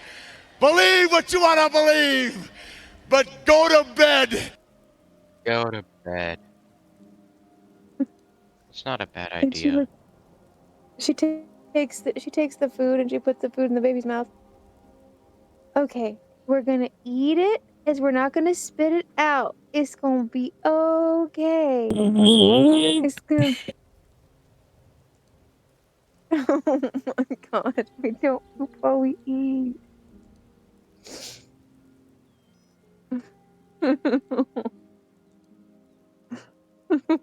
What, Joe?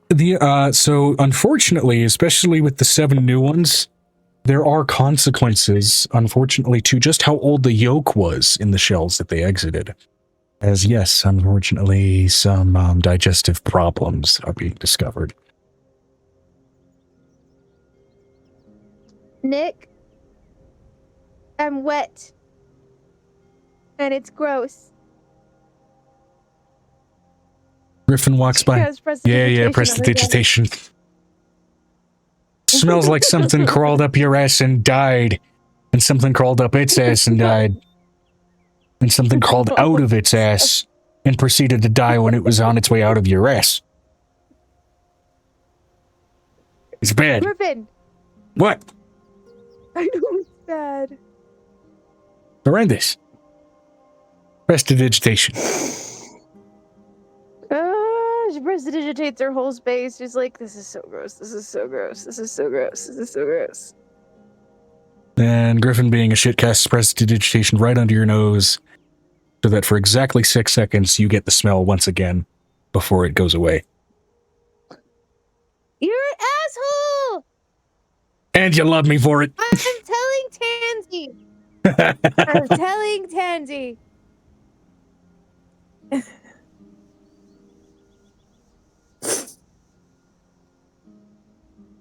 I literally go find Tansy with the babies in my arms, absolutely flustered at this point.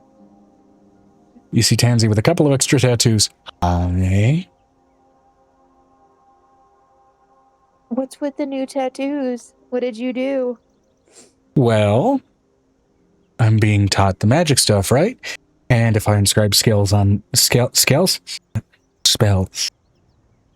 little tongue twisted. If I inscribe spells onto my skin, at least some everydayers, you know, then I won't have to pull out my book to use it. You want me to tell you something?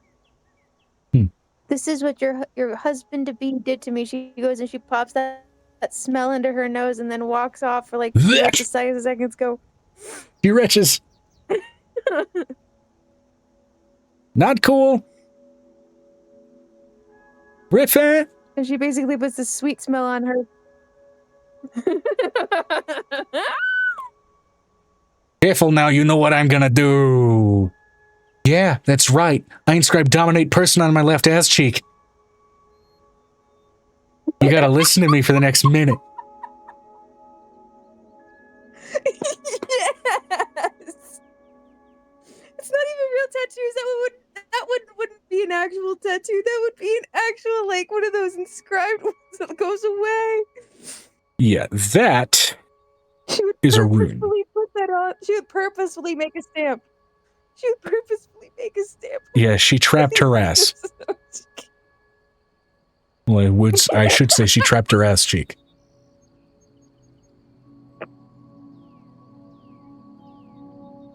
Told you. I know what I'm doing.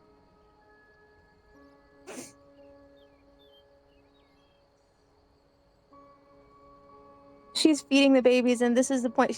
What she's got is like one of those big old, like one of those, what do you call it? Not a bassinet. It's one of those pushing strollers, like one of those. What are they called? They had a different name back in the day. Yeah. Vinestra said, They were called prams. They're also called perambulators or something like that. Prams was yes. And so she starts rocking them back, and she's like basically like feeding each one of them one at a time. Eventually, Farah finds her way to you with a look of pride on her face. Hello. Hi, Mom. Sweetheart. I have a new thing. A new thing. A new thing. I've saved the inscription designs because I'm going to sell it, because it's going to sell very well to nobility.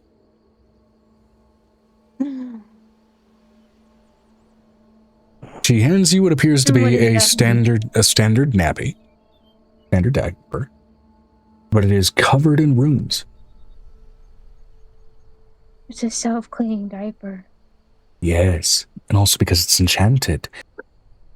It also attunes to any infant that it is applied to, and because it is a tunable barrel, one size fits all. Automatically cleans itself. No need for changing. I'm gonna need several of these. I'm gonna need several. There are two varieties, mind you. There's spontaneous, where it casts it as quickly as it detects filth. And then there's the training set, for when you are trying to get your children potty trained. It only does it with a certain level of delay.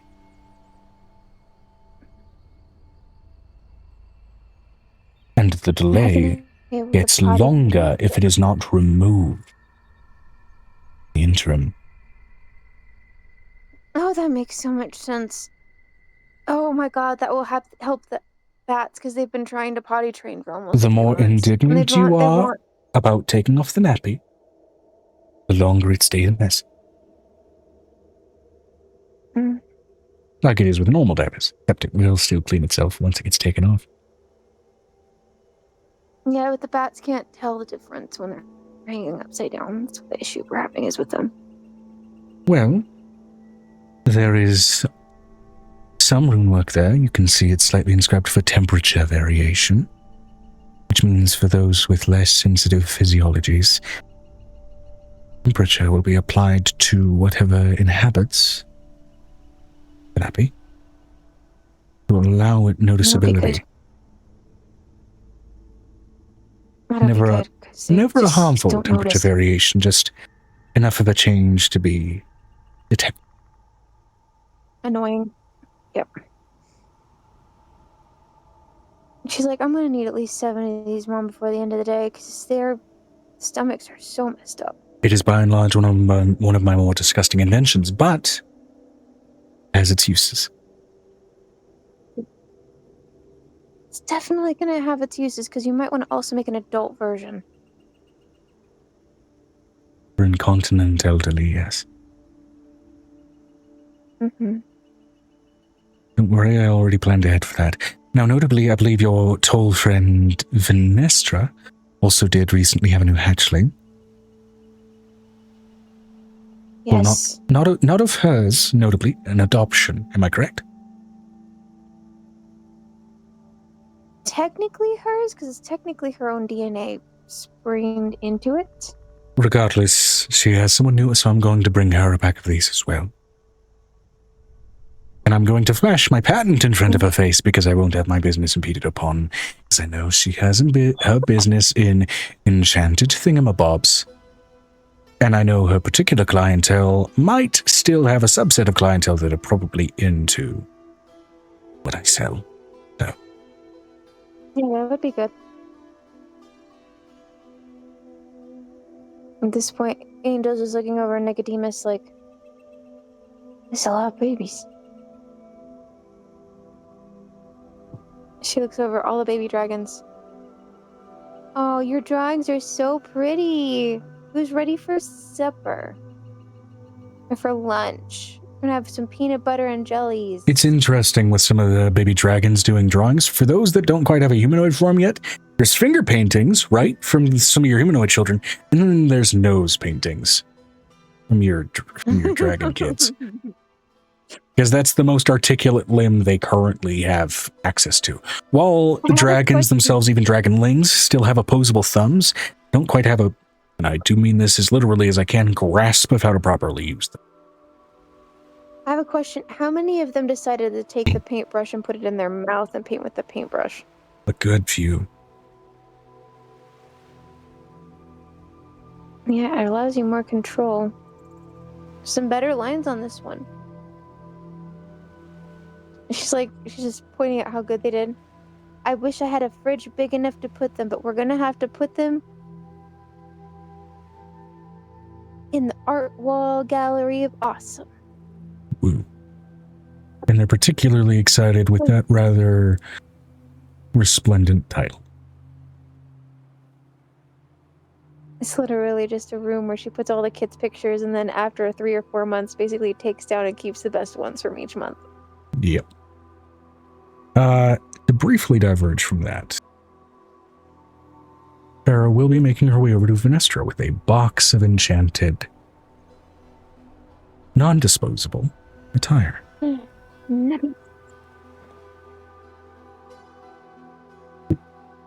Vinestra, you are confronted with what appears to be a dragon turtle, dragonborn, dragon turtle. You've seen her before. This is one of Angel's adoptive parents. This is Farah. And she is known for doing a good bit of enchanting work, as well as generally being a reasonably accomplished artificer. A number of her own sort of animated suits of armor kind of patrol and guard at least the Mochizuki Keep. Vinestra, right?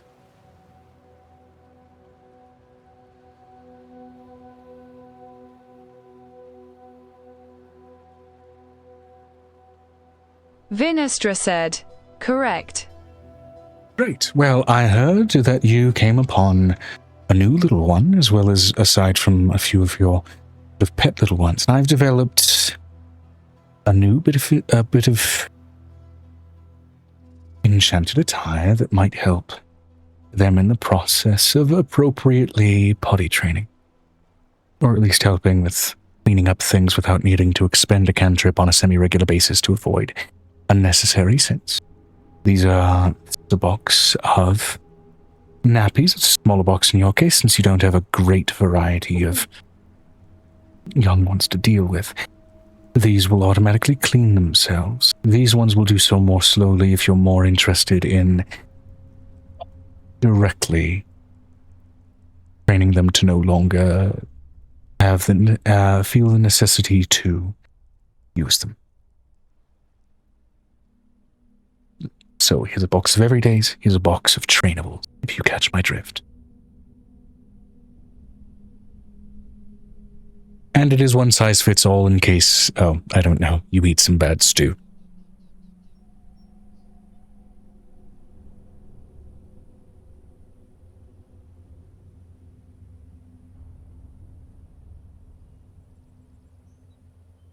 Well, this is normally something I would never detail in a D&D game. This is wish fulfillment for especially the player character who feels like that would be insanely useful in real life, so I might as well have described it in this case.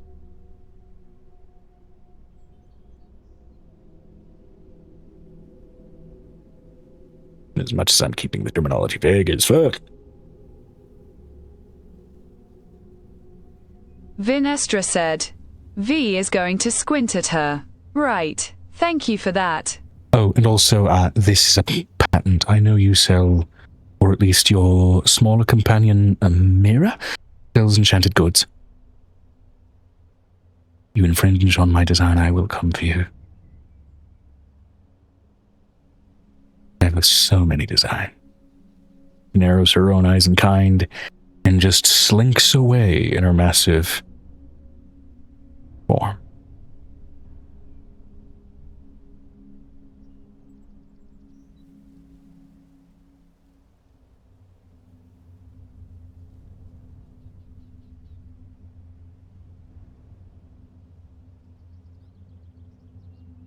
And I think you were the only player character to witness Farah being possessive like that in any capacity.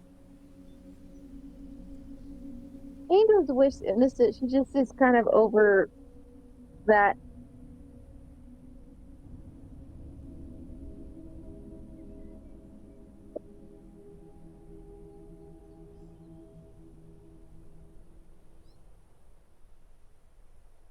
As noon shifts steadily to afternoon while a number of the children are at rest, it remains, at least as far as the player characters present and available, we have Angel, we have Violet, we have Vinestra, we have Avery. I have a question.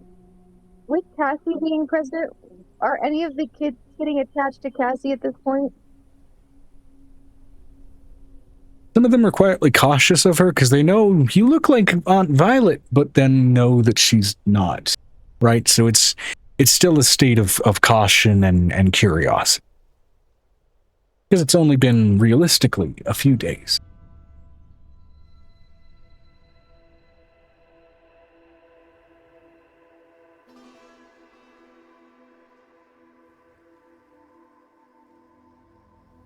So, look over at Cassie. I also want to know, have I been able to move from the spot in which I have decided to give them a nap, or am I now As I mentioned earlier, stuck here? Nick superimposed himself where you were to allow you to get yourself to the bathroom, and he is, for the moment, submitting himself to being trapped under the pile. Do what you gotta do, Livy. I got it covered. I'm bigger than you, which means I'm a bigger mattress. Okay, so question. What do you want for lunch? Because I'm making you lunch while I'm making myself lunch. Keep it simple, keep it straightforward. Grilled cheese. Something that shouldn't upset too many stomachs if I end up being forced to share it. Do you want one with steak on it? Because you're going to have to be forced to share it?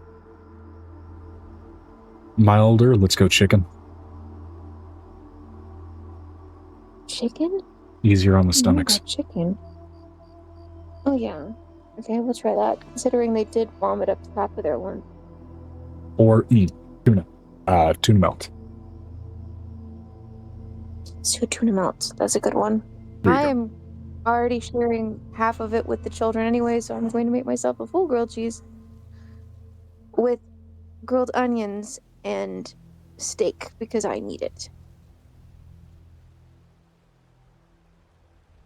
Right on, Lovey. I love you. I'm getting a tail slither off the run, but you're not gonna do that. Nope. She was your hand in between. Let go. Let go. Do what you gotta do. I got Let this go. covered. I got this covered. I got this covered. Okay. She's still got the pram on one side where the other babies are asleep. I managed to get the 5 into one pram. That way Nick can be the center point for all of the crystal and metallics for the moment.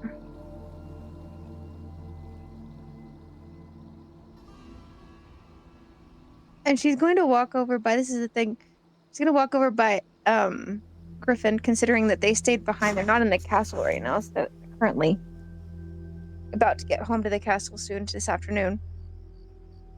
Griffin, did you Yes. enjoy pillaging that man's entire space Did I enjoy doing what for all now? of his technology? Taking all of that technology from that one guy's space that we killed the other day. One thing I've noticed, which I've sent up to some of my friends up in Githoven, I was able to get a better record of it. Been a steady degradation of some of its function, even for some of the stuff that's been almost perfectly preserved. Magic doesn't seem to be playing nice with a lot of it. Even whether it's leftover gunpowder technology, even some steam technology. I know what's going on The steam there. technology should be fine. Well, that would be You would think probably the that. 5. You would think that, but it's not. It's Yes. having the same issue. But the 5, yes, but the 5 evil people that we're dealing with probably wouldn't want our technology to exist from that time period. The thing, there's nothing corruptive. It's not recent. I can trace back the level of the degradation, and it's been gradual ever since the shattering in. I don't necessarily like that. We might want to try to figure out how to reverse that principle. I don't want all guns. I'm okay with degrading. Does it make sense? But things like the visuals and the animation that we had, that kind of stuff, I don't want it to go away. It's things like that. They don't go into complete non-function. All I really have to do is introduce a magical locus in lieu of electronics. In lieu of the original sort of electronic and circuitry, and it seems to go back to functioning just fine. The baseline original electronic function of most all of this is steadily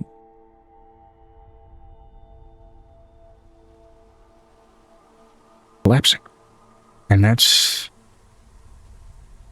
I've sent off my findings to Gethoven. They'll get back to me when they see if they manage to duplicate what I'm finding. In our time-free spaces, that doesn't happen, though. That's the confusion part for me. In our time-free spaces where there's no time affecting it, it's fine. That's the interesting thing, and it's still bleeding over to some of those. It's not anywhere near as much. Yes, but it's yours, present. Not with the mythic items. Those are still magical to an extent, and I think the presence of magic is the difference. It's both the thing that's breaking it down or preserving it. Hey, can you... I gotta look more into this. Do me a big favor. Get me one of your tapes. One of those cellophane ones. Yeah, those things, like, for example, those things that don't have itself, like, electronic function in and of themselves, they seem to operate just fine. It's the machinery that makes them work. that need the magical replacement. Bring me the machine then. Sure. Yeah. We're going to Beauty and the Beast this because I don't have time right now to worry about it too much. Well, I don't know what this is. Something new. It's not a supremely big deal right now. I'm still just looking at it. Just bring me one of your spare old ones that's broken. Boy. And I know you got some other friends that are good with tinkering. Maybe they can take a look at it too. Phineas is still in house. Phineas, Farah. Yeah. Any of them. That man's you literally brought home a pyramid, an upside down pyramid. Well, sure. And it still has runic work on all of the electronics inside of it. Yeah, and those still function fine, but I'm wondering if it's because of the... I'll have to damage the runes to see if that holds true of if the functionality then degrades as a result of my getting rid of the runes. I don't know. How about we go and get one of your broken ones, because you had piles of them in that one room. Yeah. Just bring me one of the broken ones, one that's nearly fixed. Yeah. No rush though. Look, get back to doing what you're gonna do. I'm gonna find one that's workable. Okay?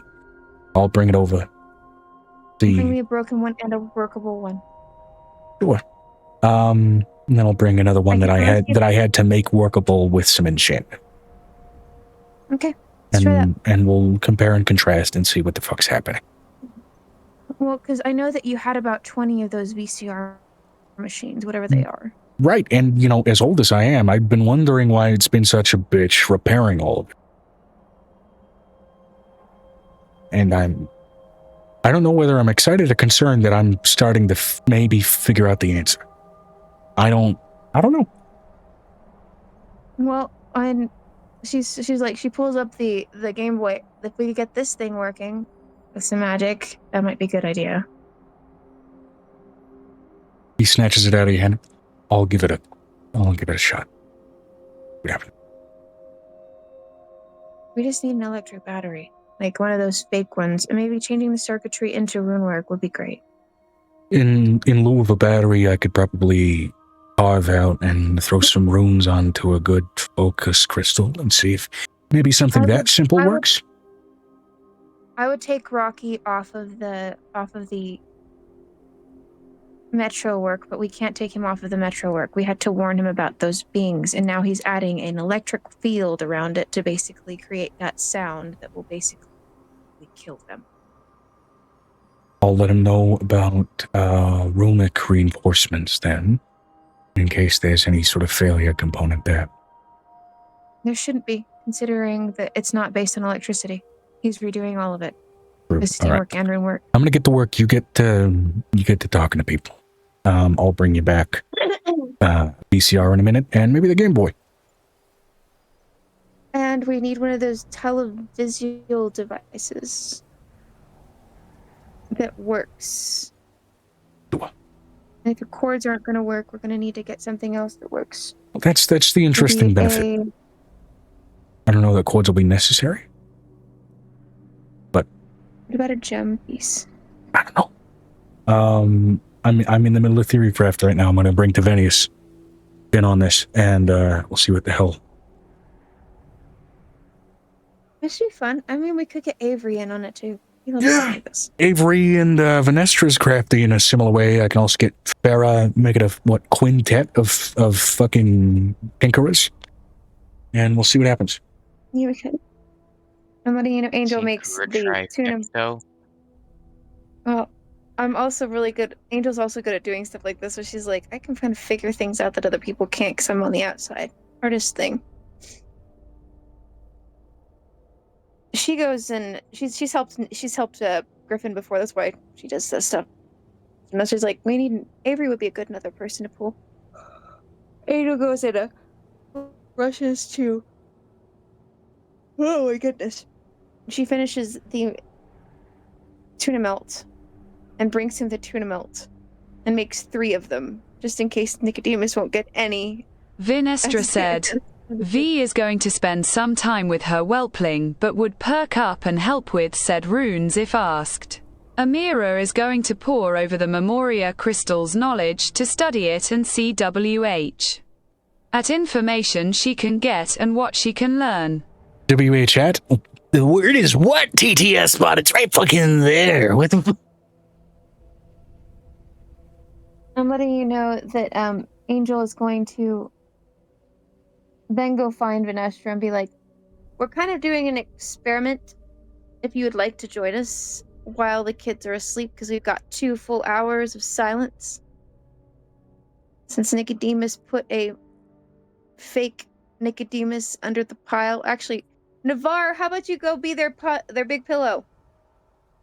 Yeah. No brooding.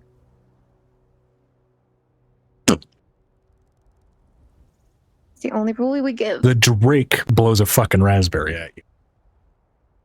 He's a dragon now. The Drake-sized dragon blows a fucking raspberry at you.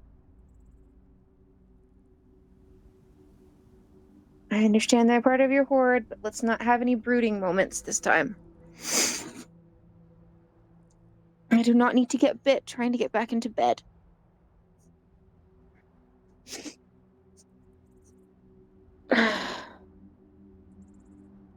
She's gonna walk into the kitchen and look and see if Tavinius and them are all there inside of the keep, because they're not at Mochiziku Keep, they're at Evergreen Estate? Evergreen Estate. Okay. In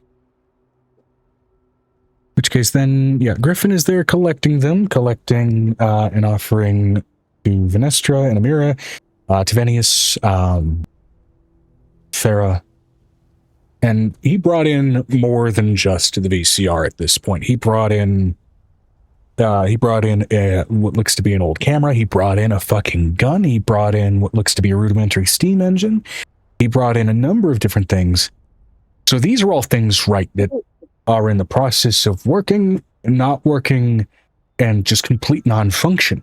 These are some examples of shit that I've gotten to kind of work with runes, but I've sent off my research notes to get over, right? But I've managed to date some of these. I'm a chronomancer, right?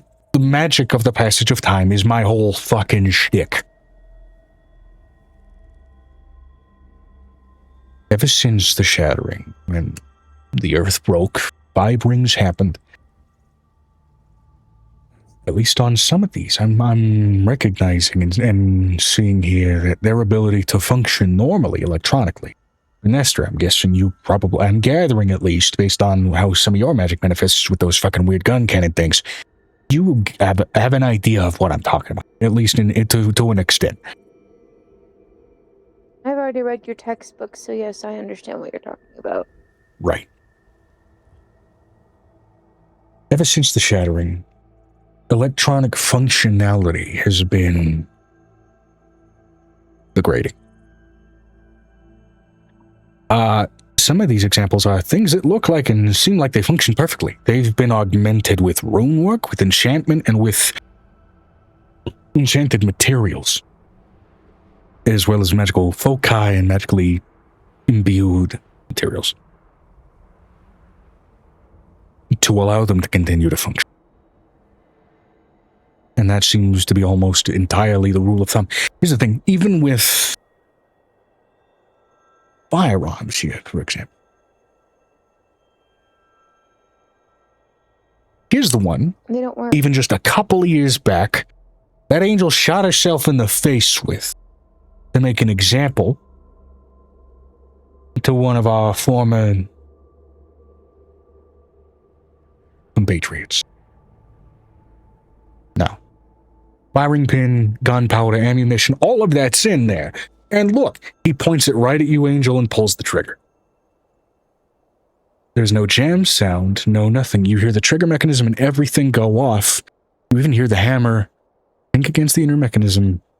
Bullet does not exit the chamber.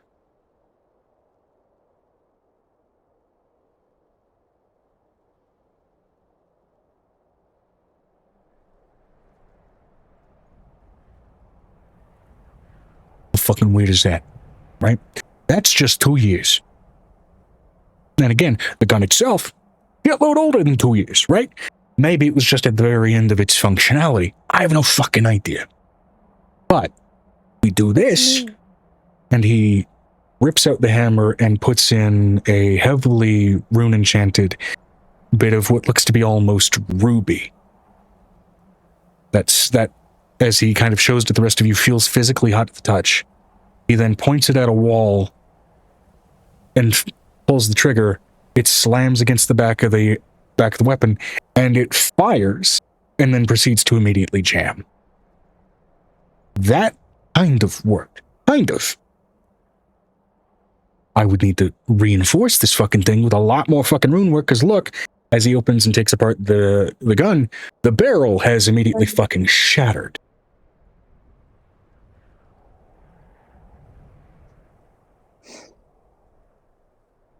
She's gonna pull out the one that they had remade in when they went to go see the weave. This one is completely covered in runes. He points that at the wall, fires it fires just fine. Weirdly enough, there's a whistle to the bullet as it exits the barrel. It is not present normal equivalents in fire.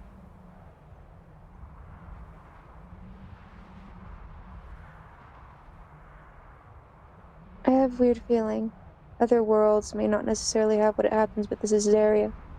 This is a function, I think, of only Zaria. I don't think so. It may be manipulable. I brought it up so. I brought it up to Ezekrin. Asked about modern materials, modern technologies and shit. He mentioned none of it worked.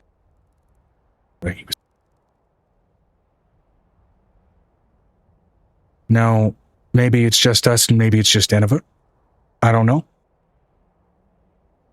Joe, I'm gonna message you. I do know that it works in at least one world.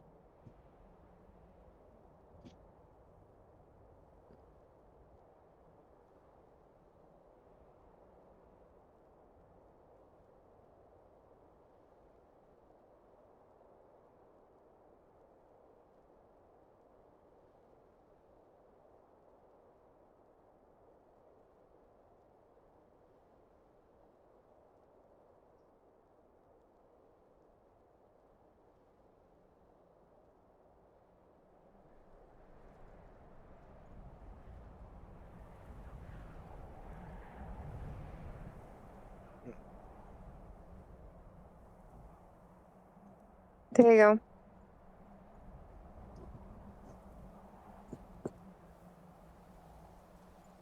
Does that make sense, Joe? Yep. That's why that works that way.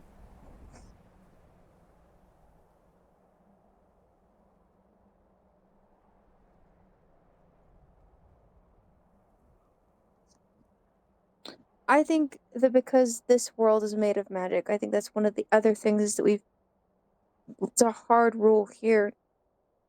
But Griffin, a lot of our lore, all of the magic lore pieces came here. Not all of them, right? Different rings, I'm sure, got different pieces. We got what I can glean to be at least, if not the lion's share, a sizable slice of the pie. We have the Grail. The Grail shouldn't exist. By all Arthurian legend, it is a myth.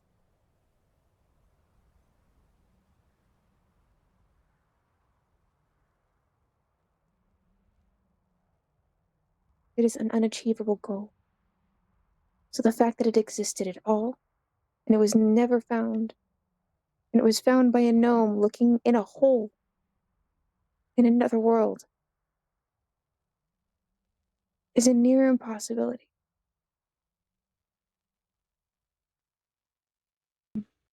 A planet existing as a ring floating around a volatile core with inhabitability on the other side of it. Gravitational stability to boot. is an impossibility. We're living in and on the impossible. Yes, but the ring itself is now becoming an orb. But in becoming in what itself is in a world, as a world itself, as what it was, as what it is, our world has gotten the lion's share of a lot of the runic features.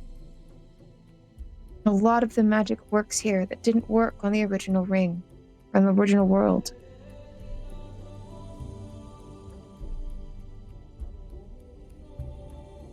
It may be the reason they tried to break this ring so bad. Maybe. But it kept healing itself.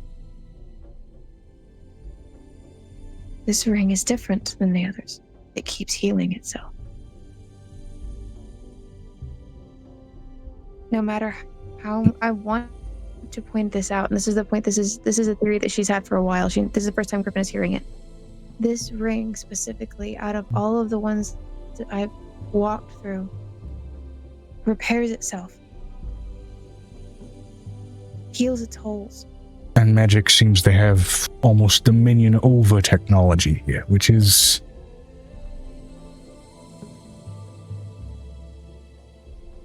Well, that's not strictly confirmed, that's a theory.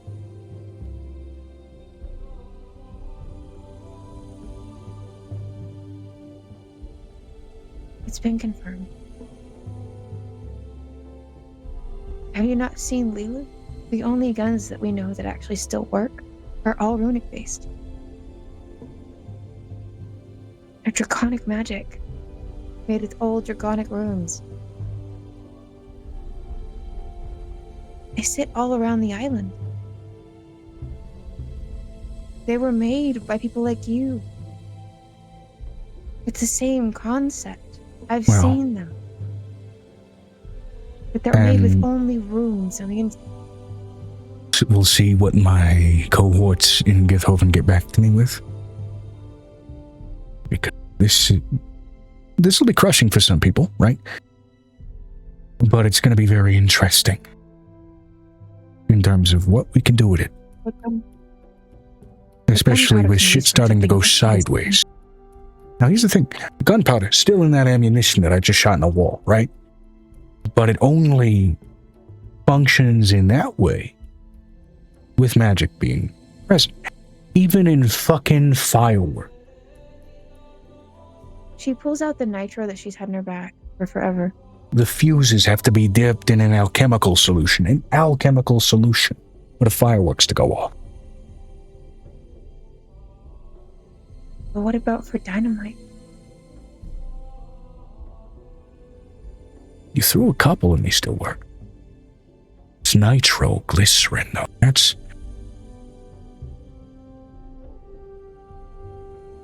I don't know. It's an easy compound to make.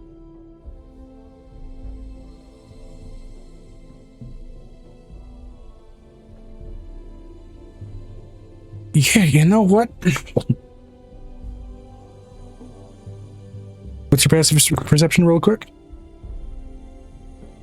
Passive perception. My passive perception is 28 right now with the kids being around.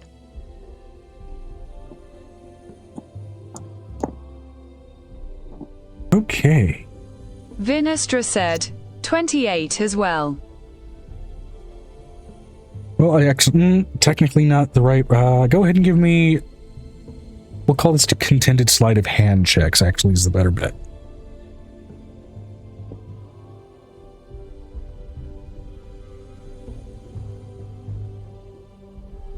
$35? 35, you said? Yes, 35. Okay. Zarissa wanders into the room and with a fucking 38, snatches the dynamite from your hand and throws it against the wall. And I'm not going to ask anybody to roll a dex save, as that old, sweaty, dried sausage of a fucking stick of dynamite smacks against the wood with no impact and no combustion.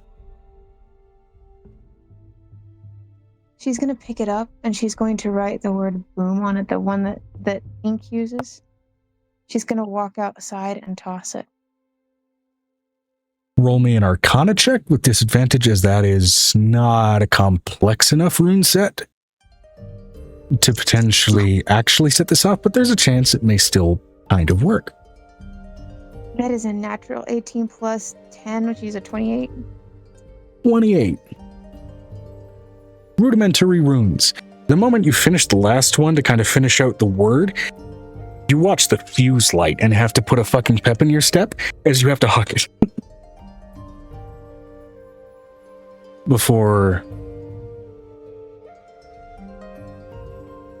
Now Dynamite bolstered with the magical damage of a baseline 3rd level fireball spell. Detonate. And blows apart some of the rock and ice outside of the manor. She's gonna do some mending. It's a mending moment for her. You're going to be there for a little while. You just made a fucking crater. I know.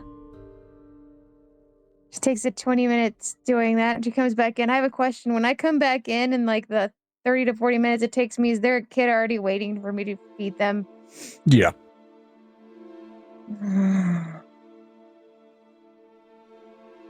She pulls out the meat slurry she's already made for them, because Nicodemus said a fish slurry. And they are immediately on it. Fish or chicken, mild meats for the youngest ones.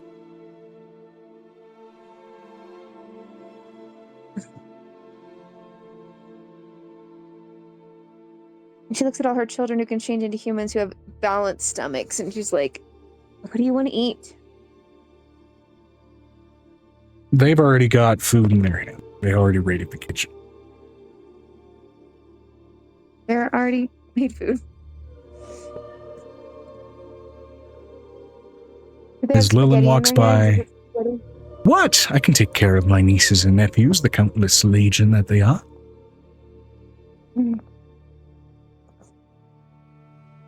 She looks over at Griffin. They work.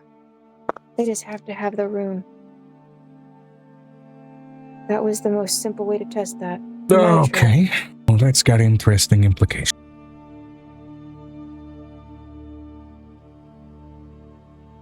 Which then does kind of further lend interesting subtext for why some more self-aware AI systems in some of the old outposts decided to start feeding on magic to keep powering themselves. Griffin.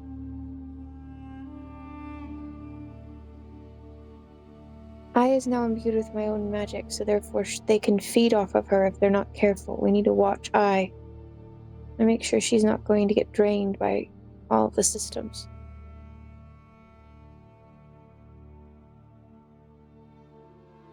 Yeah.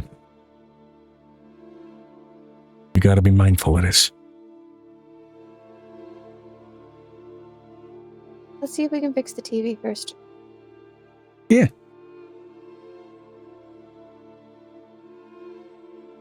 Avery, Venestra, y'all got some small and big hands.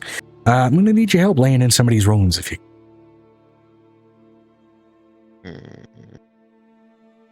Come on, it'll be fun. You can watch a TV show. You can sit and watch 7 seasons of mind-rotting TV. Which, in particular, Griffin is going to try and put in some chronomancy runes in here to basically literally get this TV access to a time capsule level programming.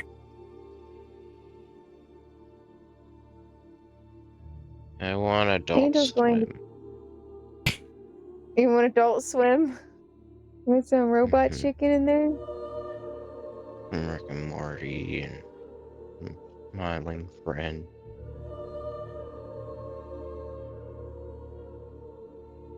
Okay, I need the pair of you to go ahead and roll me Arcana checks. I'm not with the dice. You're on the other side of the room. I'm falling asleep on the couch. The natural 20 for whatever his Arcana check is. There you go. Okay, Avery got a natural 20 then. That works. Okay. Vinestra got a natural Vinestra 20 as said, well. natural 20 as well. See what Griffin got. Angel's going to try to work on a sewing machine, one of those ones where you push it with the pedal.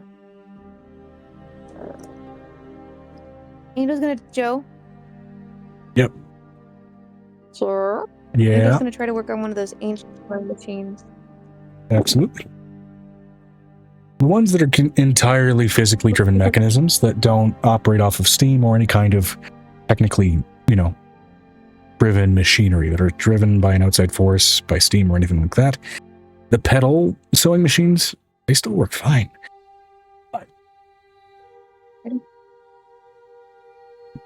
She's gonna try. She's gonna try work on a blender, because blenders would be great in this time period. Arcana check for me. And this will be also down to kind of what kinds of things are you going to have to replace for it to properly function. She's gonna use is that 28, Joe? 28. Okay, we're going to go ahead and start with the TV. I'll explain kind of what happened to get that to function, and then we'll go ahead and move on to the blender and explain what kind of happened there. So, first of all, for the TV.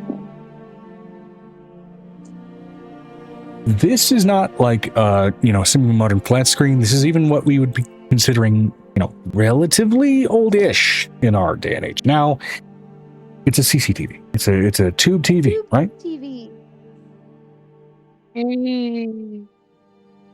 Those are the best ones. They're the easiest to fix. TV.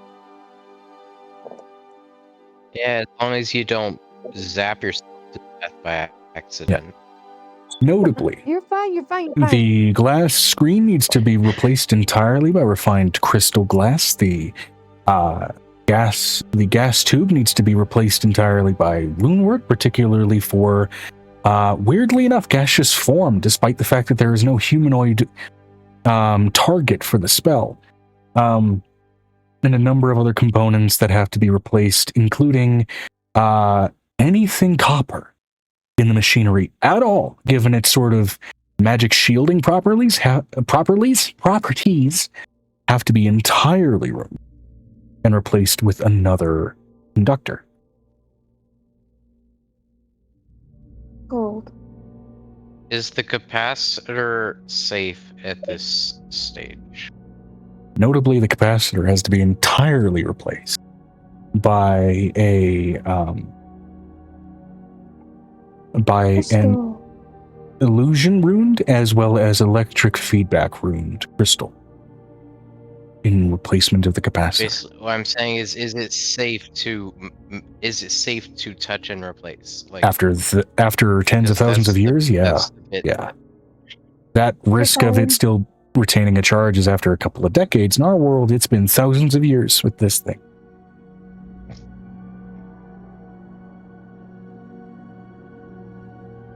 And slowly but surely, what you produce is effectively the magical tinkerer's Ship of Theseus equivalent of a CCTV.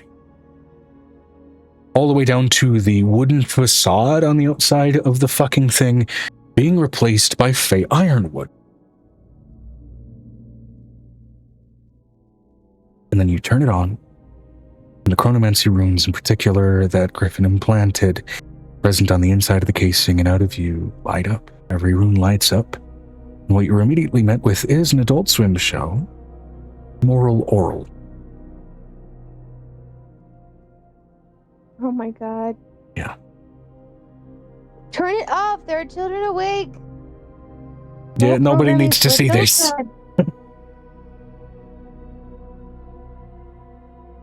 Wind it back a few hours. There's kid-friendly cartoons on this channel too.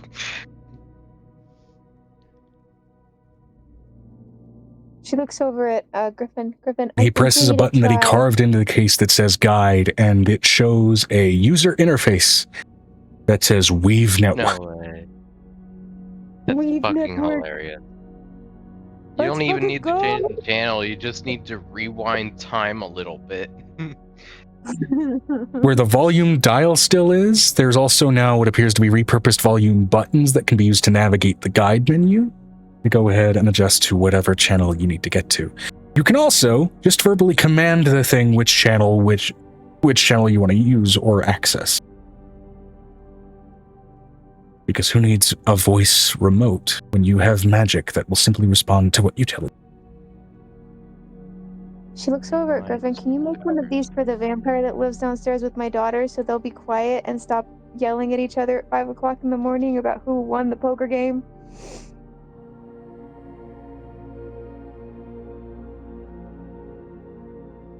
This is wild. That's what she asked her brother. What's that? Griffin, can you do me a big favor? Can you make a secondary one of these for the 2 people that are downstairs? They're the only people that wake me up at night, which is my 11,000-year-old daughter who was once a baby, and her boyfriend who's a vampire. Cool. Okay, Venestra, Avery, and Griffin, I need all 3 to go ahead and roll me intelligence checks with advantage, mind you, to go ahead and properly come up with a schematic breakdown for a magic CCTV.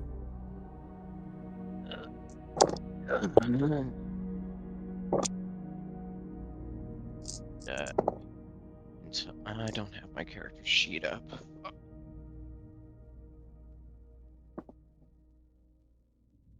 I rolled you a natural 20. Cool. For this too? That's the second one? Yeah. Yeah. No. I'm gonna get a 1 some point tonight. It's gonna be okay. Alright, cool. Natural 20 from Avery, natural 18 from Griffin, 24 from Vinestra Venestra. said, 24. All right. 24, 24, and a crit, which I believe is at least a 22. I'm pretty sure it's more like a 25. But I digress. Between that, schematics are drawn up for being able to reproduce this design as well as rescale this design. Now that said, seemingly the only way it functions, because in the interim Griffin was trying to experiment like a flat screen just doesn't seem to work. This design philosophy seems to require at least a certain amount of space, and a CCTV-oriented design seems to be the only thing accommodating of that kind of. What about a projector, Griffin? I mean, that's easy enough. We just take the fucking screen off and we point it at a white sheet. Yeah, no, but I need a traditional projector in order to make it. So grab me one of those ones. She actually pulls out the one that she has in her bag. Let's try this one. Following a similar design philosophy, but flipping over the projection lens, one is able to be produced. Instead of using a normal projection lens, she uses one of those ruined lenses that she has. A number of the enchantments that are used are an augmented version of Minor Illusion, as well as the Skywrite spell.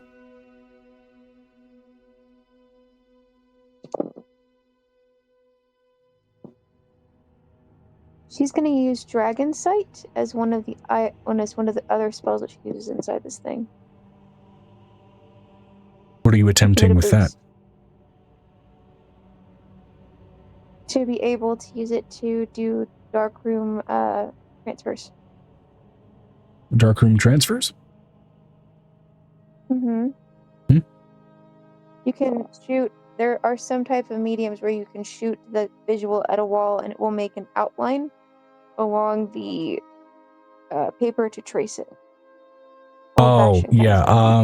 No, easy enough even with the baseline design to be able to basically do an overhead projector kind of augmentation to this. She's also going to use it so they can see what rune work looks like when it's going to be red. Dragon Sight would be a way to do that, to see hidden rune work. Yeah. Okay. Vinestra said, query.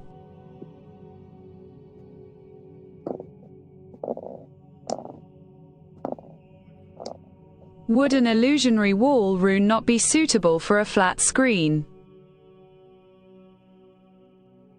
That is a thought. Let's give that a fucking try. And this is going, again, based off of your prior Arcana checks, you managed to make a facsimile of a flat screen using that spell. part of the focus. What about the computer? It's a little more complicated. Computer is gonna be very complex. That may take a lot of work. That said, I am actively... I'm sorry, I have some folks in Githoven that are listening in on this exploration of magically augmenting technology, and they're writing all this shit down as we're figuring that out. This is going to be useful. This is going to be useful as shit. Oh, the computers. Even if we can get the hardware working, there's the firmware, there's the software, there's the operating The systems. firmware doesn't matter. The operating system should be fine. We just have to change the inlay of what it's in there. Well, similar to what's been done here with the channel searching, I think that can still be accomplished with just a little bit of presented chronomancy to basically effectively get a time-carved sort of snapshot of how a lot of this functioned. And then it should work, I imagine. She's gonna go and get the one broken computer that she likes that's in Griffin's space because she knows where it's at. We're gonna make this Packard Bell work. Vinestra said, "The true tragedy. All the old computers only have Windows 11 installed." After Windows 11, the OS wars began. Even worse, it's Windows 12. No, this is Windows. This is Windows 98. Because basically, she's got a Packard Bell. She's pulled it out of the nowhere. This is Will. It's a shame. This is After the my OS relic. wars, only Griffin, Linux can we get a survived due to its catalog? adaptability. Linux or Griffin, can we get a catalog of OSs so we can all choose our own? Somewhere Griffin has some stuff like that, but I want to get this is the one that I found. She basically pulls it out of where's the ether of wherever it was. We're gonna make this thing work today, Griffin. Now, it is notable that you all mentioned you chose to do this in the Evergreen Estate. Mm-hmm. As suddenly an additional present teleports its way into the room. Uh-oh, it's a grandma. No. Wearing robes of a particular magical multidimensional tower. A mage of the communist Mentis. This is my computer. You can't touch it. Angel's sitting over the top of it, don't touch my shit. And she's just as tall as that box. So He's going to use "Please, telepathy don't as it touch begins it." to lift up and move toward him. You are hanging off of it at this point. Griffin, no! I'm gonna use telepathy back at it. Contending telepathy. Like a lightsaber from that shitty movie being held aloft in space, stagnant, and on the verge of being ripped apart from two contended instances of telekinesis, excuse me. Yeah, that's what I meant. I figured that was the wrong word. Telepathy. Vinestra said, "Vi would briefly react and point her weapons at the stranger. Let it an angel go and state your purpose." Notably, unlike the communist Mentis representatives that you encountered at their actual tower, this fucker is wearing a mask. His face is entirely obscured. The mask itself is covered completely in runes. He's wearing gloves. Hold on. Every aspect of this fucker is completely hidden.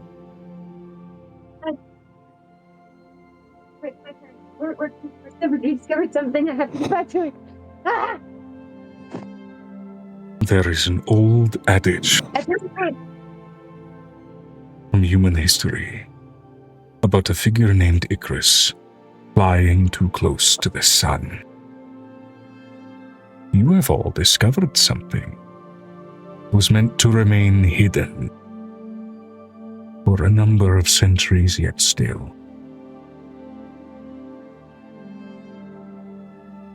You have found the art of magical recovery, Part 2. Griffin, roll real well. In my mind, that sounds like we deserve the the thing we discovered.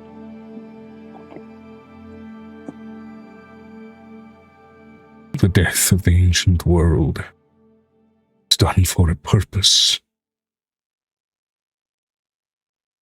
Its recovery will soon present dangers from a world that has not yet fully learned of its consequences, even after so long. Oh, great. Awesome. It's good to know that you have our best thoughts at heart. Hasn't even gotten his hands dirty. Let the entire Jihu almost taken over. Let the war happen. Let everybody basically die. You're an asshat. You don't get to say anything about the technology. Go shove it up your magical rear if you're not going to diddle yourself there. Silence, whelp. Let Nidna nearly die. You let your Nidna nearly die. You let the Void people nearly take us back to the darkness in which we were once. You have no idea of the consequences of your actions. That we do. That we do.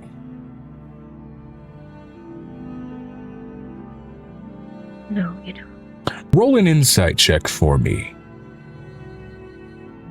Everybody, and in Whoa, with particular an as natural well, 20. Angel. I also need you, given that you've encountered members of Communist Mentis before, to also roll me a perception check.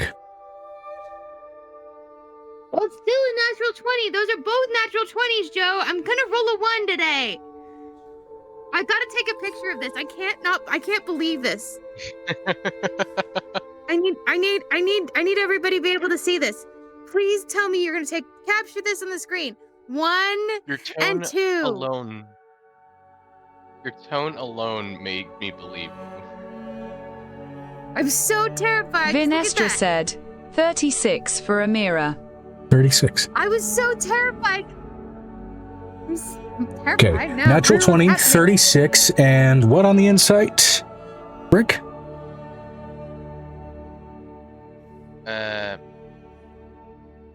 I didn't roll it.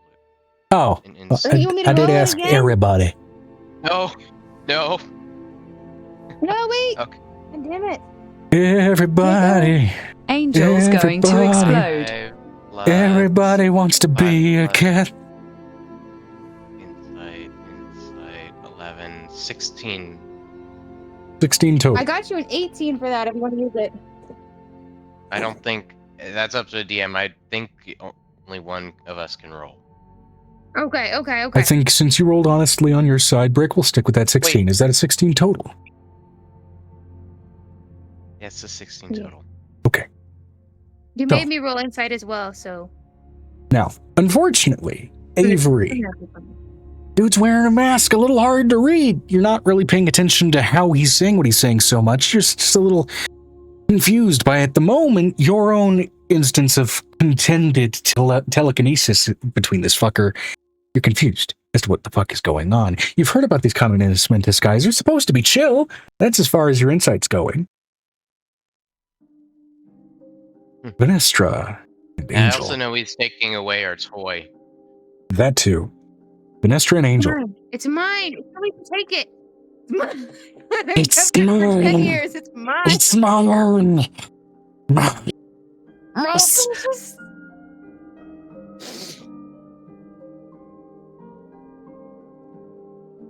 But Angel and Vinestra with 36 and a natural 20, both of which are plenty high enough. Yes, you also got your natural 20 on your perception. So first we'll start with the insight, okay? First we'll start the insight. Insight. This guy seems a little too personally indignant that this was discovered. It doesn't seem like he's doing this on behalf of someone he's working for. It seems like this is something he's intervening on out of some personal slight or some greater intention. Now, Angel, that natural 20 perception. On first glance, those are communist mentis ropes. No, they're not. No, they're not. The differences are subtle. The line work and the inlays in the ropes subtly twist into some familiar sets of chaotic and shifting runes. I am going to do this, DM, and I need to know if it's going to screw me over. I'm going to pull out the eye sock of disintegration that I keep in my pocket that I've never gotten to use, and I'm going to use my 1 charge of disintegration on this guy. Now, disintegration, that won't immediately disintegrate somebody, it will cast disintegration. It will deal the damage of the spell.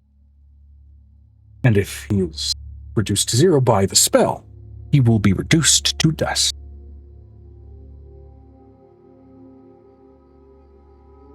So. It is a 9th world. It's a 9th level because he was an old pain in the ass. 9th level disintegrate. I nearly died to this. Mm-hmm. Okay. Go ahead and roll the hit for me, if you would, please. I can't. Holy shit. Holy shit. Joe. This die. Just today. This die. Rit on a disintegrate. This. Okay. Go ahead and roll me the damage die for a 9th level disintegrate and double the result, if you would, please. Okay, hold on, please. Now, Hold, please. to finish what you got and understand from reading the runes, these are remarkably familiar with what little you've encountered of one of the Lords of Chaos, which you gave a skull fracture. He's dying already. Machine. This may not be him, but this is someone working on its behalf. Say these things have a proper gender is a little vague. Yeah, but if I remember, like, you said that there were actual avatars of these people. I'm looking for the disintegrate spell. Can I have, like, 9th level disintegrate? I know what. Oh my god! I will say that perception grants you the knowledge that this individual is in some way tied to that end. Whether this is an avatar of Nayu's will, whether this is Nayu's will, whether this is someone working under Nayu's will, you're not sure. This is, however, screaming the Chaos Lord of Machine. Particularly pissed about magical advancement? Can I use disintegrate on the runes? I know it's a more targeted spell, but with a natural 20, can I use it on the runes? I will say no, as you did not call that ahead of time. That said, I just don't want to kill him right out. Vinestra said, it's 3d6 for every spell slot above 6th level. Okay. let's see. 1, 2. For every spell slot above 6th level, baseline, it has a, I believe, damage rate of... And they take 10d6 plus 44 damage. So 10d6, so that's 13d6 for 7th, 16d6 for 8th, 19d6 plus 40. So 9. Okay. So 19d6. Hold on, I have 19d6. Give me a minute. Let's just do 1, 2, 3, 4, 5, 6, 7, 8. I need 9, 10. I need 10. I need 10, and then I can move on.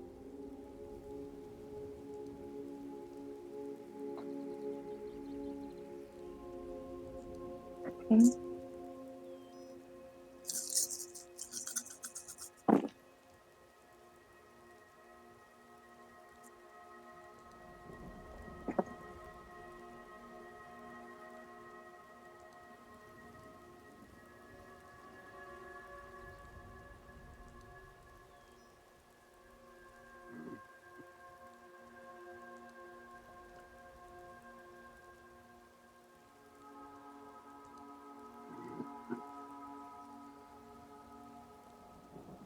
And I will say also in this exact moment, Griffin is going to cast Contagion on the fucker, giving him vulnerability. This will allow you to double the damage again. Okay. In other words, quadruple whatever the hell you're total. 12 plus 20, 32 plus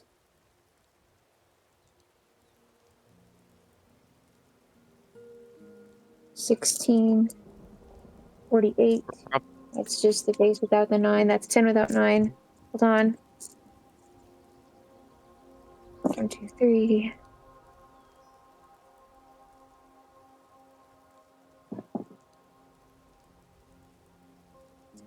I need 1, 2 more.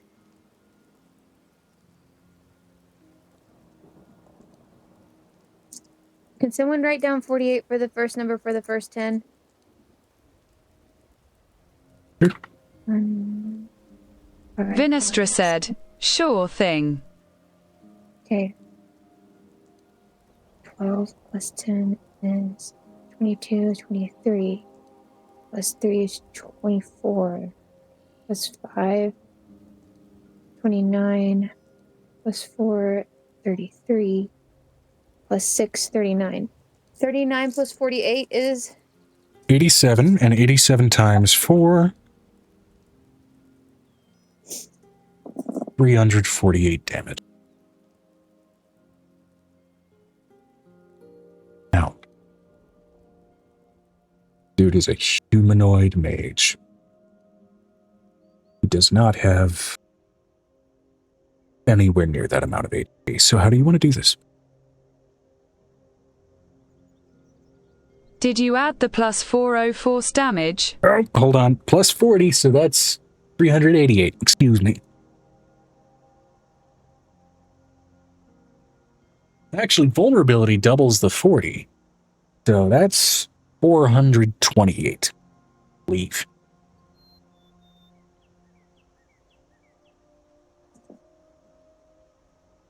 How do you want to do this?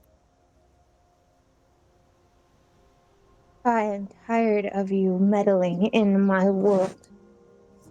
It's not your world anymore, it's ours. You lost it. Now you can suck an egg and deal with your consequences.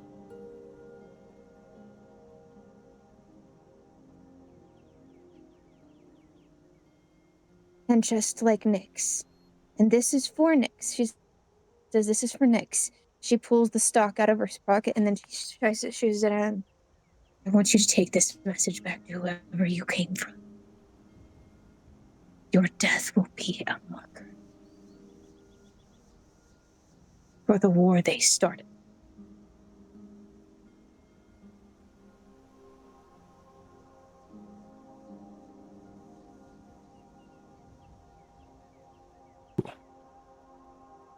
That's your line, cold as fuck. And as far as physically killing this individual, how do you want to do? He's going to pull out the disintegration stock and standing on the floating Packard Bell box is going to open it. She's only got 1 charge on it and the thing will disintegrate as it's used. Mm. It's a desecrated old eyeball, Joe. It's an eye stock. Yeah.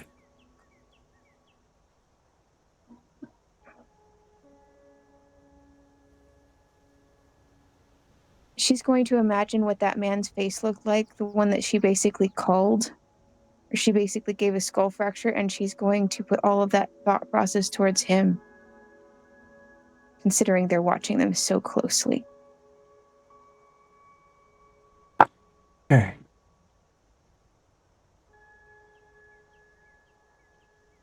Because her thought is that Menidna actually got the world out of that darkness by intent. So her thought is, if he could intend to save us, we can intend to win. Fair enough. So, as you blast out that eye stalk, the moment that disintegration leaves, the blowback from it, rendering the stock itself to ashes. It bores through the chest of this figure, a small pinpoint, maybe about as wide as a number 2 pencil, before it spiderwebs up through the body, turning his entire figure scattered and dry like a salt flat before crumbling to ashes, leaving not but the clothing behind in a crumpled heap. As the computer is still held aloft by Avery and now being launched toward his hand. Go ahead and roll me a dex save.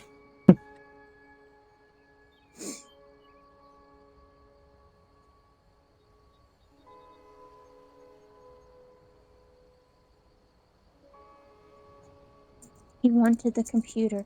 He looks over at Griffin. He wanted the computer.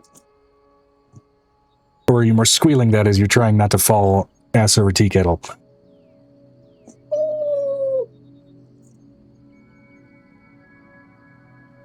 Rick?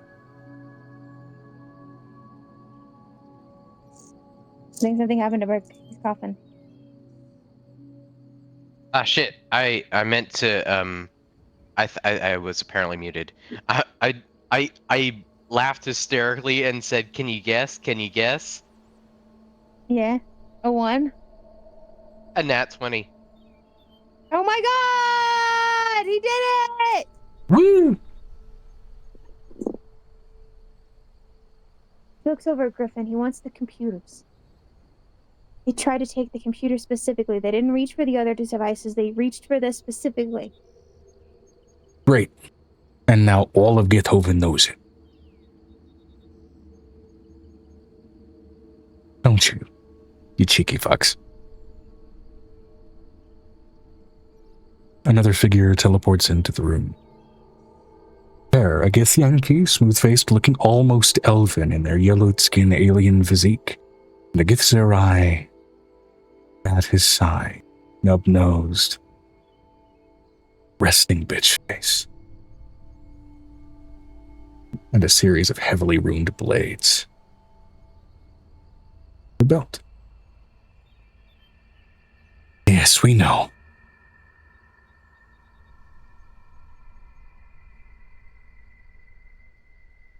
And we're going to go ahead and accelerate our research.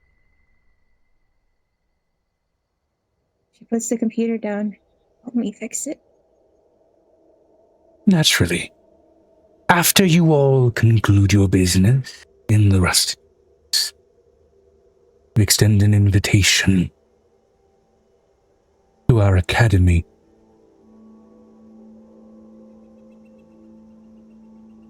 On the peak of Githtakri. We may have made some advancements by then, and may have something of use to share with a lot of you. You are all intrinsically tied with this. He hands them the computer. I don't trust it in my own hands if they can find me this easy. I don't think it was you that they were finding.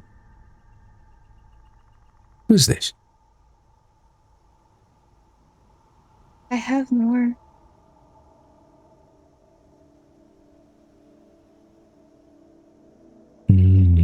These old things.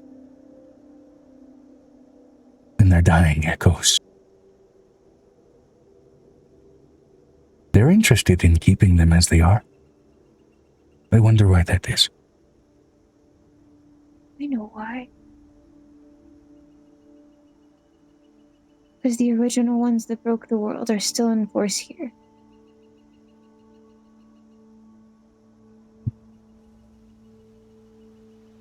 Well, whenever you are ready, we'll be waiting, and hopefully with some extra answers. By the way, Please don't let them. on the peak which we reside, the mountain is upside down. The waterfall flows up, so, yeah.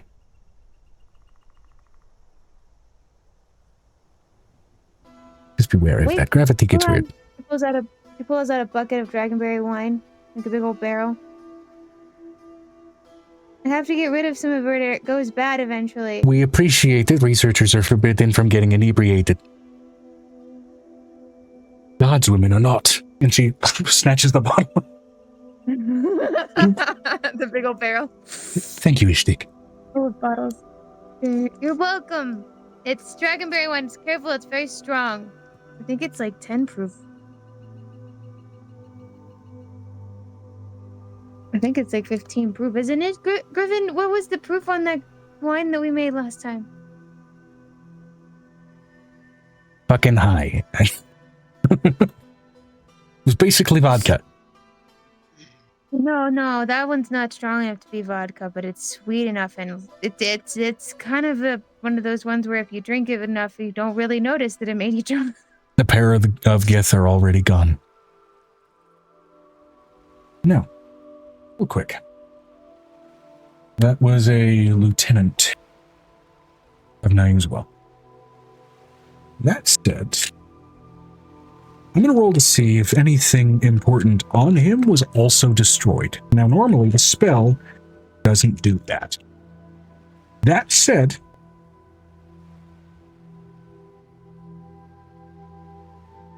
even our own agents in our world are meant to be pretty brutal in their means of hiding information, even in death.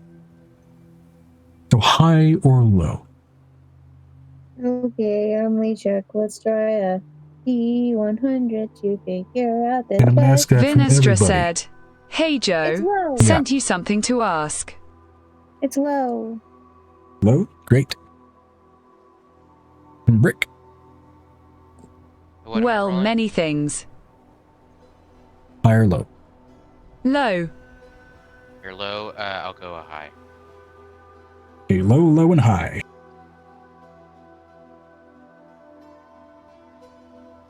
All right. Everything in the robes have been retained. Now, let's see. Pure flingness and slow.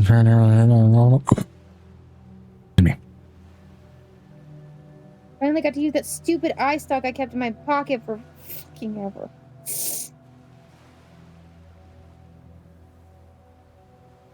No more eye stock. Yay! I get to wreck it off the list. Bullshit I have in my pockets.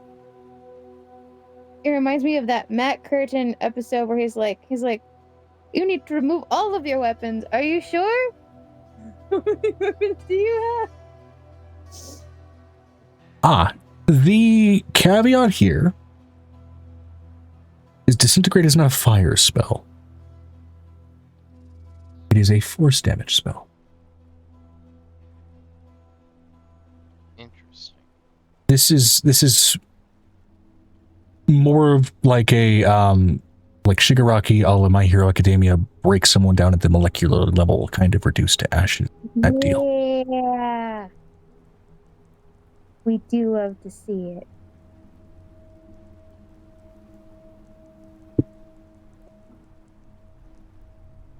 Good looking out though, as far as the Ashen Memory spell.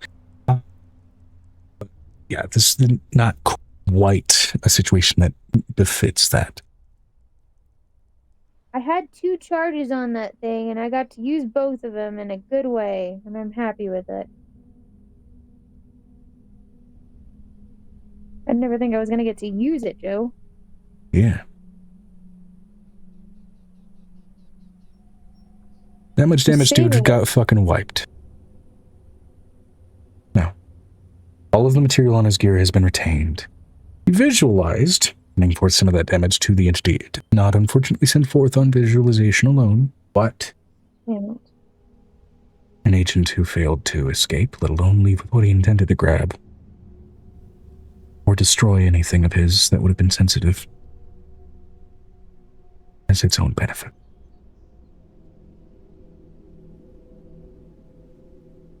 That said, Let's look over to Phineas.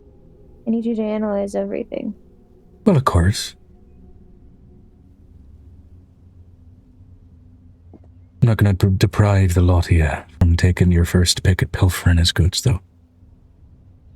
Ada's gonna reach her hands in. Bitching asshole. This is the first time anybody's probably ever heard her cuss so violently. She's so angry.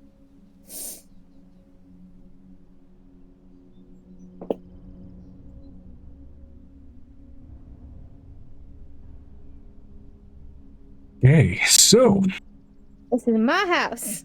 This is one of those moments of, this is my house. You came into my house. You decided, you woke me up. You brought me here. Sit, you're getting your wishes, so sit down. do.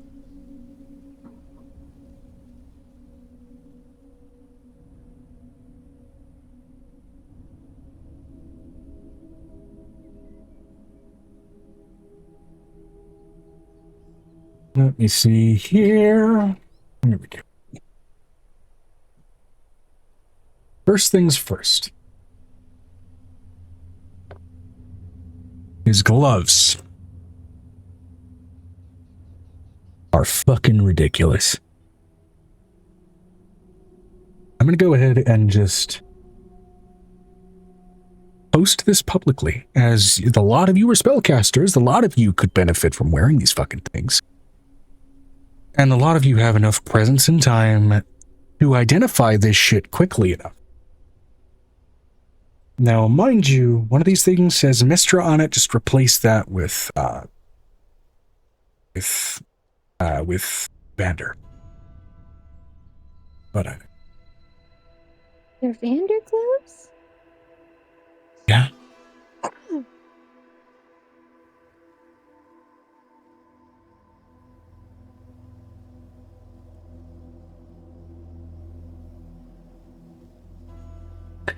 As you identify these to be the weave-woven gloves. These are legendary gloves. They are wondrous items and they require attunement by a spellcaster. These have a couple of traits, namely Arcane Symbiosis. While wearing the weave-woven gloves, you gain a +2 bonus to spell attack rolls and a +1 bonus to your spell save DC. Vander's Warding Touch. You gain a bonus to your armor class against spell attacks and other magical effects equal to half your proficiency bonus rounded down. You guys are in epic level, so that bonus is redonkulous. Torrent of Power. While wearing the weave-woven gloves, your damaging spells from 3rd level or lower, including cantrips, cannot deal less than half of their maximum possible damage. When rolling for damage, if the total result is less than half the maximum potential damage of the spell, treat it as half instead.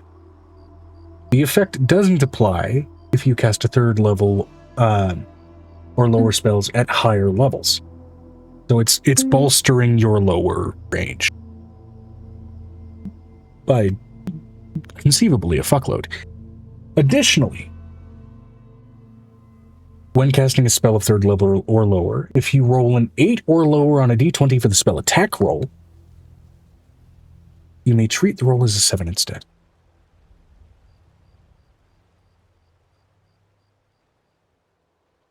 Which means you can minimum roll a 7 plus your modifiers when rolling to attack while wearing these gloves.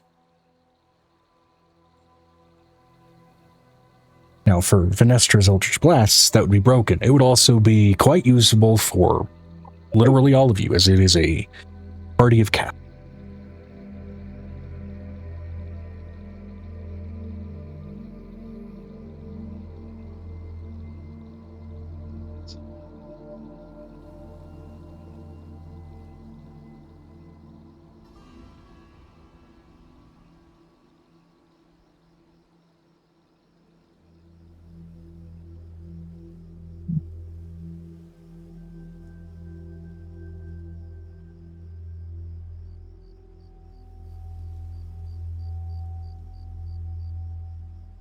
Now, next up, despite the runes on his robes, you discover the robes to be referred to as Robes of Midnight. After you literally wipe the robes off, Angel, you recognize this type of make. Drow, usually from the Underdark, tend to make this kind of shit.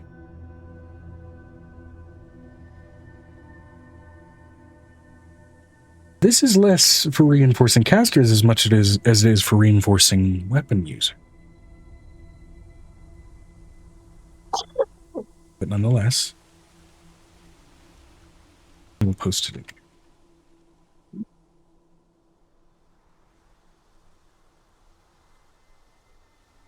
Particularly useful for anybody trying to do some sketchy shit. Doo-dah, doo-dah. Hoping to get away with it. Oh, the doo-dah.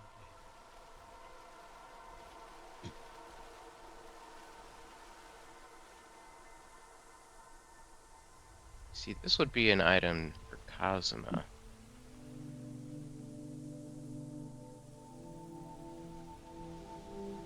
It's at this point where Angel, when she starts looking over some of these things, she is going to call up the Underdark affiliate that she has, who is in that region, who's basically made a pact with her. Yeah, this dude is kitted the fuck out. Mind you. I'm not kidding. She's already started calling the Dark Elf, who literally is made a promise to her in the west side of the Underdark. That's fair.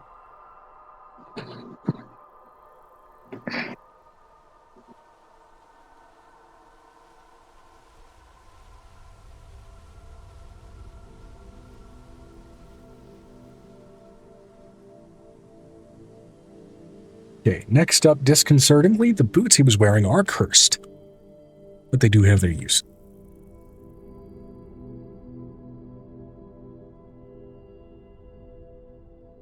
Phantom walls.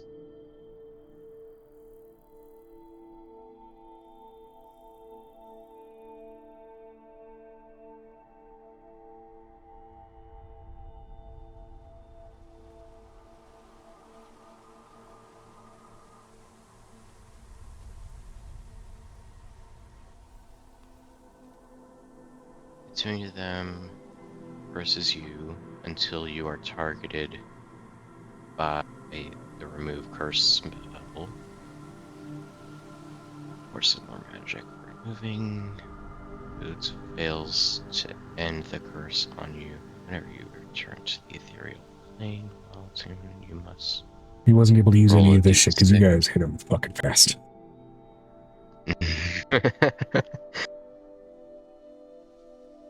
Yeah, those boots are disintegrating, which kind of I find amusing given how he disintegrated.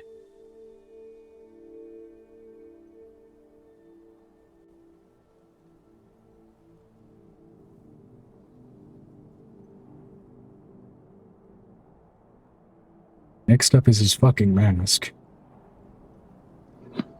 I am sharing this with Joe for after this session. Here you go, Joe, for after the session.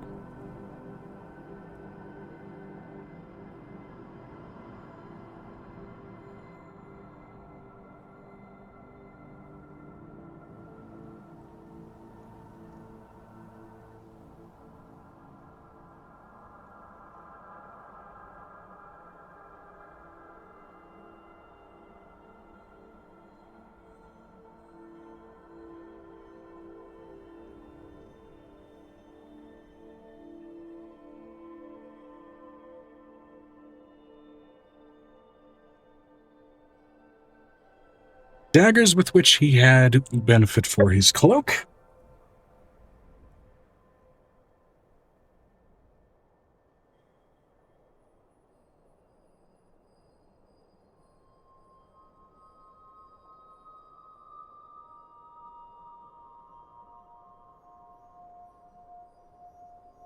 Pass through cloth and skin, leaving no visible wound. All damage. Jesus. Well met. There would be bruising though, Oh right? shit, people are here. Thank you for the follow, Polo Boyo.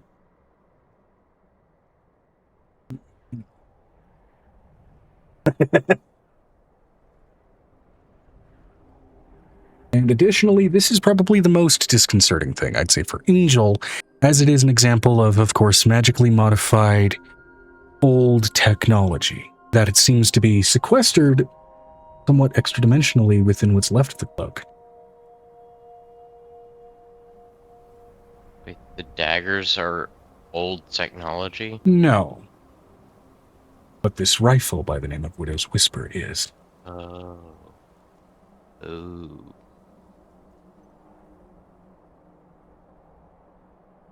Holy shit. Yeah, that's concerning.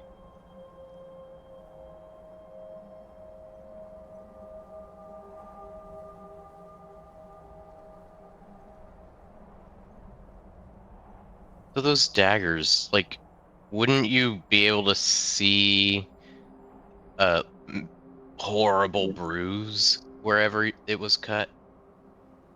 Because the internal No bleeding. visible wound would also include no visible subdermal wound. You would have to go for a deep autopsy to find anything. Which is to say, there's a very kind of fucked nature to that enchantment, in a sense.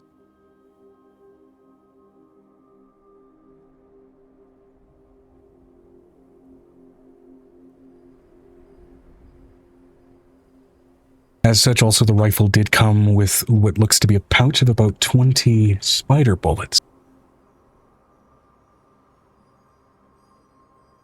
Ooh.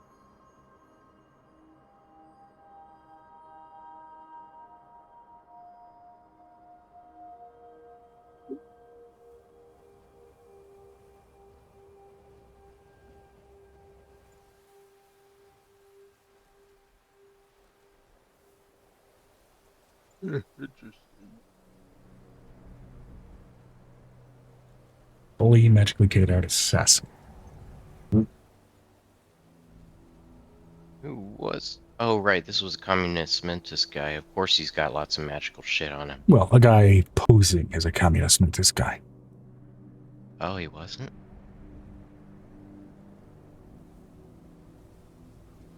He was a servant of one of the Lords of Chaos. You guys were picking up on some shit that he felt you shouldn't be. Yeah, rune baddies. We killed a rune baddie grunt.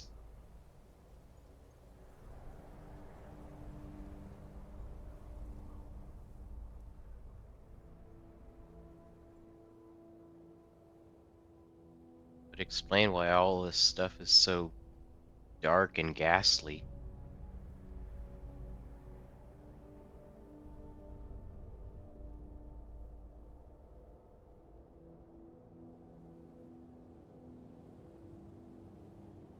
Now, I will say this. This is not something he carries. But I will say this is funny.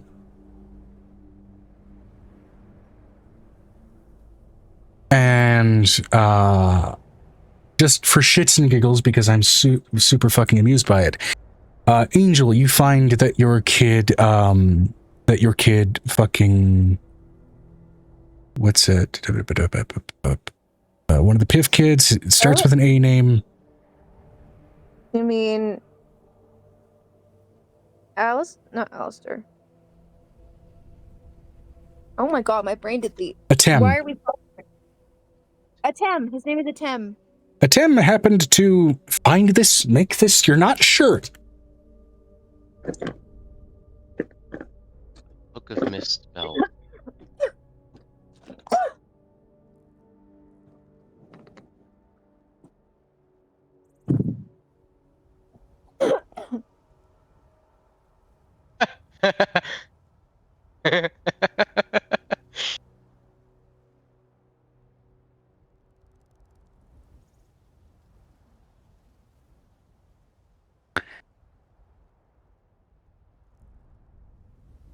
Can I read this for the stream? Sure, yeah. This tome appears to contain the spells Message, Mage Armor, Hold Person, Speak with Dead, Ice Storm, Teleport, and Wish. When one of these is cast, the DM reveals the true nature of this spell. Message is actually Massage, 120-foot range, the target receives a pleasant back rub. Mage armor is actually mage armoire. Summons a fancy wardrobe. Hold person oh no, equals fold person. Target must succeed a wisdom save or bend over backwards and be restrained for 1 round. Speak with dead is actually speak Is with dead actually is speak actually with dad. speak with dad. For 1 minute, you can communicate aloud with your father. Fail if they are dead or on another plane. Ice storm is ick storm. Gross gludge rains. Oh, that's sludge. Gross sludge rains down for 1 minute, creating difficult terrain in a 20-foot radius. Teleport is telepoot creates a small fart noise within 60 feet. A 60-foot fart noise radius? What the hell? Wish is actually wash. A wet sponge cleans you vigorously for 1 minute. That's it.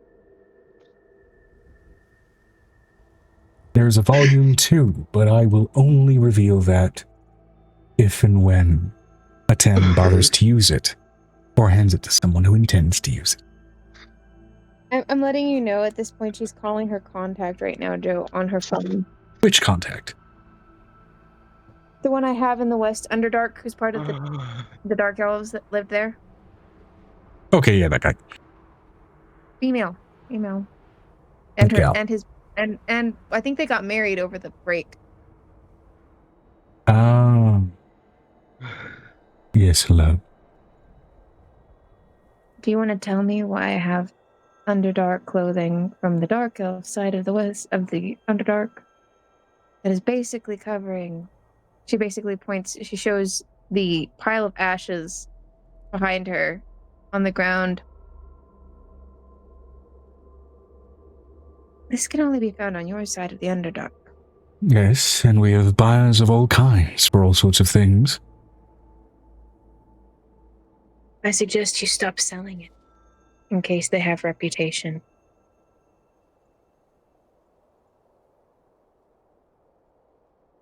Looking at that pile of ashes, I'm assuming whomsoever was wearing it.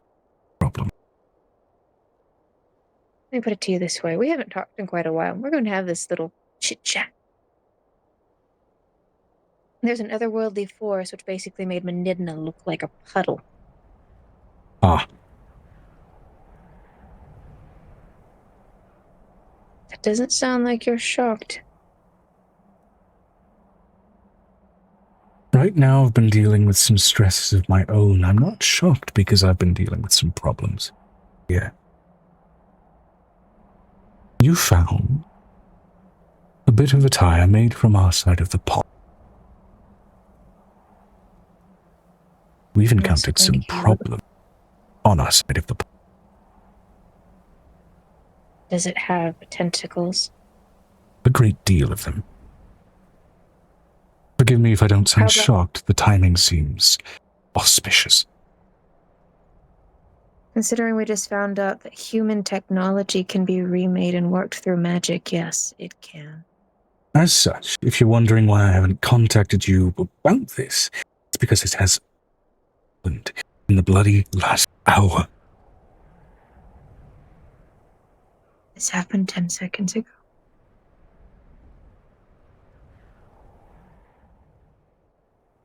There's a fucking reason for that.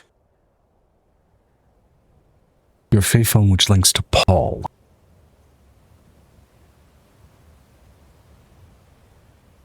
Hmm? Your Fae phone which links to Paul. Still present over in Jihu lights up. Hello, sweet love. Doing. Making this a three-way call. Mother, Mm-hmm. forgive me for my poor language. Shit is going sideways. Come home. A nautiloid was flying over a village and just bloody bombed it.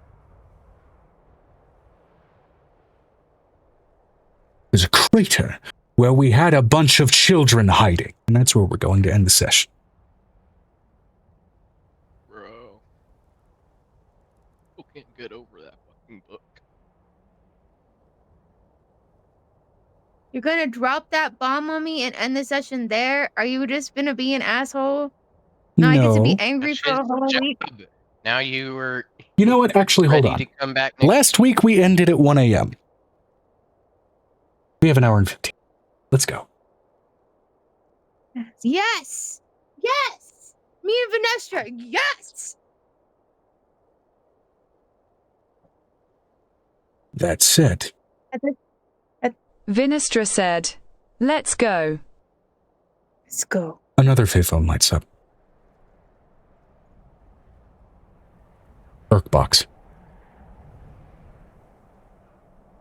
Tell me what's going on.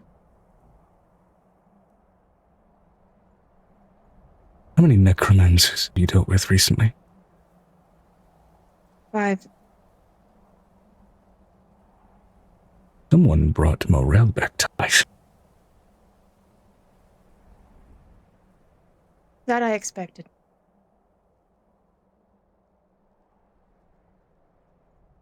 Do not take the bait. I'm not, It's but bait. you know your bedroom, which I outfitted for you? Yeah.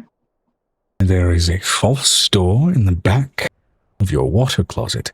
Open that, you will find a set of my armor. You'll be waiting for me. I'm pissed. What happened, Brick? Isn't one of our goals to find Avery's dad in the Rusted Peaks? Yes. And what was that spell? Speak with Dad? Speak with Dad. You can borrow it if you want. You're gonna have to talk. You're gonna have to figure out where it is. The whole thing. I is didn't fucking think Angel- about that. I was like, huh, this is funny. No, this is what she literally takes the visual and she's like, Avery, I know that you plan on possibly leaving us after the Rusted Peaks, but I'm gonna ask you to at least help us save your entire culture. Oh yeah, definitely, dude. I expect you to. You know what? This is the point where she takes out the broken nautiloid. Griffin, you remember where we put that nautiloid? Oh, yeah. I need you to outfit it now. I know that we put it where it could float now. Understood. We're going to meet them in air. Understood. They're going to regret their decision. By the way, session 100, I rolled a d6 for when this fucker would show up and this shit would get set off. I rolled a 2. I'm sorry. She says, Paul, I need you to gather every ash and every body and every small body part, and I need you to put it in a ahead bag. of you, Mom. and This isn't fucking okay. I know it's not okay. But bring them to me.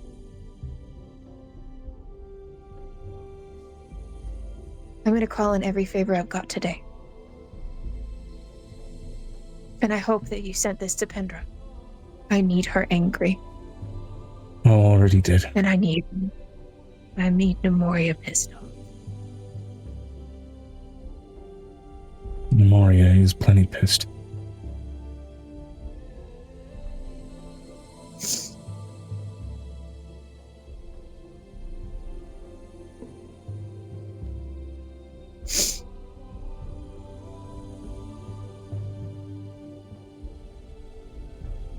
She's like, I need 3 great worms. Stat. We're taking down Already this on it. nautiloid. Today. We are going to regret every decision they make.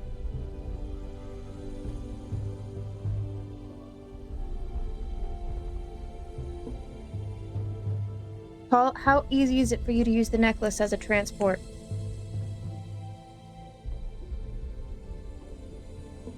Paul? I have an idea, Mom.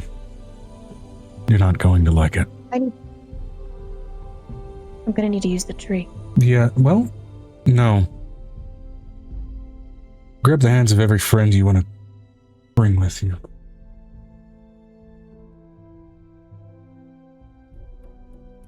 An asshole I have one. knows when you try to do weird shit.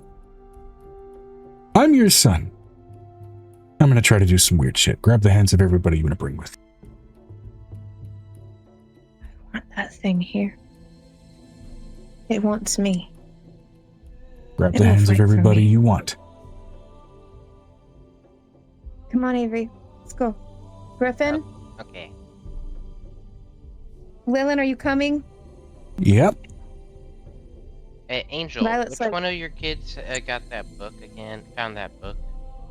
That's a Tim. You want to borrow that book? I would. Just for one night. Or one afternoon. Of course.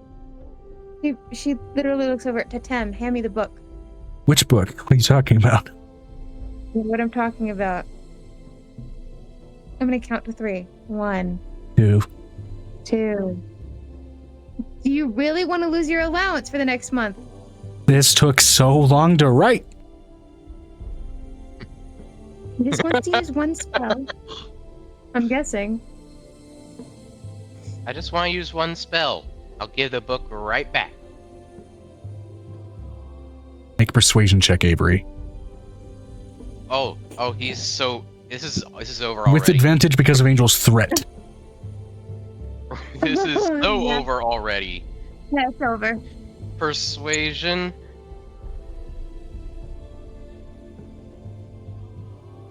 Well, that's 17 plus my. Oh wait, nope. With advantage. Okay, yeah, 17 plus 22 is 39. Fine. 40. Not finished adding more stuff to it. I'm not even done. Here. Run it back. All right. We want to do this tonight, or do we want? I thought we were in. No, we're fighting tonight. We're getting this. Notably, you peel over the book, and it seems to contain a few additional spells other than what was already listed. It seems to contain Burning Hands, Ray of Sickness, Grease, Arcane Hand, Blur, Crown of Madness, and of course, Fireball. Fireball. Volume 2 you were mentioning on?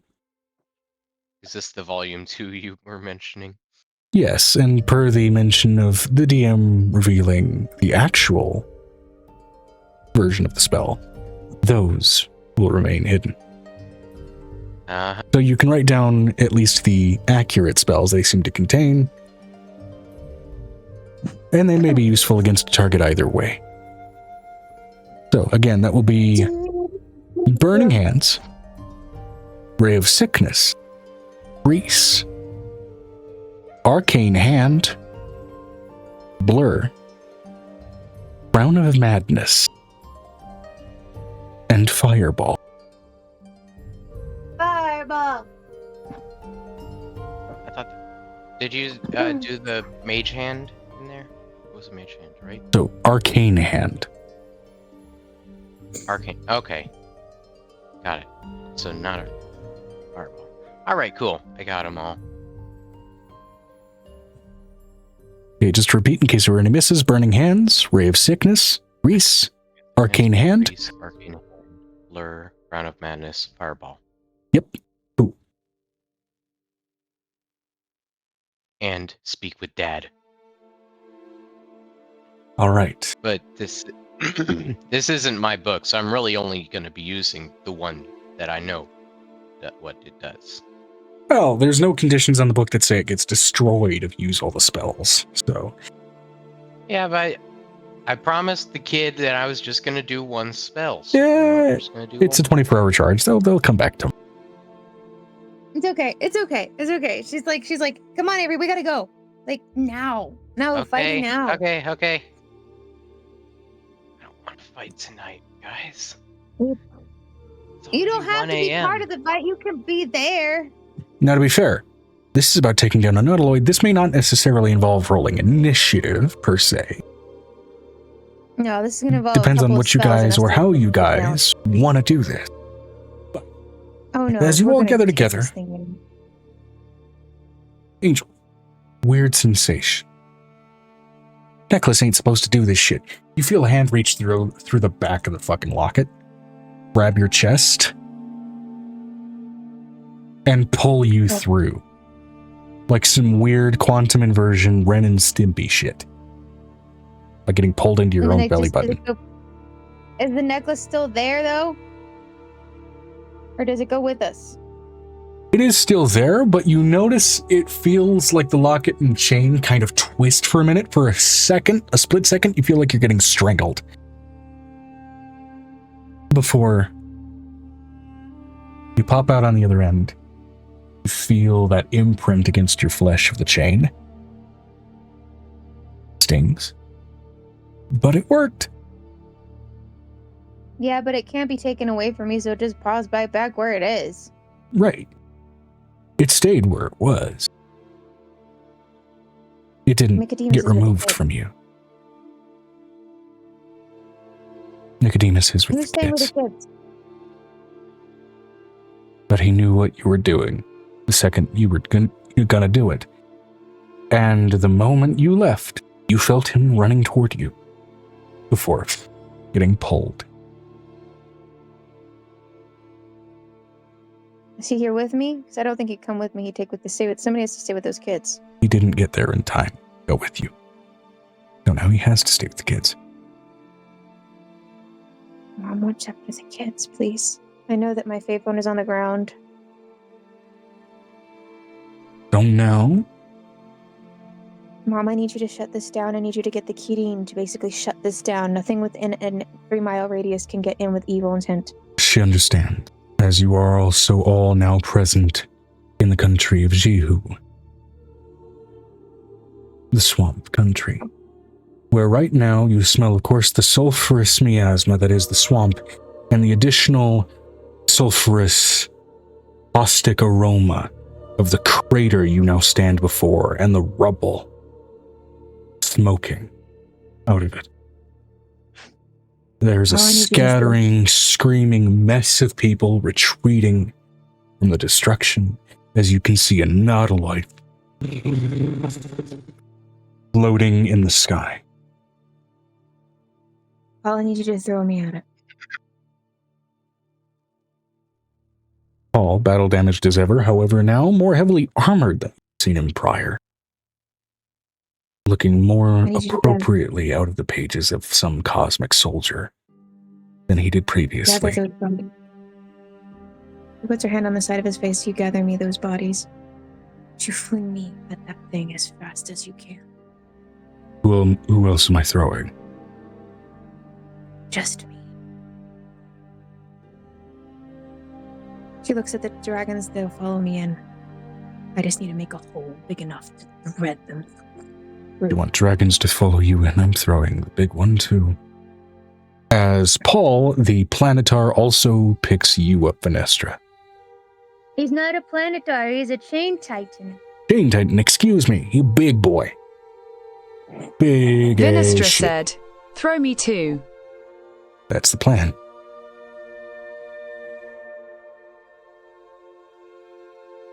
This is the point. She pulls out what is her secondary bag of holding, which holds caltrops. Now, Paul is going to throw the both of you with the intention that you both be willing projectiles. I still need the both of you to go ahead and roll me acrobatics checks. Your DC is lowered. 18 plus 16 equals 24, but that's my current stat, which it should be Can it be higher. athletics? No, it's 34. Sorry, 34. Can't count. I can't do math, Joe. 34. Avery, stay here and grab the body pieces from the ground. Gather as many as you can That's with a Aegis. tenant. All right. They're children, Paige. They're children. They're Not just children, but gathered dead. A lot of them are kids. they're all what you are. Yes, they are all changelings. Now, Avery, this is an immensely fucked up sight. Is Avery used to seeing this kind of gore?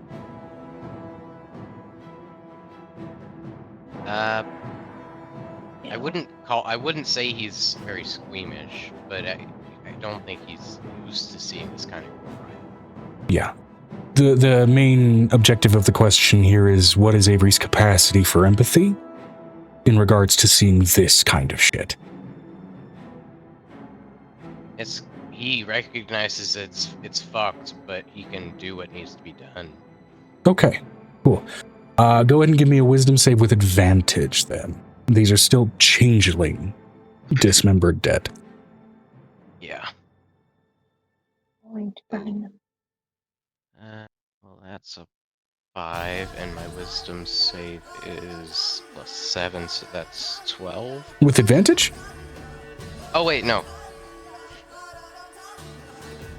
Oh, Oh, damn, okay, nat luck was not 20. on your side there. Okay. 25. Yeah, no, this is fucked. Gonna gather up as much of this as I can find. 27 with a nat 20. 27. Yeah, you get to work immediately. You know, I mean, you're a psionics wizard. Or not a psionics wizard, you're a psionics aberrant-minded sorcerer, excuse me. So part of the way your magic works is compartmentalization. You are able to shelve the horror of what you are seeing and just get to work. And I've seen horrors through other people's minds too. Yeah. You saw some fucked shit through Angel's Head.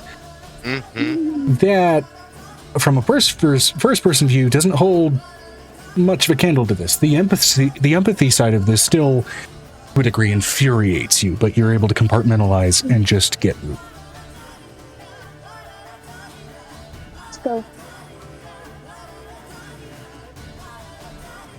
Now that said, Angel and Venestra, you are both fucked straight toward this nautiloid. Now, Venestra, what was your athletics? Because yes, you can roll that. Angel, you got a 34. Vinestra 42. said 42 athletics.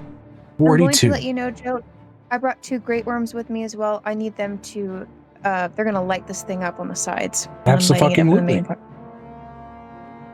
Cool. Let me go ahead and pull up nautiloid stats 5e. And they're going to use that one spell that can, what's the one that can crush something in like a can on itself? Gravity well, I think. Because Gravity Well can be used at a higher level when they're higher level dragons. Yeah. I think. Hold on, let me help.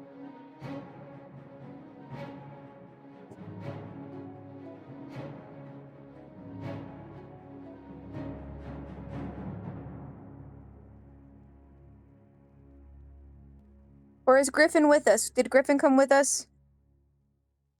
Griffin came with you. He's on the ground with Avery right now, currently doing temporal reversal to go ahead and try and immediately handle the damage. To kind of try and restore this shelter that's just been leveled.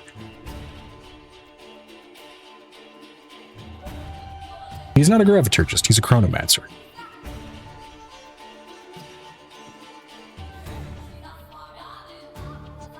His particular emphasis on dunamancy was the other side of the school.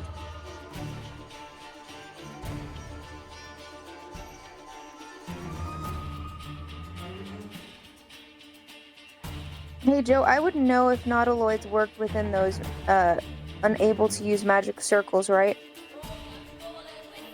Huh? Clarify what you mean? I would know if those nautiloids worked within those anti-magic circles, right? Yes, because technically nautiloids, at least in the capacity that they are used by mind flayers, nautiloids are creatures. They're technically elemental creatures that have basically ships built around them, and they are used as the propulsion for those ships. Technically, they are not evil beasts of burden in and of themselves, but it doesn't really matter to these kind of psychopathic. Okay, so These can I are sever living their creatures connection? that have walkable halls and rooms in them. Yes, that's what those. Remember that big ship from Baldur's Gate? Yes, that I we know flew in? exactly what it is. I'm just having trouble. There's a reason that the comprehending doorways between the living rooms creatures are sphincters, and specifically referred to as Yeah. that. They're buttholes. Well, there are many sphincters in the human body. It doesn't have to be a butt. Right. Vinestra said, V is going to go huge size and just attack it. Cool. V is going just straight up battering ram. You are going bag of holding shotgun. And of course, then you're throwing a couple of great worms at it. Now, is your intention to damage the ship structure, or unfortunate for the beast of burden, but it's gotta die. My Sad for the intention is creature. to kill the pilot. My intention is to kill the pilot. Okay. Cool. Nerves of transponder. Yes, I must bring down the nerves of the transponder. So, And I'm also going to prepare the gravity well spell that I have from Griffin that's handwritten. great. Now, how many caltrops are you just loosing from that bag of holding in your launch? 1,342. You don't have enough dice for this. I'm sorry to say that you're going to have to roll this digitally. I want you to roll me 1,342 D4. Don't tempt me, Joe. I'm now gonna have to get 1,342. Megan, speaking of the damage caltrops can do, you don't need that many landmines to accidentally land on your floor. No, it's fine. Vinestra said, Vay's trying to get inside it. Fantastic. Why can't I just, like, I could probably control it given my class. I could just crash it. Cool, what do you want to try? I want to try to control it psionically. All right, That would be a good idea. crash it. what spell or what do you want to try to do here? I guess there would be a control monster. Yes. Let's see. Get it to land. I thought the goal In was case to it has destroy prisoners. That's what the whole point is. It's the reason I'm going in and just killing the Oh. one guy. Okay, then yeah, I can just land it. And yeah, it's dominate monster, right, is the correct spell. It's 8th level, so I hope this works. You attempt to beguile a creature that you can see within range. It must succeed on a wisdom saving throw or be charmed by you for the duration. If you or creatures that are friendly to you are fighting it, it has advantage on saving throw. While the creature is charmed, you have a telepathic link with it. As long oh shit. It has advantage because it is currently being engaged with, because it bombed a fucking shelter that had kids in it. That said, it does not have bonuses to a wisdom saving throw. It does not have great wisdom in and of itself, and I need to see if it can. I know there are limits to the orders I can give it, so I'm looking for that. now I also have a question here. Do you speak primordial? I don't. I do. Think He can use my so. mind. No, I don't. He can use my mind. That reading your mind is one thing, but being able to replicate those sounds and speak words through with my my mind. own mouth. You know, we'll can speak through my say mind. trying to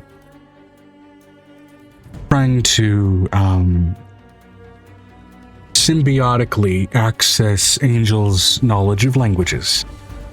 For the sake of use in this spell, I will say as a prerequisite to casting, go ahead and give me a charisma check.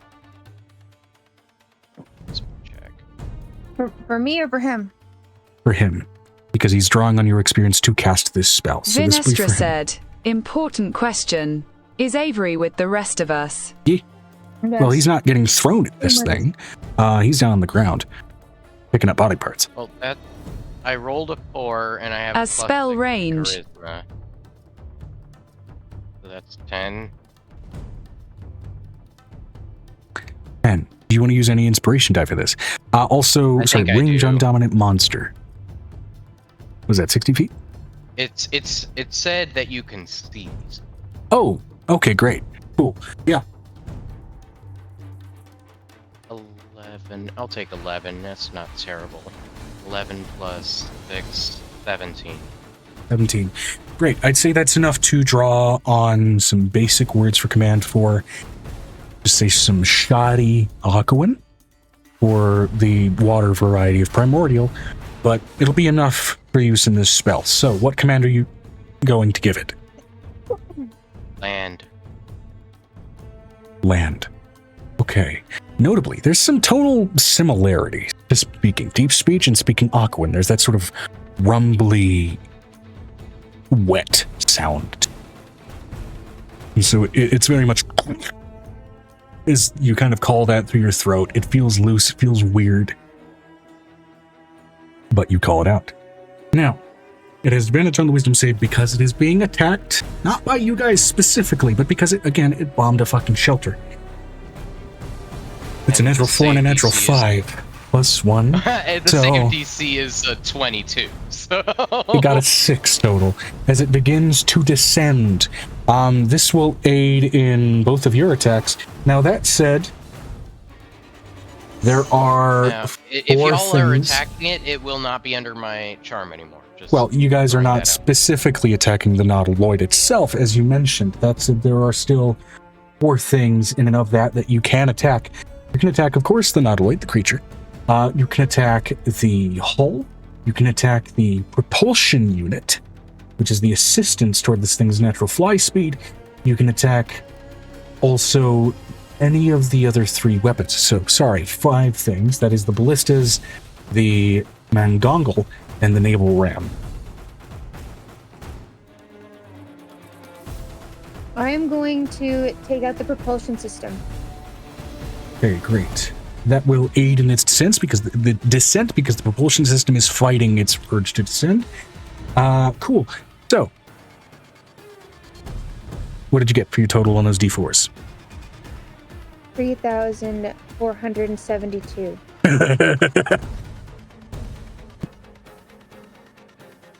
What propulsion system? What propulsion system? What? Deleted. Oh, did I do that? All I can think, oh, did I do that? Oops.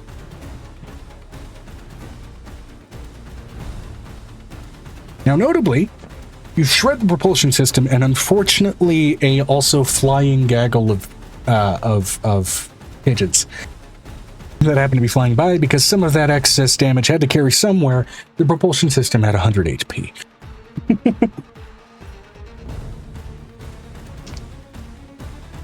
No. It's raining birds. Hallelujah. All the crocodiles start coming out because we just killed a bunch of birds. Somehow the crocodiles happen to be bipedal. Oh no. Now, Vinestra, you are just barreling toward, let's just say this here. You want to barrel toward the helm, the hull, one of the weapon sets? You're trying to get inside, so the helm or hull would be probably your best bet there. Must go to the helm. At the helm, we are needed. Let's go to the helm. Vinestra said, helm to disable its jump capabilities. The fucking lutely. Now it's interesting. All I The can jump hear is that. capabilities All I are can for hear is that. interplanar Right, travel with thank these you. fucking things. When they consider this place home, why would they want to go anywhere? So, you barrel toward the helm. At your relative size, especially since you have enlarged yourself, I want you to go ahead and give me a roll of, let's say, 10d6. Just bashing your body into the fucking thing. Please tell me she can just take the weapon systems and just rip it. It's Rip it good. It's going to be ripping at some of the tendrils on the beastie itself. That's going to hurt. No, don't do that. Don't hurt the baby. Don't hurt the baby. 45. 45. Staring down the barrel of a 40. Sorry. Songs. As you bash into the helm, and you stand up. You're standing in something wet and crunchy. Oh, that was a mind flayer. Maybe his name was Tim.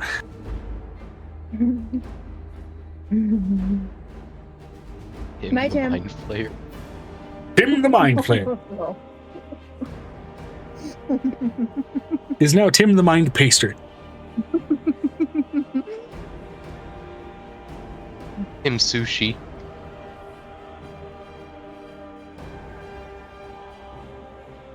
You make shrimp chips with shrimp paste. That's all I'm saying.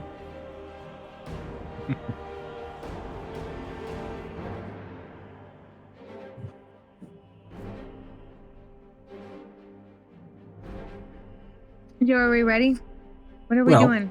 Vanestra's typing whatever the hell she's doing next now that she's actually up on there. Vinestra said, Vi's going to go about disabling the helm. Cool.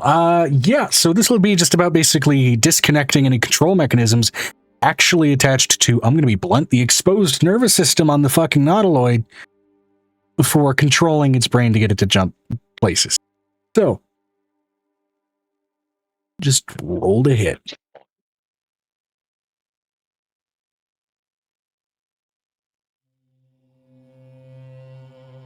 And also to further infuriate you guys, because I'll be blunt, all of you at this point have knowledge of what these creatures are, given all of your backgrounds.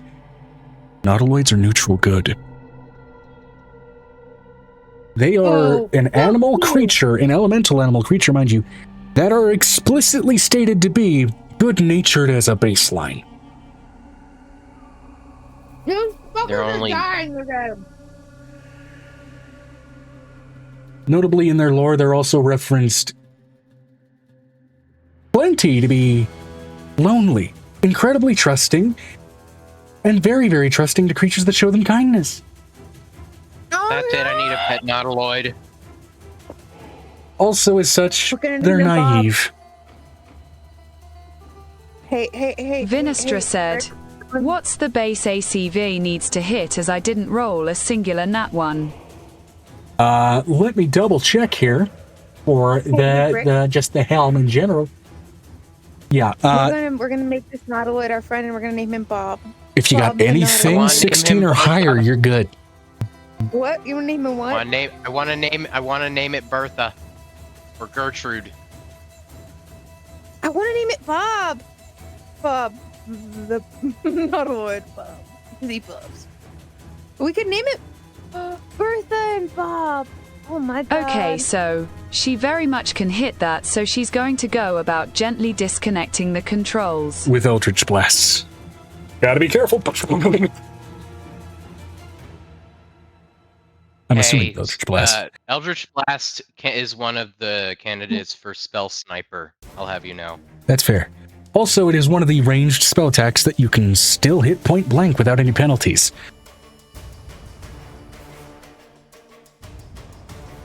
Oh, Which no is- backlash. Fucking wild.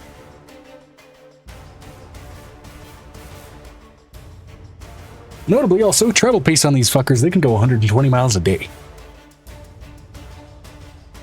Eldritch grasped them. Yeah.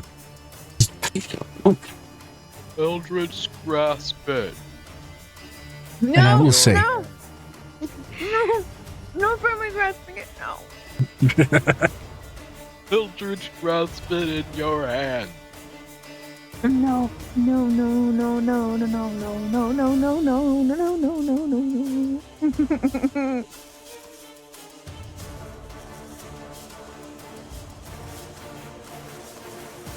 I know that my character is like super pissed off right now, but I'm Now, in a good mood. I will say, damage of 100 or higher will completely destroy the helm. Anything in excess of 100 will begin to damage, if not kill, crew members that are up on deck. Because why the fuck not? Got me? Is this gonna hurt the nautiloid? No, this is damaging the ship structure that's been wrapped around. Okay. This is like getting very, very pissed at the barding wrapped around a horse. We gotta free the horse. It's gotta be spirit. That's it. Some of the hull does go inside of the nautiloid, right? Similar to the structure like that you've encountered in Baldur's Gate 3, where there's sphincters inside of the fucking thing. That'll be a little bit more surgical in destroying that, but I digress. Which I suppose that does put in some extra context with Baldur's Gate 3. When the nautiloid crashes, it was a really innocent creature that got really badly hurt at the end of the tutorial level. It's dead, Joe. It's not just badly hurt. It's dead, Joe. It's dead. It's smeared across the ground, Joe. It's dead, Jim. There's pieces of him 5 miles away on the beach where you wake up. He's dead, Jim. He's dead, Jim. Bob didn't do nothing to nobody. Rest in peace, Bob.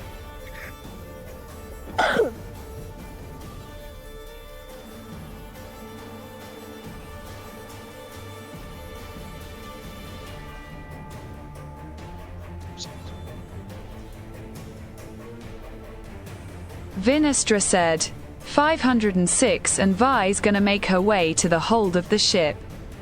Okay, so 506 damage. I'll be blunt also as well for how much HP the hull has. And we're going to go ahead and say, with also how fast you move, the hull has 400 HP.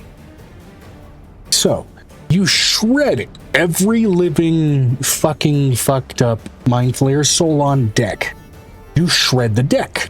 You start to make your way down and begin to shred the hull, being very careful not to hurt whatever the fuck you guys are going to name, as apparently you're going to turn this guy into a goddamn pet. Now,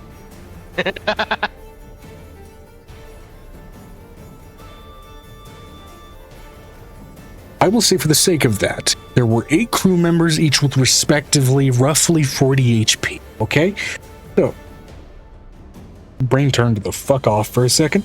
At 320, so that leaves there's 166 HP left in the hull as you've begun to kind of shred the lower area. Now that still leaves Angel. Yes. You were barreling toward it, doing some damage to the external area. You were still flying toward it. There's still dragons. Everything on the outside of the beastie has been dealt with. You have the room to either get caught by your dragon babes or land on the ship and start going down and deal with the hull. What do you want to do with your turn? I'm letting you know, Joe. You remember that dark moment where Angel can go very dark?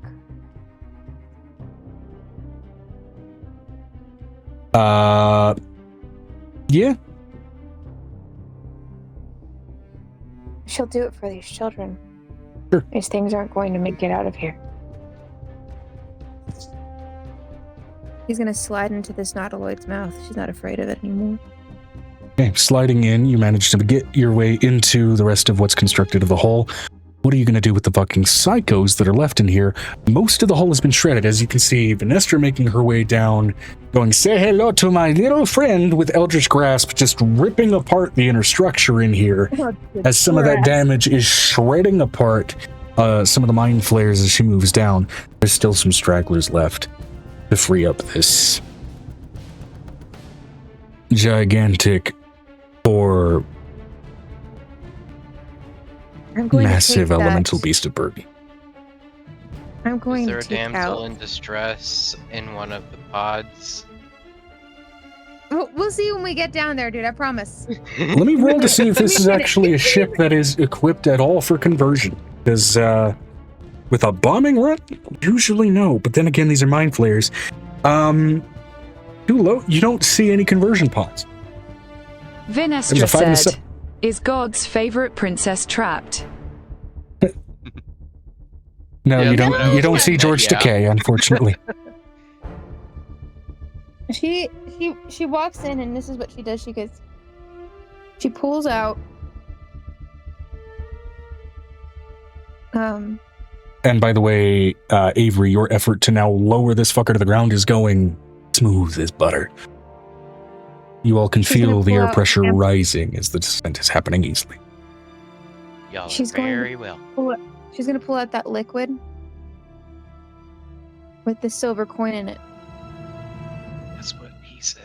And she's gonna amplify the sound from her own ability. You're throwing chum in the water.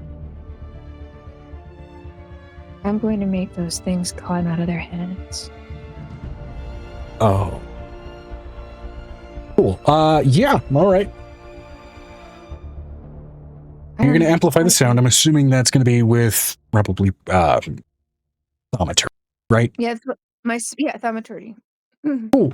Now, If she's gonna tap, abstract use of a cantrip, but that said, go ahead and roll me a vibe check.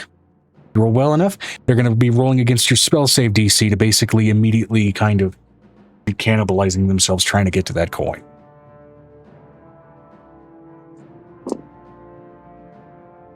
Does a natural 20 save my ass? I don't think it's your ass you're trying to save, but yeah. There you go. Have you checked your messages, Joe? Sure. Yeah, no, I get it. I've been on that shit. You're good.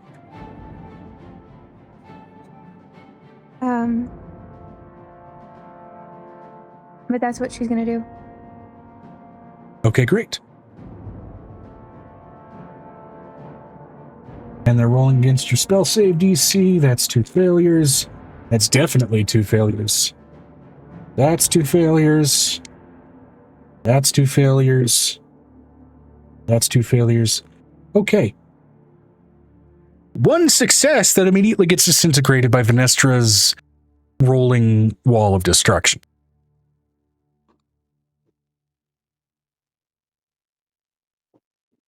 Between a couple of grotesque methods of handling this mess, you both start to clean house. And I will say, the mind flayers of the risen Felix Empire, at least in this nautiloid, are cleaned out completely. And without need to roll for any additional mess, you all manage to clean out the rest of the structure within this nautiloid and do have to climb your way out of its flesh sphincters without really anything solid to hold you up. But hey, at least it's comfortable now.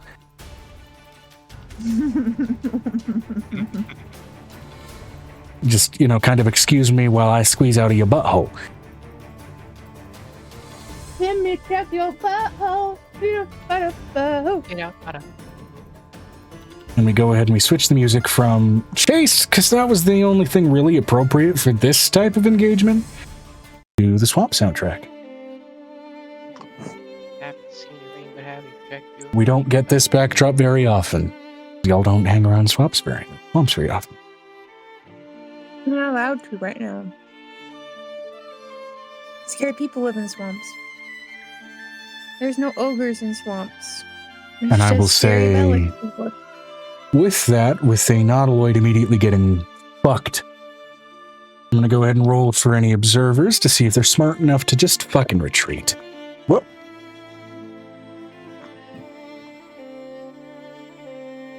Nautiloid landed peacefully, right? Yes. Mm-hmm. Right next to you. He's your friend. Yeah, they're smart enough to fuck off. Nautiloid land. Vinestra said, "Are those retreating foes noticeable?" Oh, we need fodder. If If you want to start throwing pot shots, be my guest.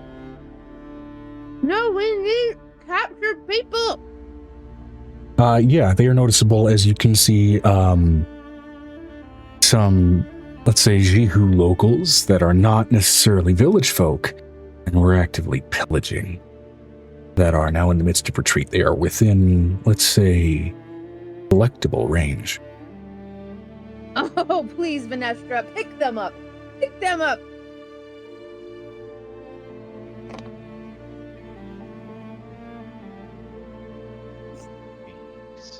V is going to go fly after said would-be attackers. Easy enough to collect a battalion of, a small contingent of them, which at the moment are vaguely nondescript as they're designed to be killable fodder. That said, choose to do anything else with them, I'll come up with something for their complicated existence.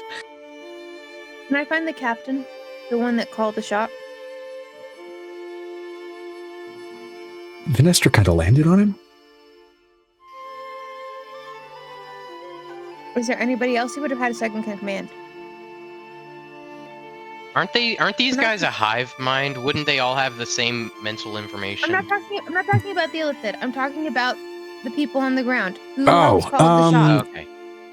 Among them looking for anybody that calls the shots.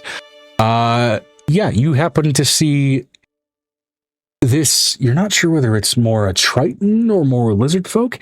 Looks to be sort of like an alligator gar. This sort of vicious freshwater humanoid-like creature with these needle-like teeth, these slanted eyes, currently drying out but not really caring. As he's being held down by Venestra, shackled down by what forces of yours kind of came into this region, and is now being confronted by your short, tiny, and immensely pissed off ass. I want you to tell me what you were thinking. As she pulls out her spoon and basically shows that it can cut through a grape.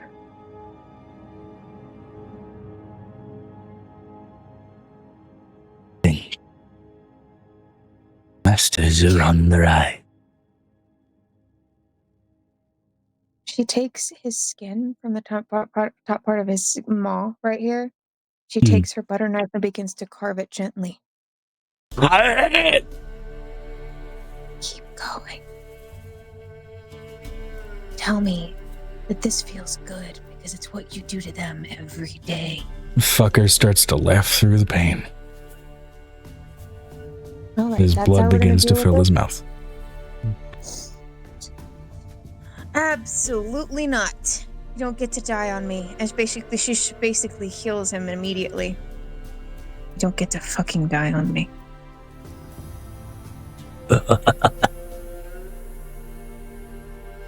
You want to know something? There's a reason I took classes in torture. And she takes out a scroll and heals his entire body for every bit of damage he's done to himself internally and externally. Come on.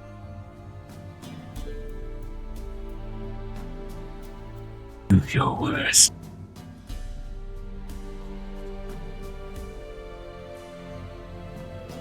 I felt worse than you ever will. You notice, even for what he is, he seems gaunter than he should be. His scales have been in the process of flaking off even past your spell work. He shoves the apple in his mouth. Swallow. In deep speech, something else says, fuck you. She takes the thing out in the little string. You want this? You want this little coin? You want the coin? Come get the coin, baby. Come get the coin. Mind Flayer Worm rips out of his eye socket, leaving the host. She's gonna catch the worm. And she's going to inject it with holy fire.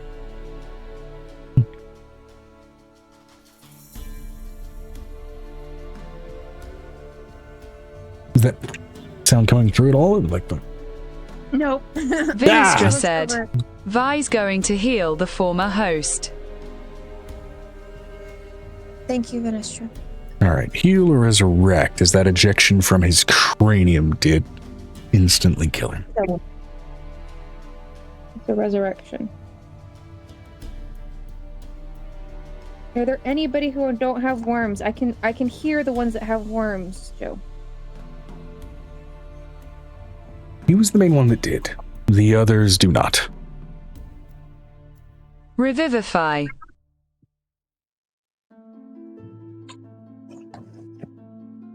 Hold on to him. Don't let go of him, Vinestra. Who's your second in command?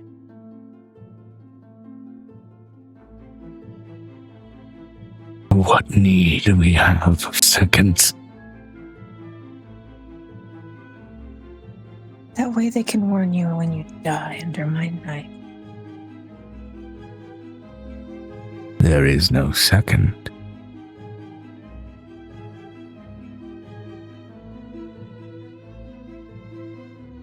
Which one of them no. looks like a noble? Not Who's a the one of them, best at least not from the outside. Go ahead and roll me a perception check.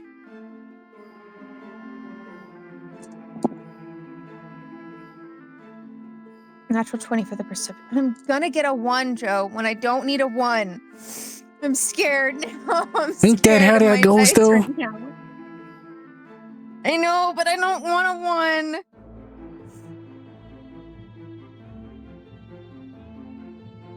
I just want like an 18. Give me an 18, a 19. 19 would be great. Perception is a natural 20, Joe. Damn it. Okay. None of them outwardly look noble. However, one of them, particularly this,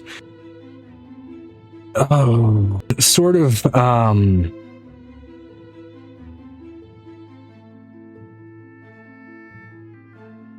this Caracal Tabaxi. A little better groomed. A little better groomed than the rest. He's going to grab that thing by the tail. Yeah. Where are your masters? Get off of me, you underdwelling twit! Keep talking as she starts to peel up her hair Ah, with just the hair of that knife. Keep talking.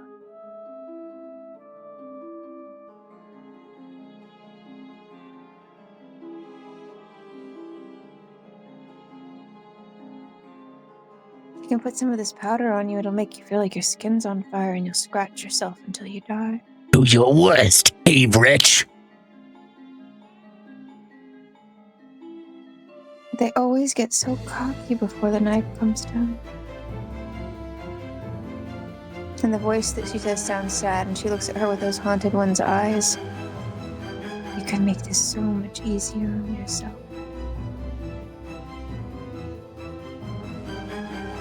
Fuck off. Paul.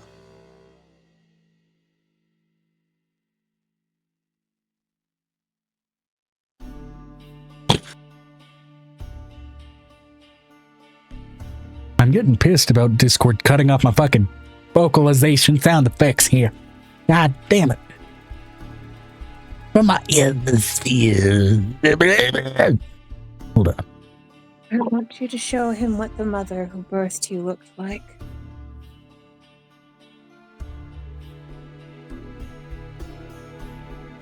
And I want you to Let me show turn me off the noise mother removal that and see if that works.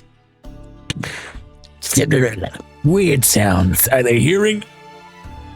Yes, we can hear it. So she looks over at the...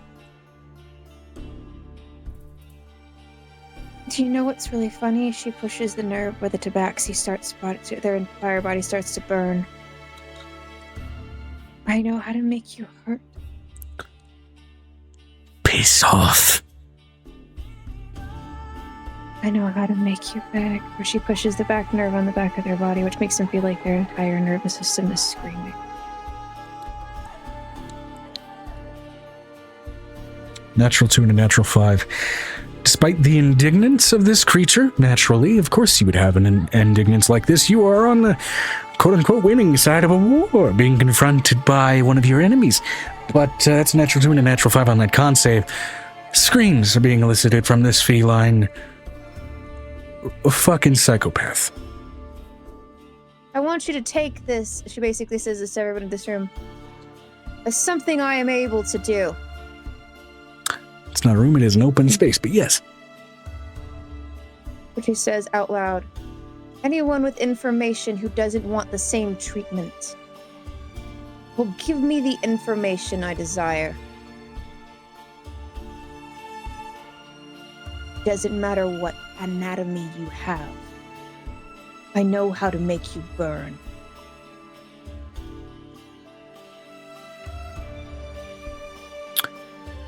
Go ahead and roll me an intimidation with advantage. You picked the wrong fight. 19 plus 17. Nat 1, we'll go ahead and call this not even necessarily one of their soldiers that breaks away, but a green kobold that breaks from the ranks, currently seems to be wearing a tight leather-bound and locked muzzle around its face. Runs trotting over. Come here. Seems to have a scroll case on its back. Slightly taller than you, because it's not hard to do, even among short folk. But nonetheless. She takes the muzzle off of it immediately.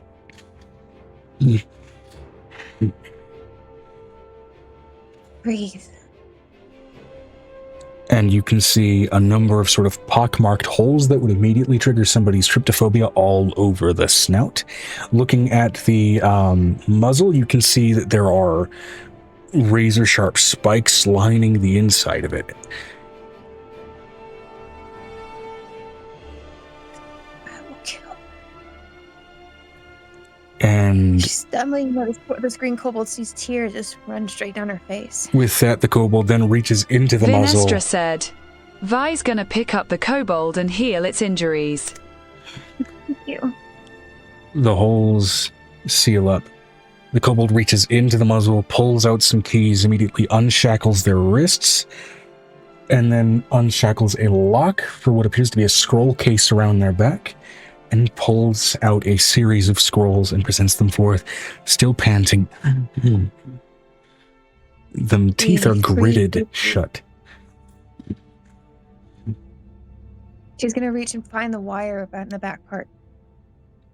There isn't a wire. Hold still.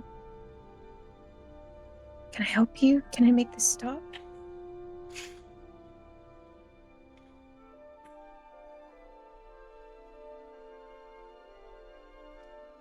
Shakes their head.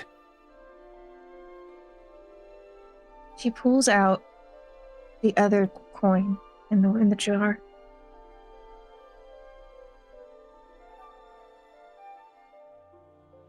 Come on. Nothing makes itself known. She's gonna take that golden juice and shoot it straight into his mouth. He or she, whatsoever this kobold happens to be, they open their mouth and you see the tongue has been cut out. It heals the tongue. That's what that does. That's what the juice does. The tongue grows in. Regeneration's not comfortable. So there is this guttural chest groaning scream as the tongue grows in.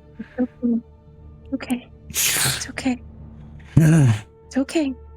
It's okay. It's okay. It's okay, brethren. It's okay. It's okay. Speaks to you in Draconic.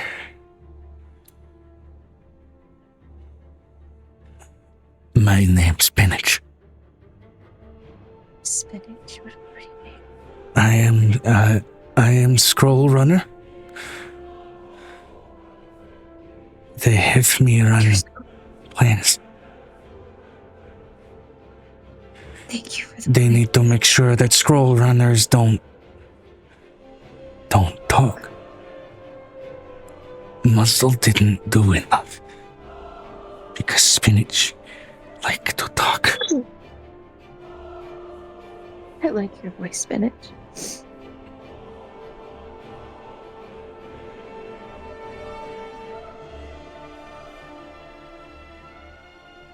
She runs her hand along the side of his head. Some of the juice then further kicks in, and you hear a snapping sensation in Spinach's elbows as suddenly the sort of clenched position that Spinach had their arms in, suddenly they're able to extend. To realize they also in part clipped his joints.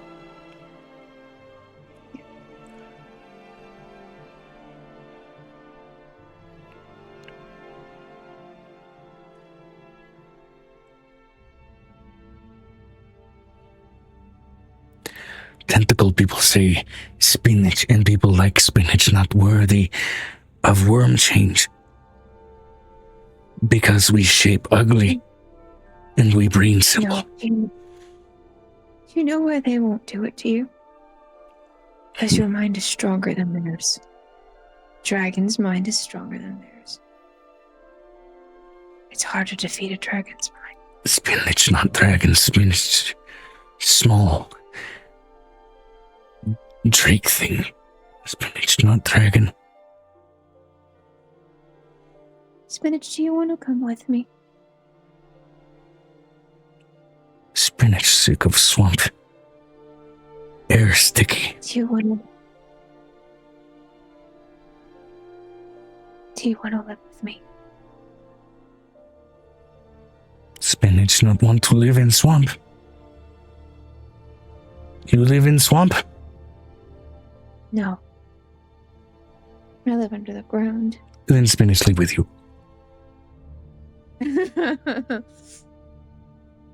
She looks over it. Notably, regardless of sort of the tenderness that you and Vinestra are treating this kobold with, kobolds on average live 20 years. They have a capacity for living up to 200. They're just really accident prone, right? This kobold seems to be maybe 16. Not necessarily a kid anymore. In terms of operative capacity, though, would have been considered an adult by most clutches, even though still, like, in a more civilized environment for kobolds, considered a teenager. Where do they hide the runners? They'd have to hide people like you. Runners not hide. Runners all green. Runners blend in with swamp. Some of us kobolds, some of us small lizard folk, some of us changeling. Starts to cry.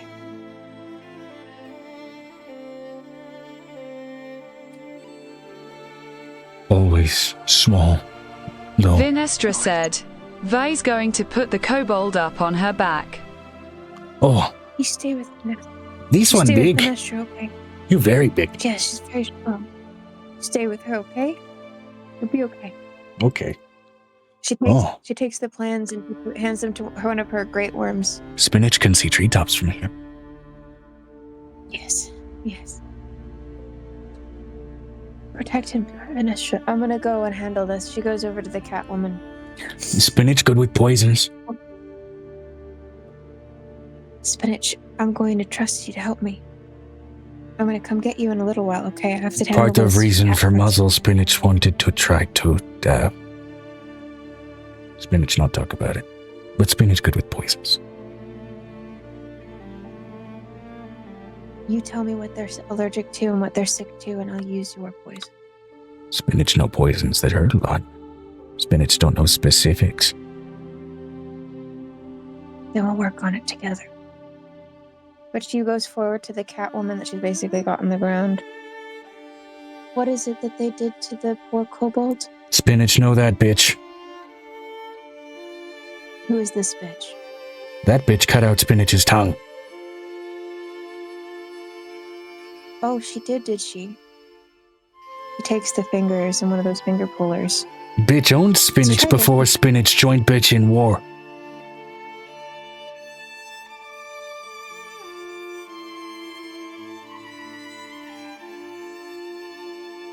Did you pick the wrong side of the war? She gets really close to this cat's face. Fuck you. In the Underdark, there are more dangerous things than helpless tabaxi who don't know their place. Because in the Underdark, the short folk run and the short folk live. And they whisper about you. And she's gonna say that as she takes the claw and pulls it. And this is very bad for me to do to a cat person, but I'm gonna take their claw completely out of its socket. Ew.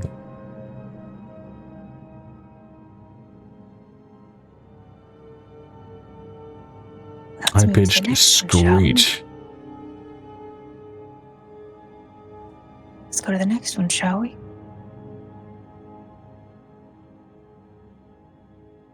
Are you gonna give me the information I want?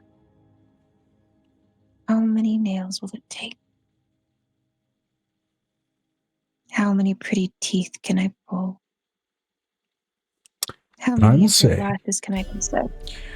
with all of you here, I'm not going to ask you to roll anything. However,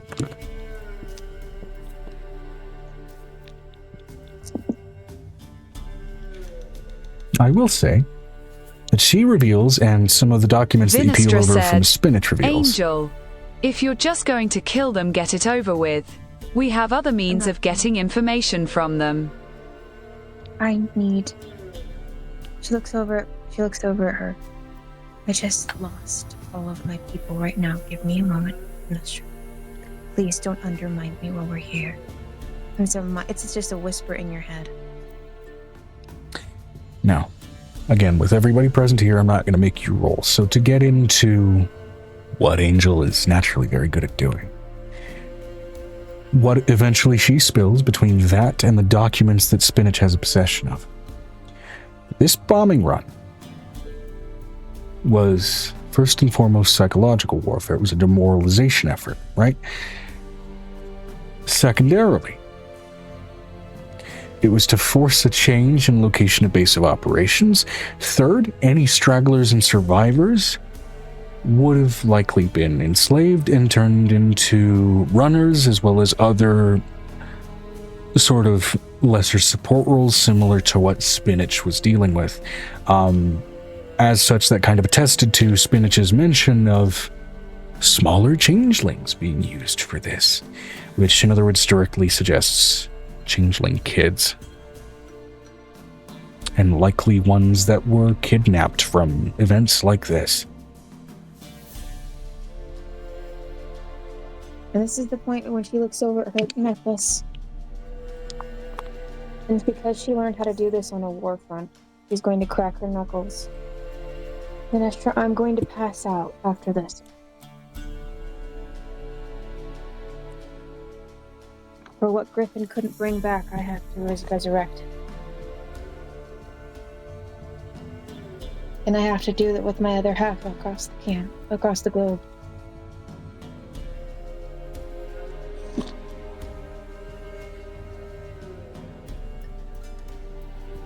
And this is the first time when she takes that big dragon form and she looks at all of them and she looks down these monsters who basically hurt these people, and she looks at this tabaxi in her face. You sure know how to piss off a god.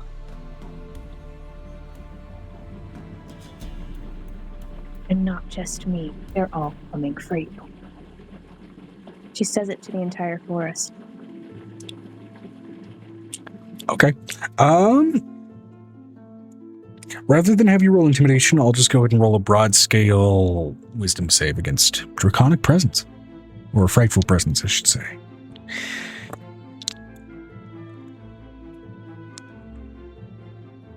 It's a natural 2. You're not sure who or what acknowledges your presence, but there is a sudden stillness to the forest, whether it is the natural fauna that lived there, or anything else with prying eyes suddenly tightening up their assholes. Or any changeling in the forest who needs rest, safe haven. Find me. Where love is found, I will be.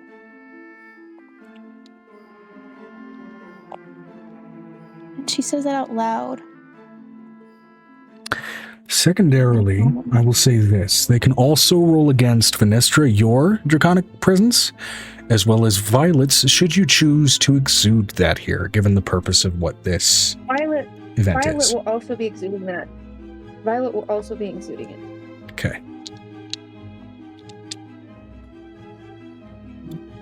Vinestra said, "Sure, so will they." Okay. Yes. There's a 3 and a 5 for you two, respectively. Yeah. 3 dragons in one place.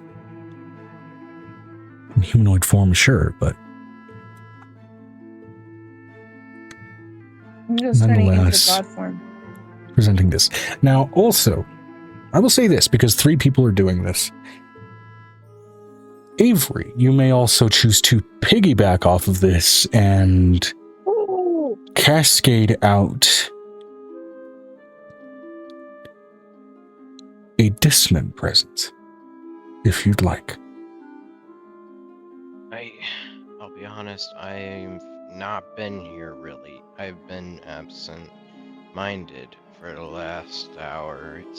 I'm very tired. Go sleep, dude. It's all good. I'm gonna do that. Good night. Good night, man. Mm-hmm.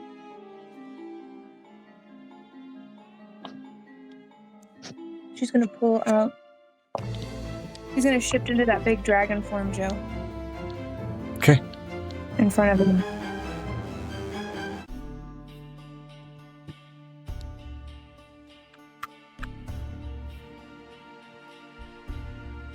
I want to know how the kobolds and I want to see if any changelings are in the local area that are still hidden, they'll come out. Seeing all of this. Natural 1, natural 6, natural 20. So, Can I give you an inspiration for? I'll give over 2 of my inspirations so Okay. they can try to give it another double roll. natural 19 and natural 15. That's better. Okay. Filtering out from some of the tree line. Well, it's not a numerous quantity. You recognize some faces from the shelter here that was just destroyed among some of the changeling. Already with muzzles around their humanoid faces and bloodstains down their chins.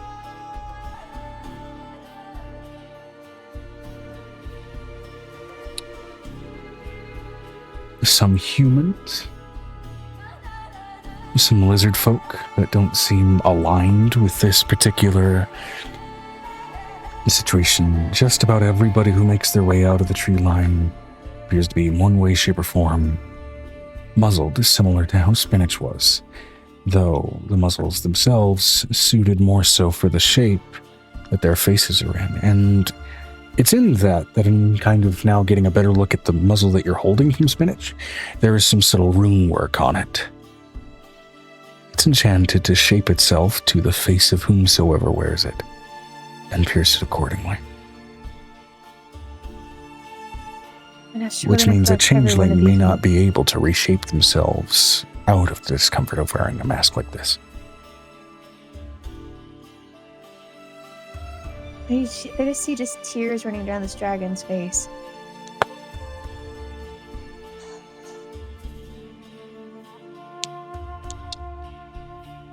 She's gonna walk down into the crater. Griffin, how many were you able to revive before I do the mass resurrection? What I was doing wasn't reviving, I was reconstructing. I can't do resurrection. It's not my job. Nick and I are gonna pass Vinestra said, "Quick interjection."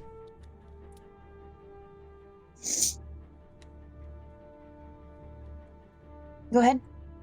Would we want to use Skywrite? That would get your message That'd be a good seen by idea. more eyes if you'd like to. Please do it. Please do it, Finestra. I have to press resurrect these people. Nick and I are gonna pass out, Griffin. I know, I've been through this song I and need you dance to call before. Mom. I get it. I need you to call Mom. I need you to call Mom on the phone right now. Because it's gonna scare the babies. All right, I'll call her. I'll let her know. This is this big dragon form that she's got. So she's been able to do it now. At least for... She's going to cast Mass Resurrection because it's early enough. Amira's to do it. going to go create such writing down directions for any of the others still out there. Cool, I'm going to go ahead and roll 3 more d20s. And roll them at advantage here because of the sheer range that's been produced. All right, that is a natural 20, a natural 19, and the highest one there is a natural 15. With the modifiers therein, that is still enough. More people begin to make their way through the tree line, slowly but surely over the next hour of you waiting here. Incumbent forces hanging back, whether to recuperate or to retaliate or to retreat. You're not sure, but they are, to an extent, either losing a hold of some prisoners or deliberately releasing them.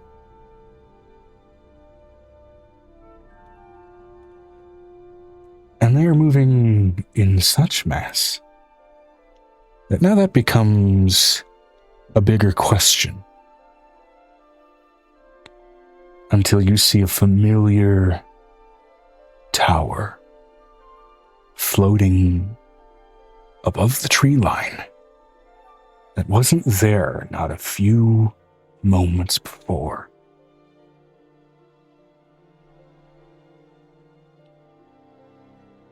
The communist Mentis have arrived in Jiu.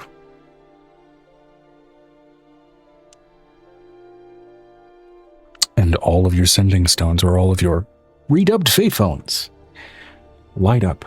Signals from the communist Mentis, signals from Githhoven, signals from Sablehearth, She's answering. signals I'm not going to go. I'm eating from at the same time. I'm fine. signals from I'm not Sunsmith, going to play for it. signals from Samaril, and signals from Sizath, and the Tolgalan Islands, and Koras, and Ikaria.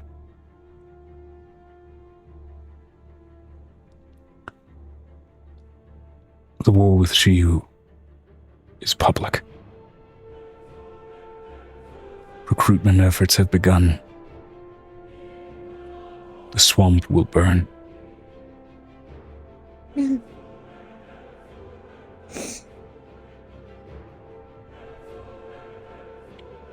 that is where we're going to end the session. Can I please revive these people so we can leave? Yes, sorry. I mean to say, I'm trying to get in under dramatic notes. A bunch of people do get resurrected. Yes. And you all make your way out of the swamp to appropriately recuperate. So the communist Mentis is the one that picks us up. Yes. We need to talk about the impersonator who confronted you lot.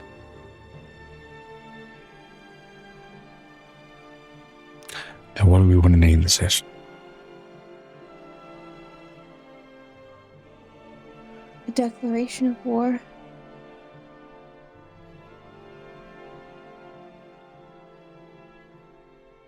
I would also say a declaration against the darkness.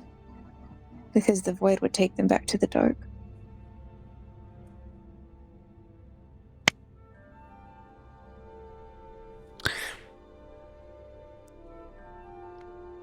Alternate title, just to keep in line with both of those.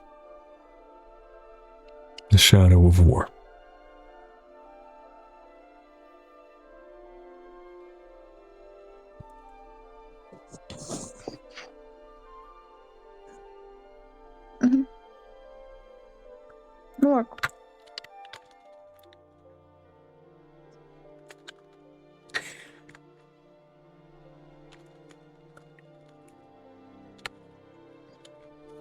Now, I had every intention as a Vinestra DM to said, leave the side Shadow of quest. War has my vote. Also got a list of questions for you, Joe. Key. Now, I had every intention as a DM to leave the side quest pursuit uninterrupted. I did, however, roll to see when the main quest was going to rear its emphasis on ugly head back at you guys regardless, because the world still moves even as you guys do. Shit went tits up and sideways real quick. Well, I should say it went tits up as quickly as it did because some fuckers got cornered and so got a little more aggressive than they normally would.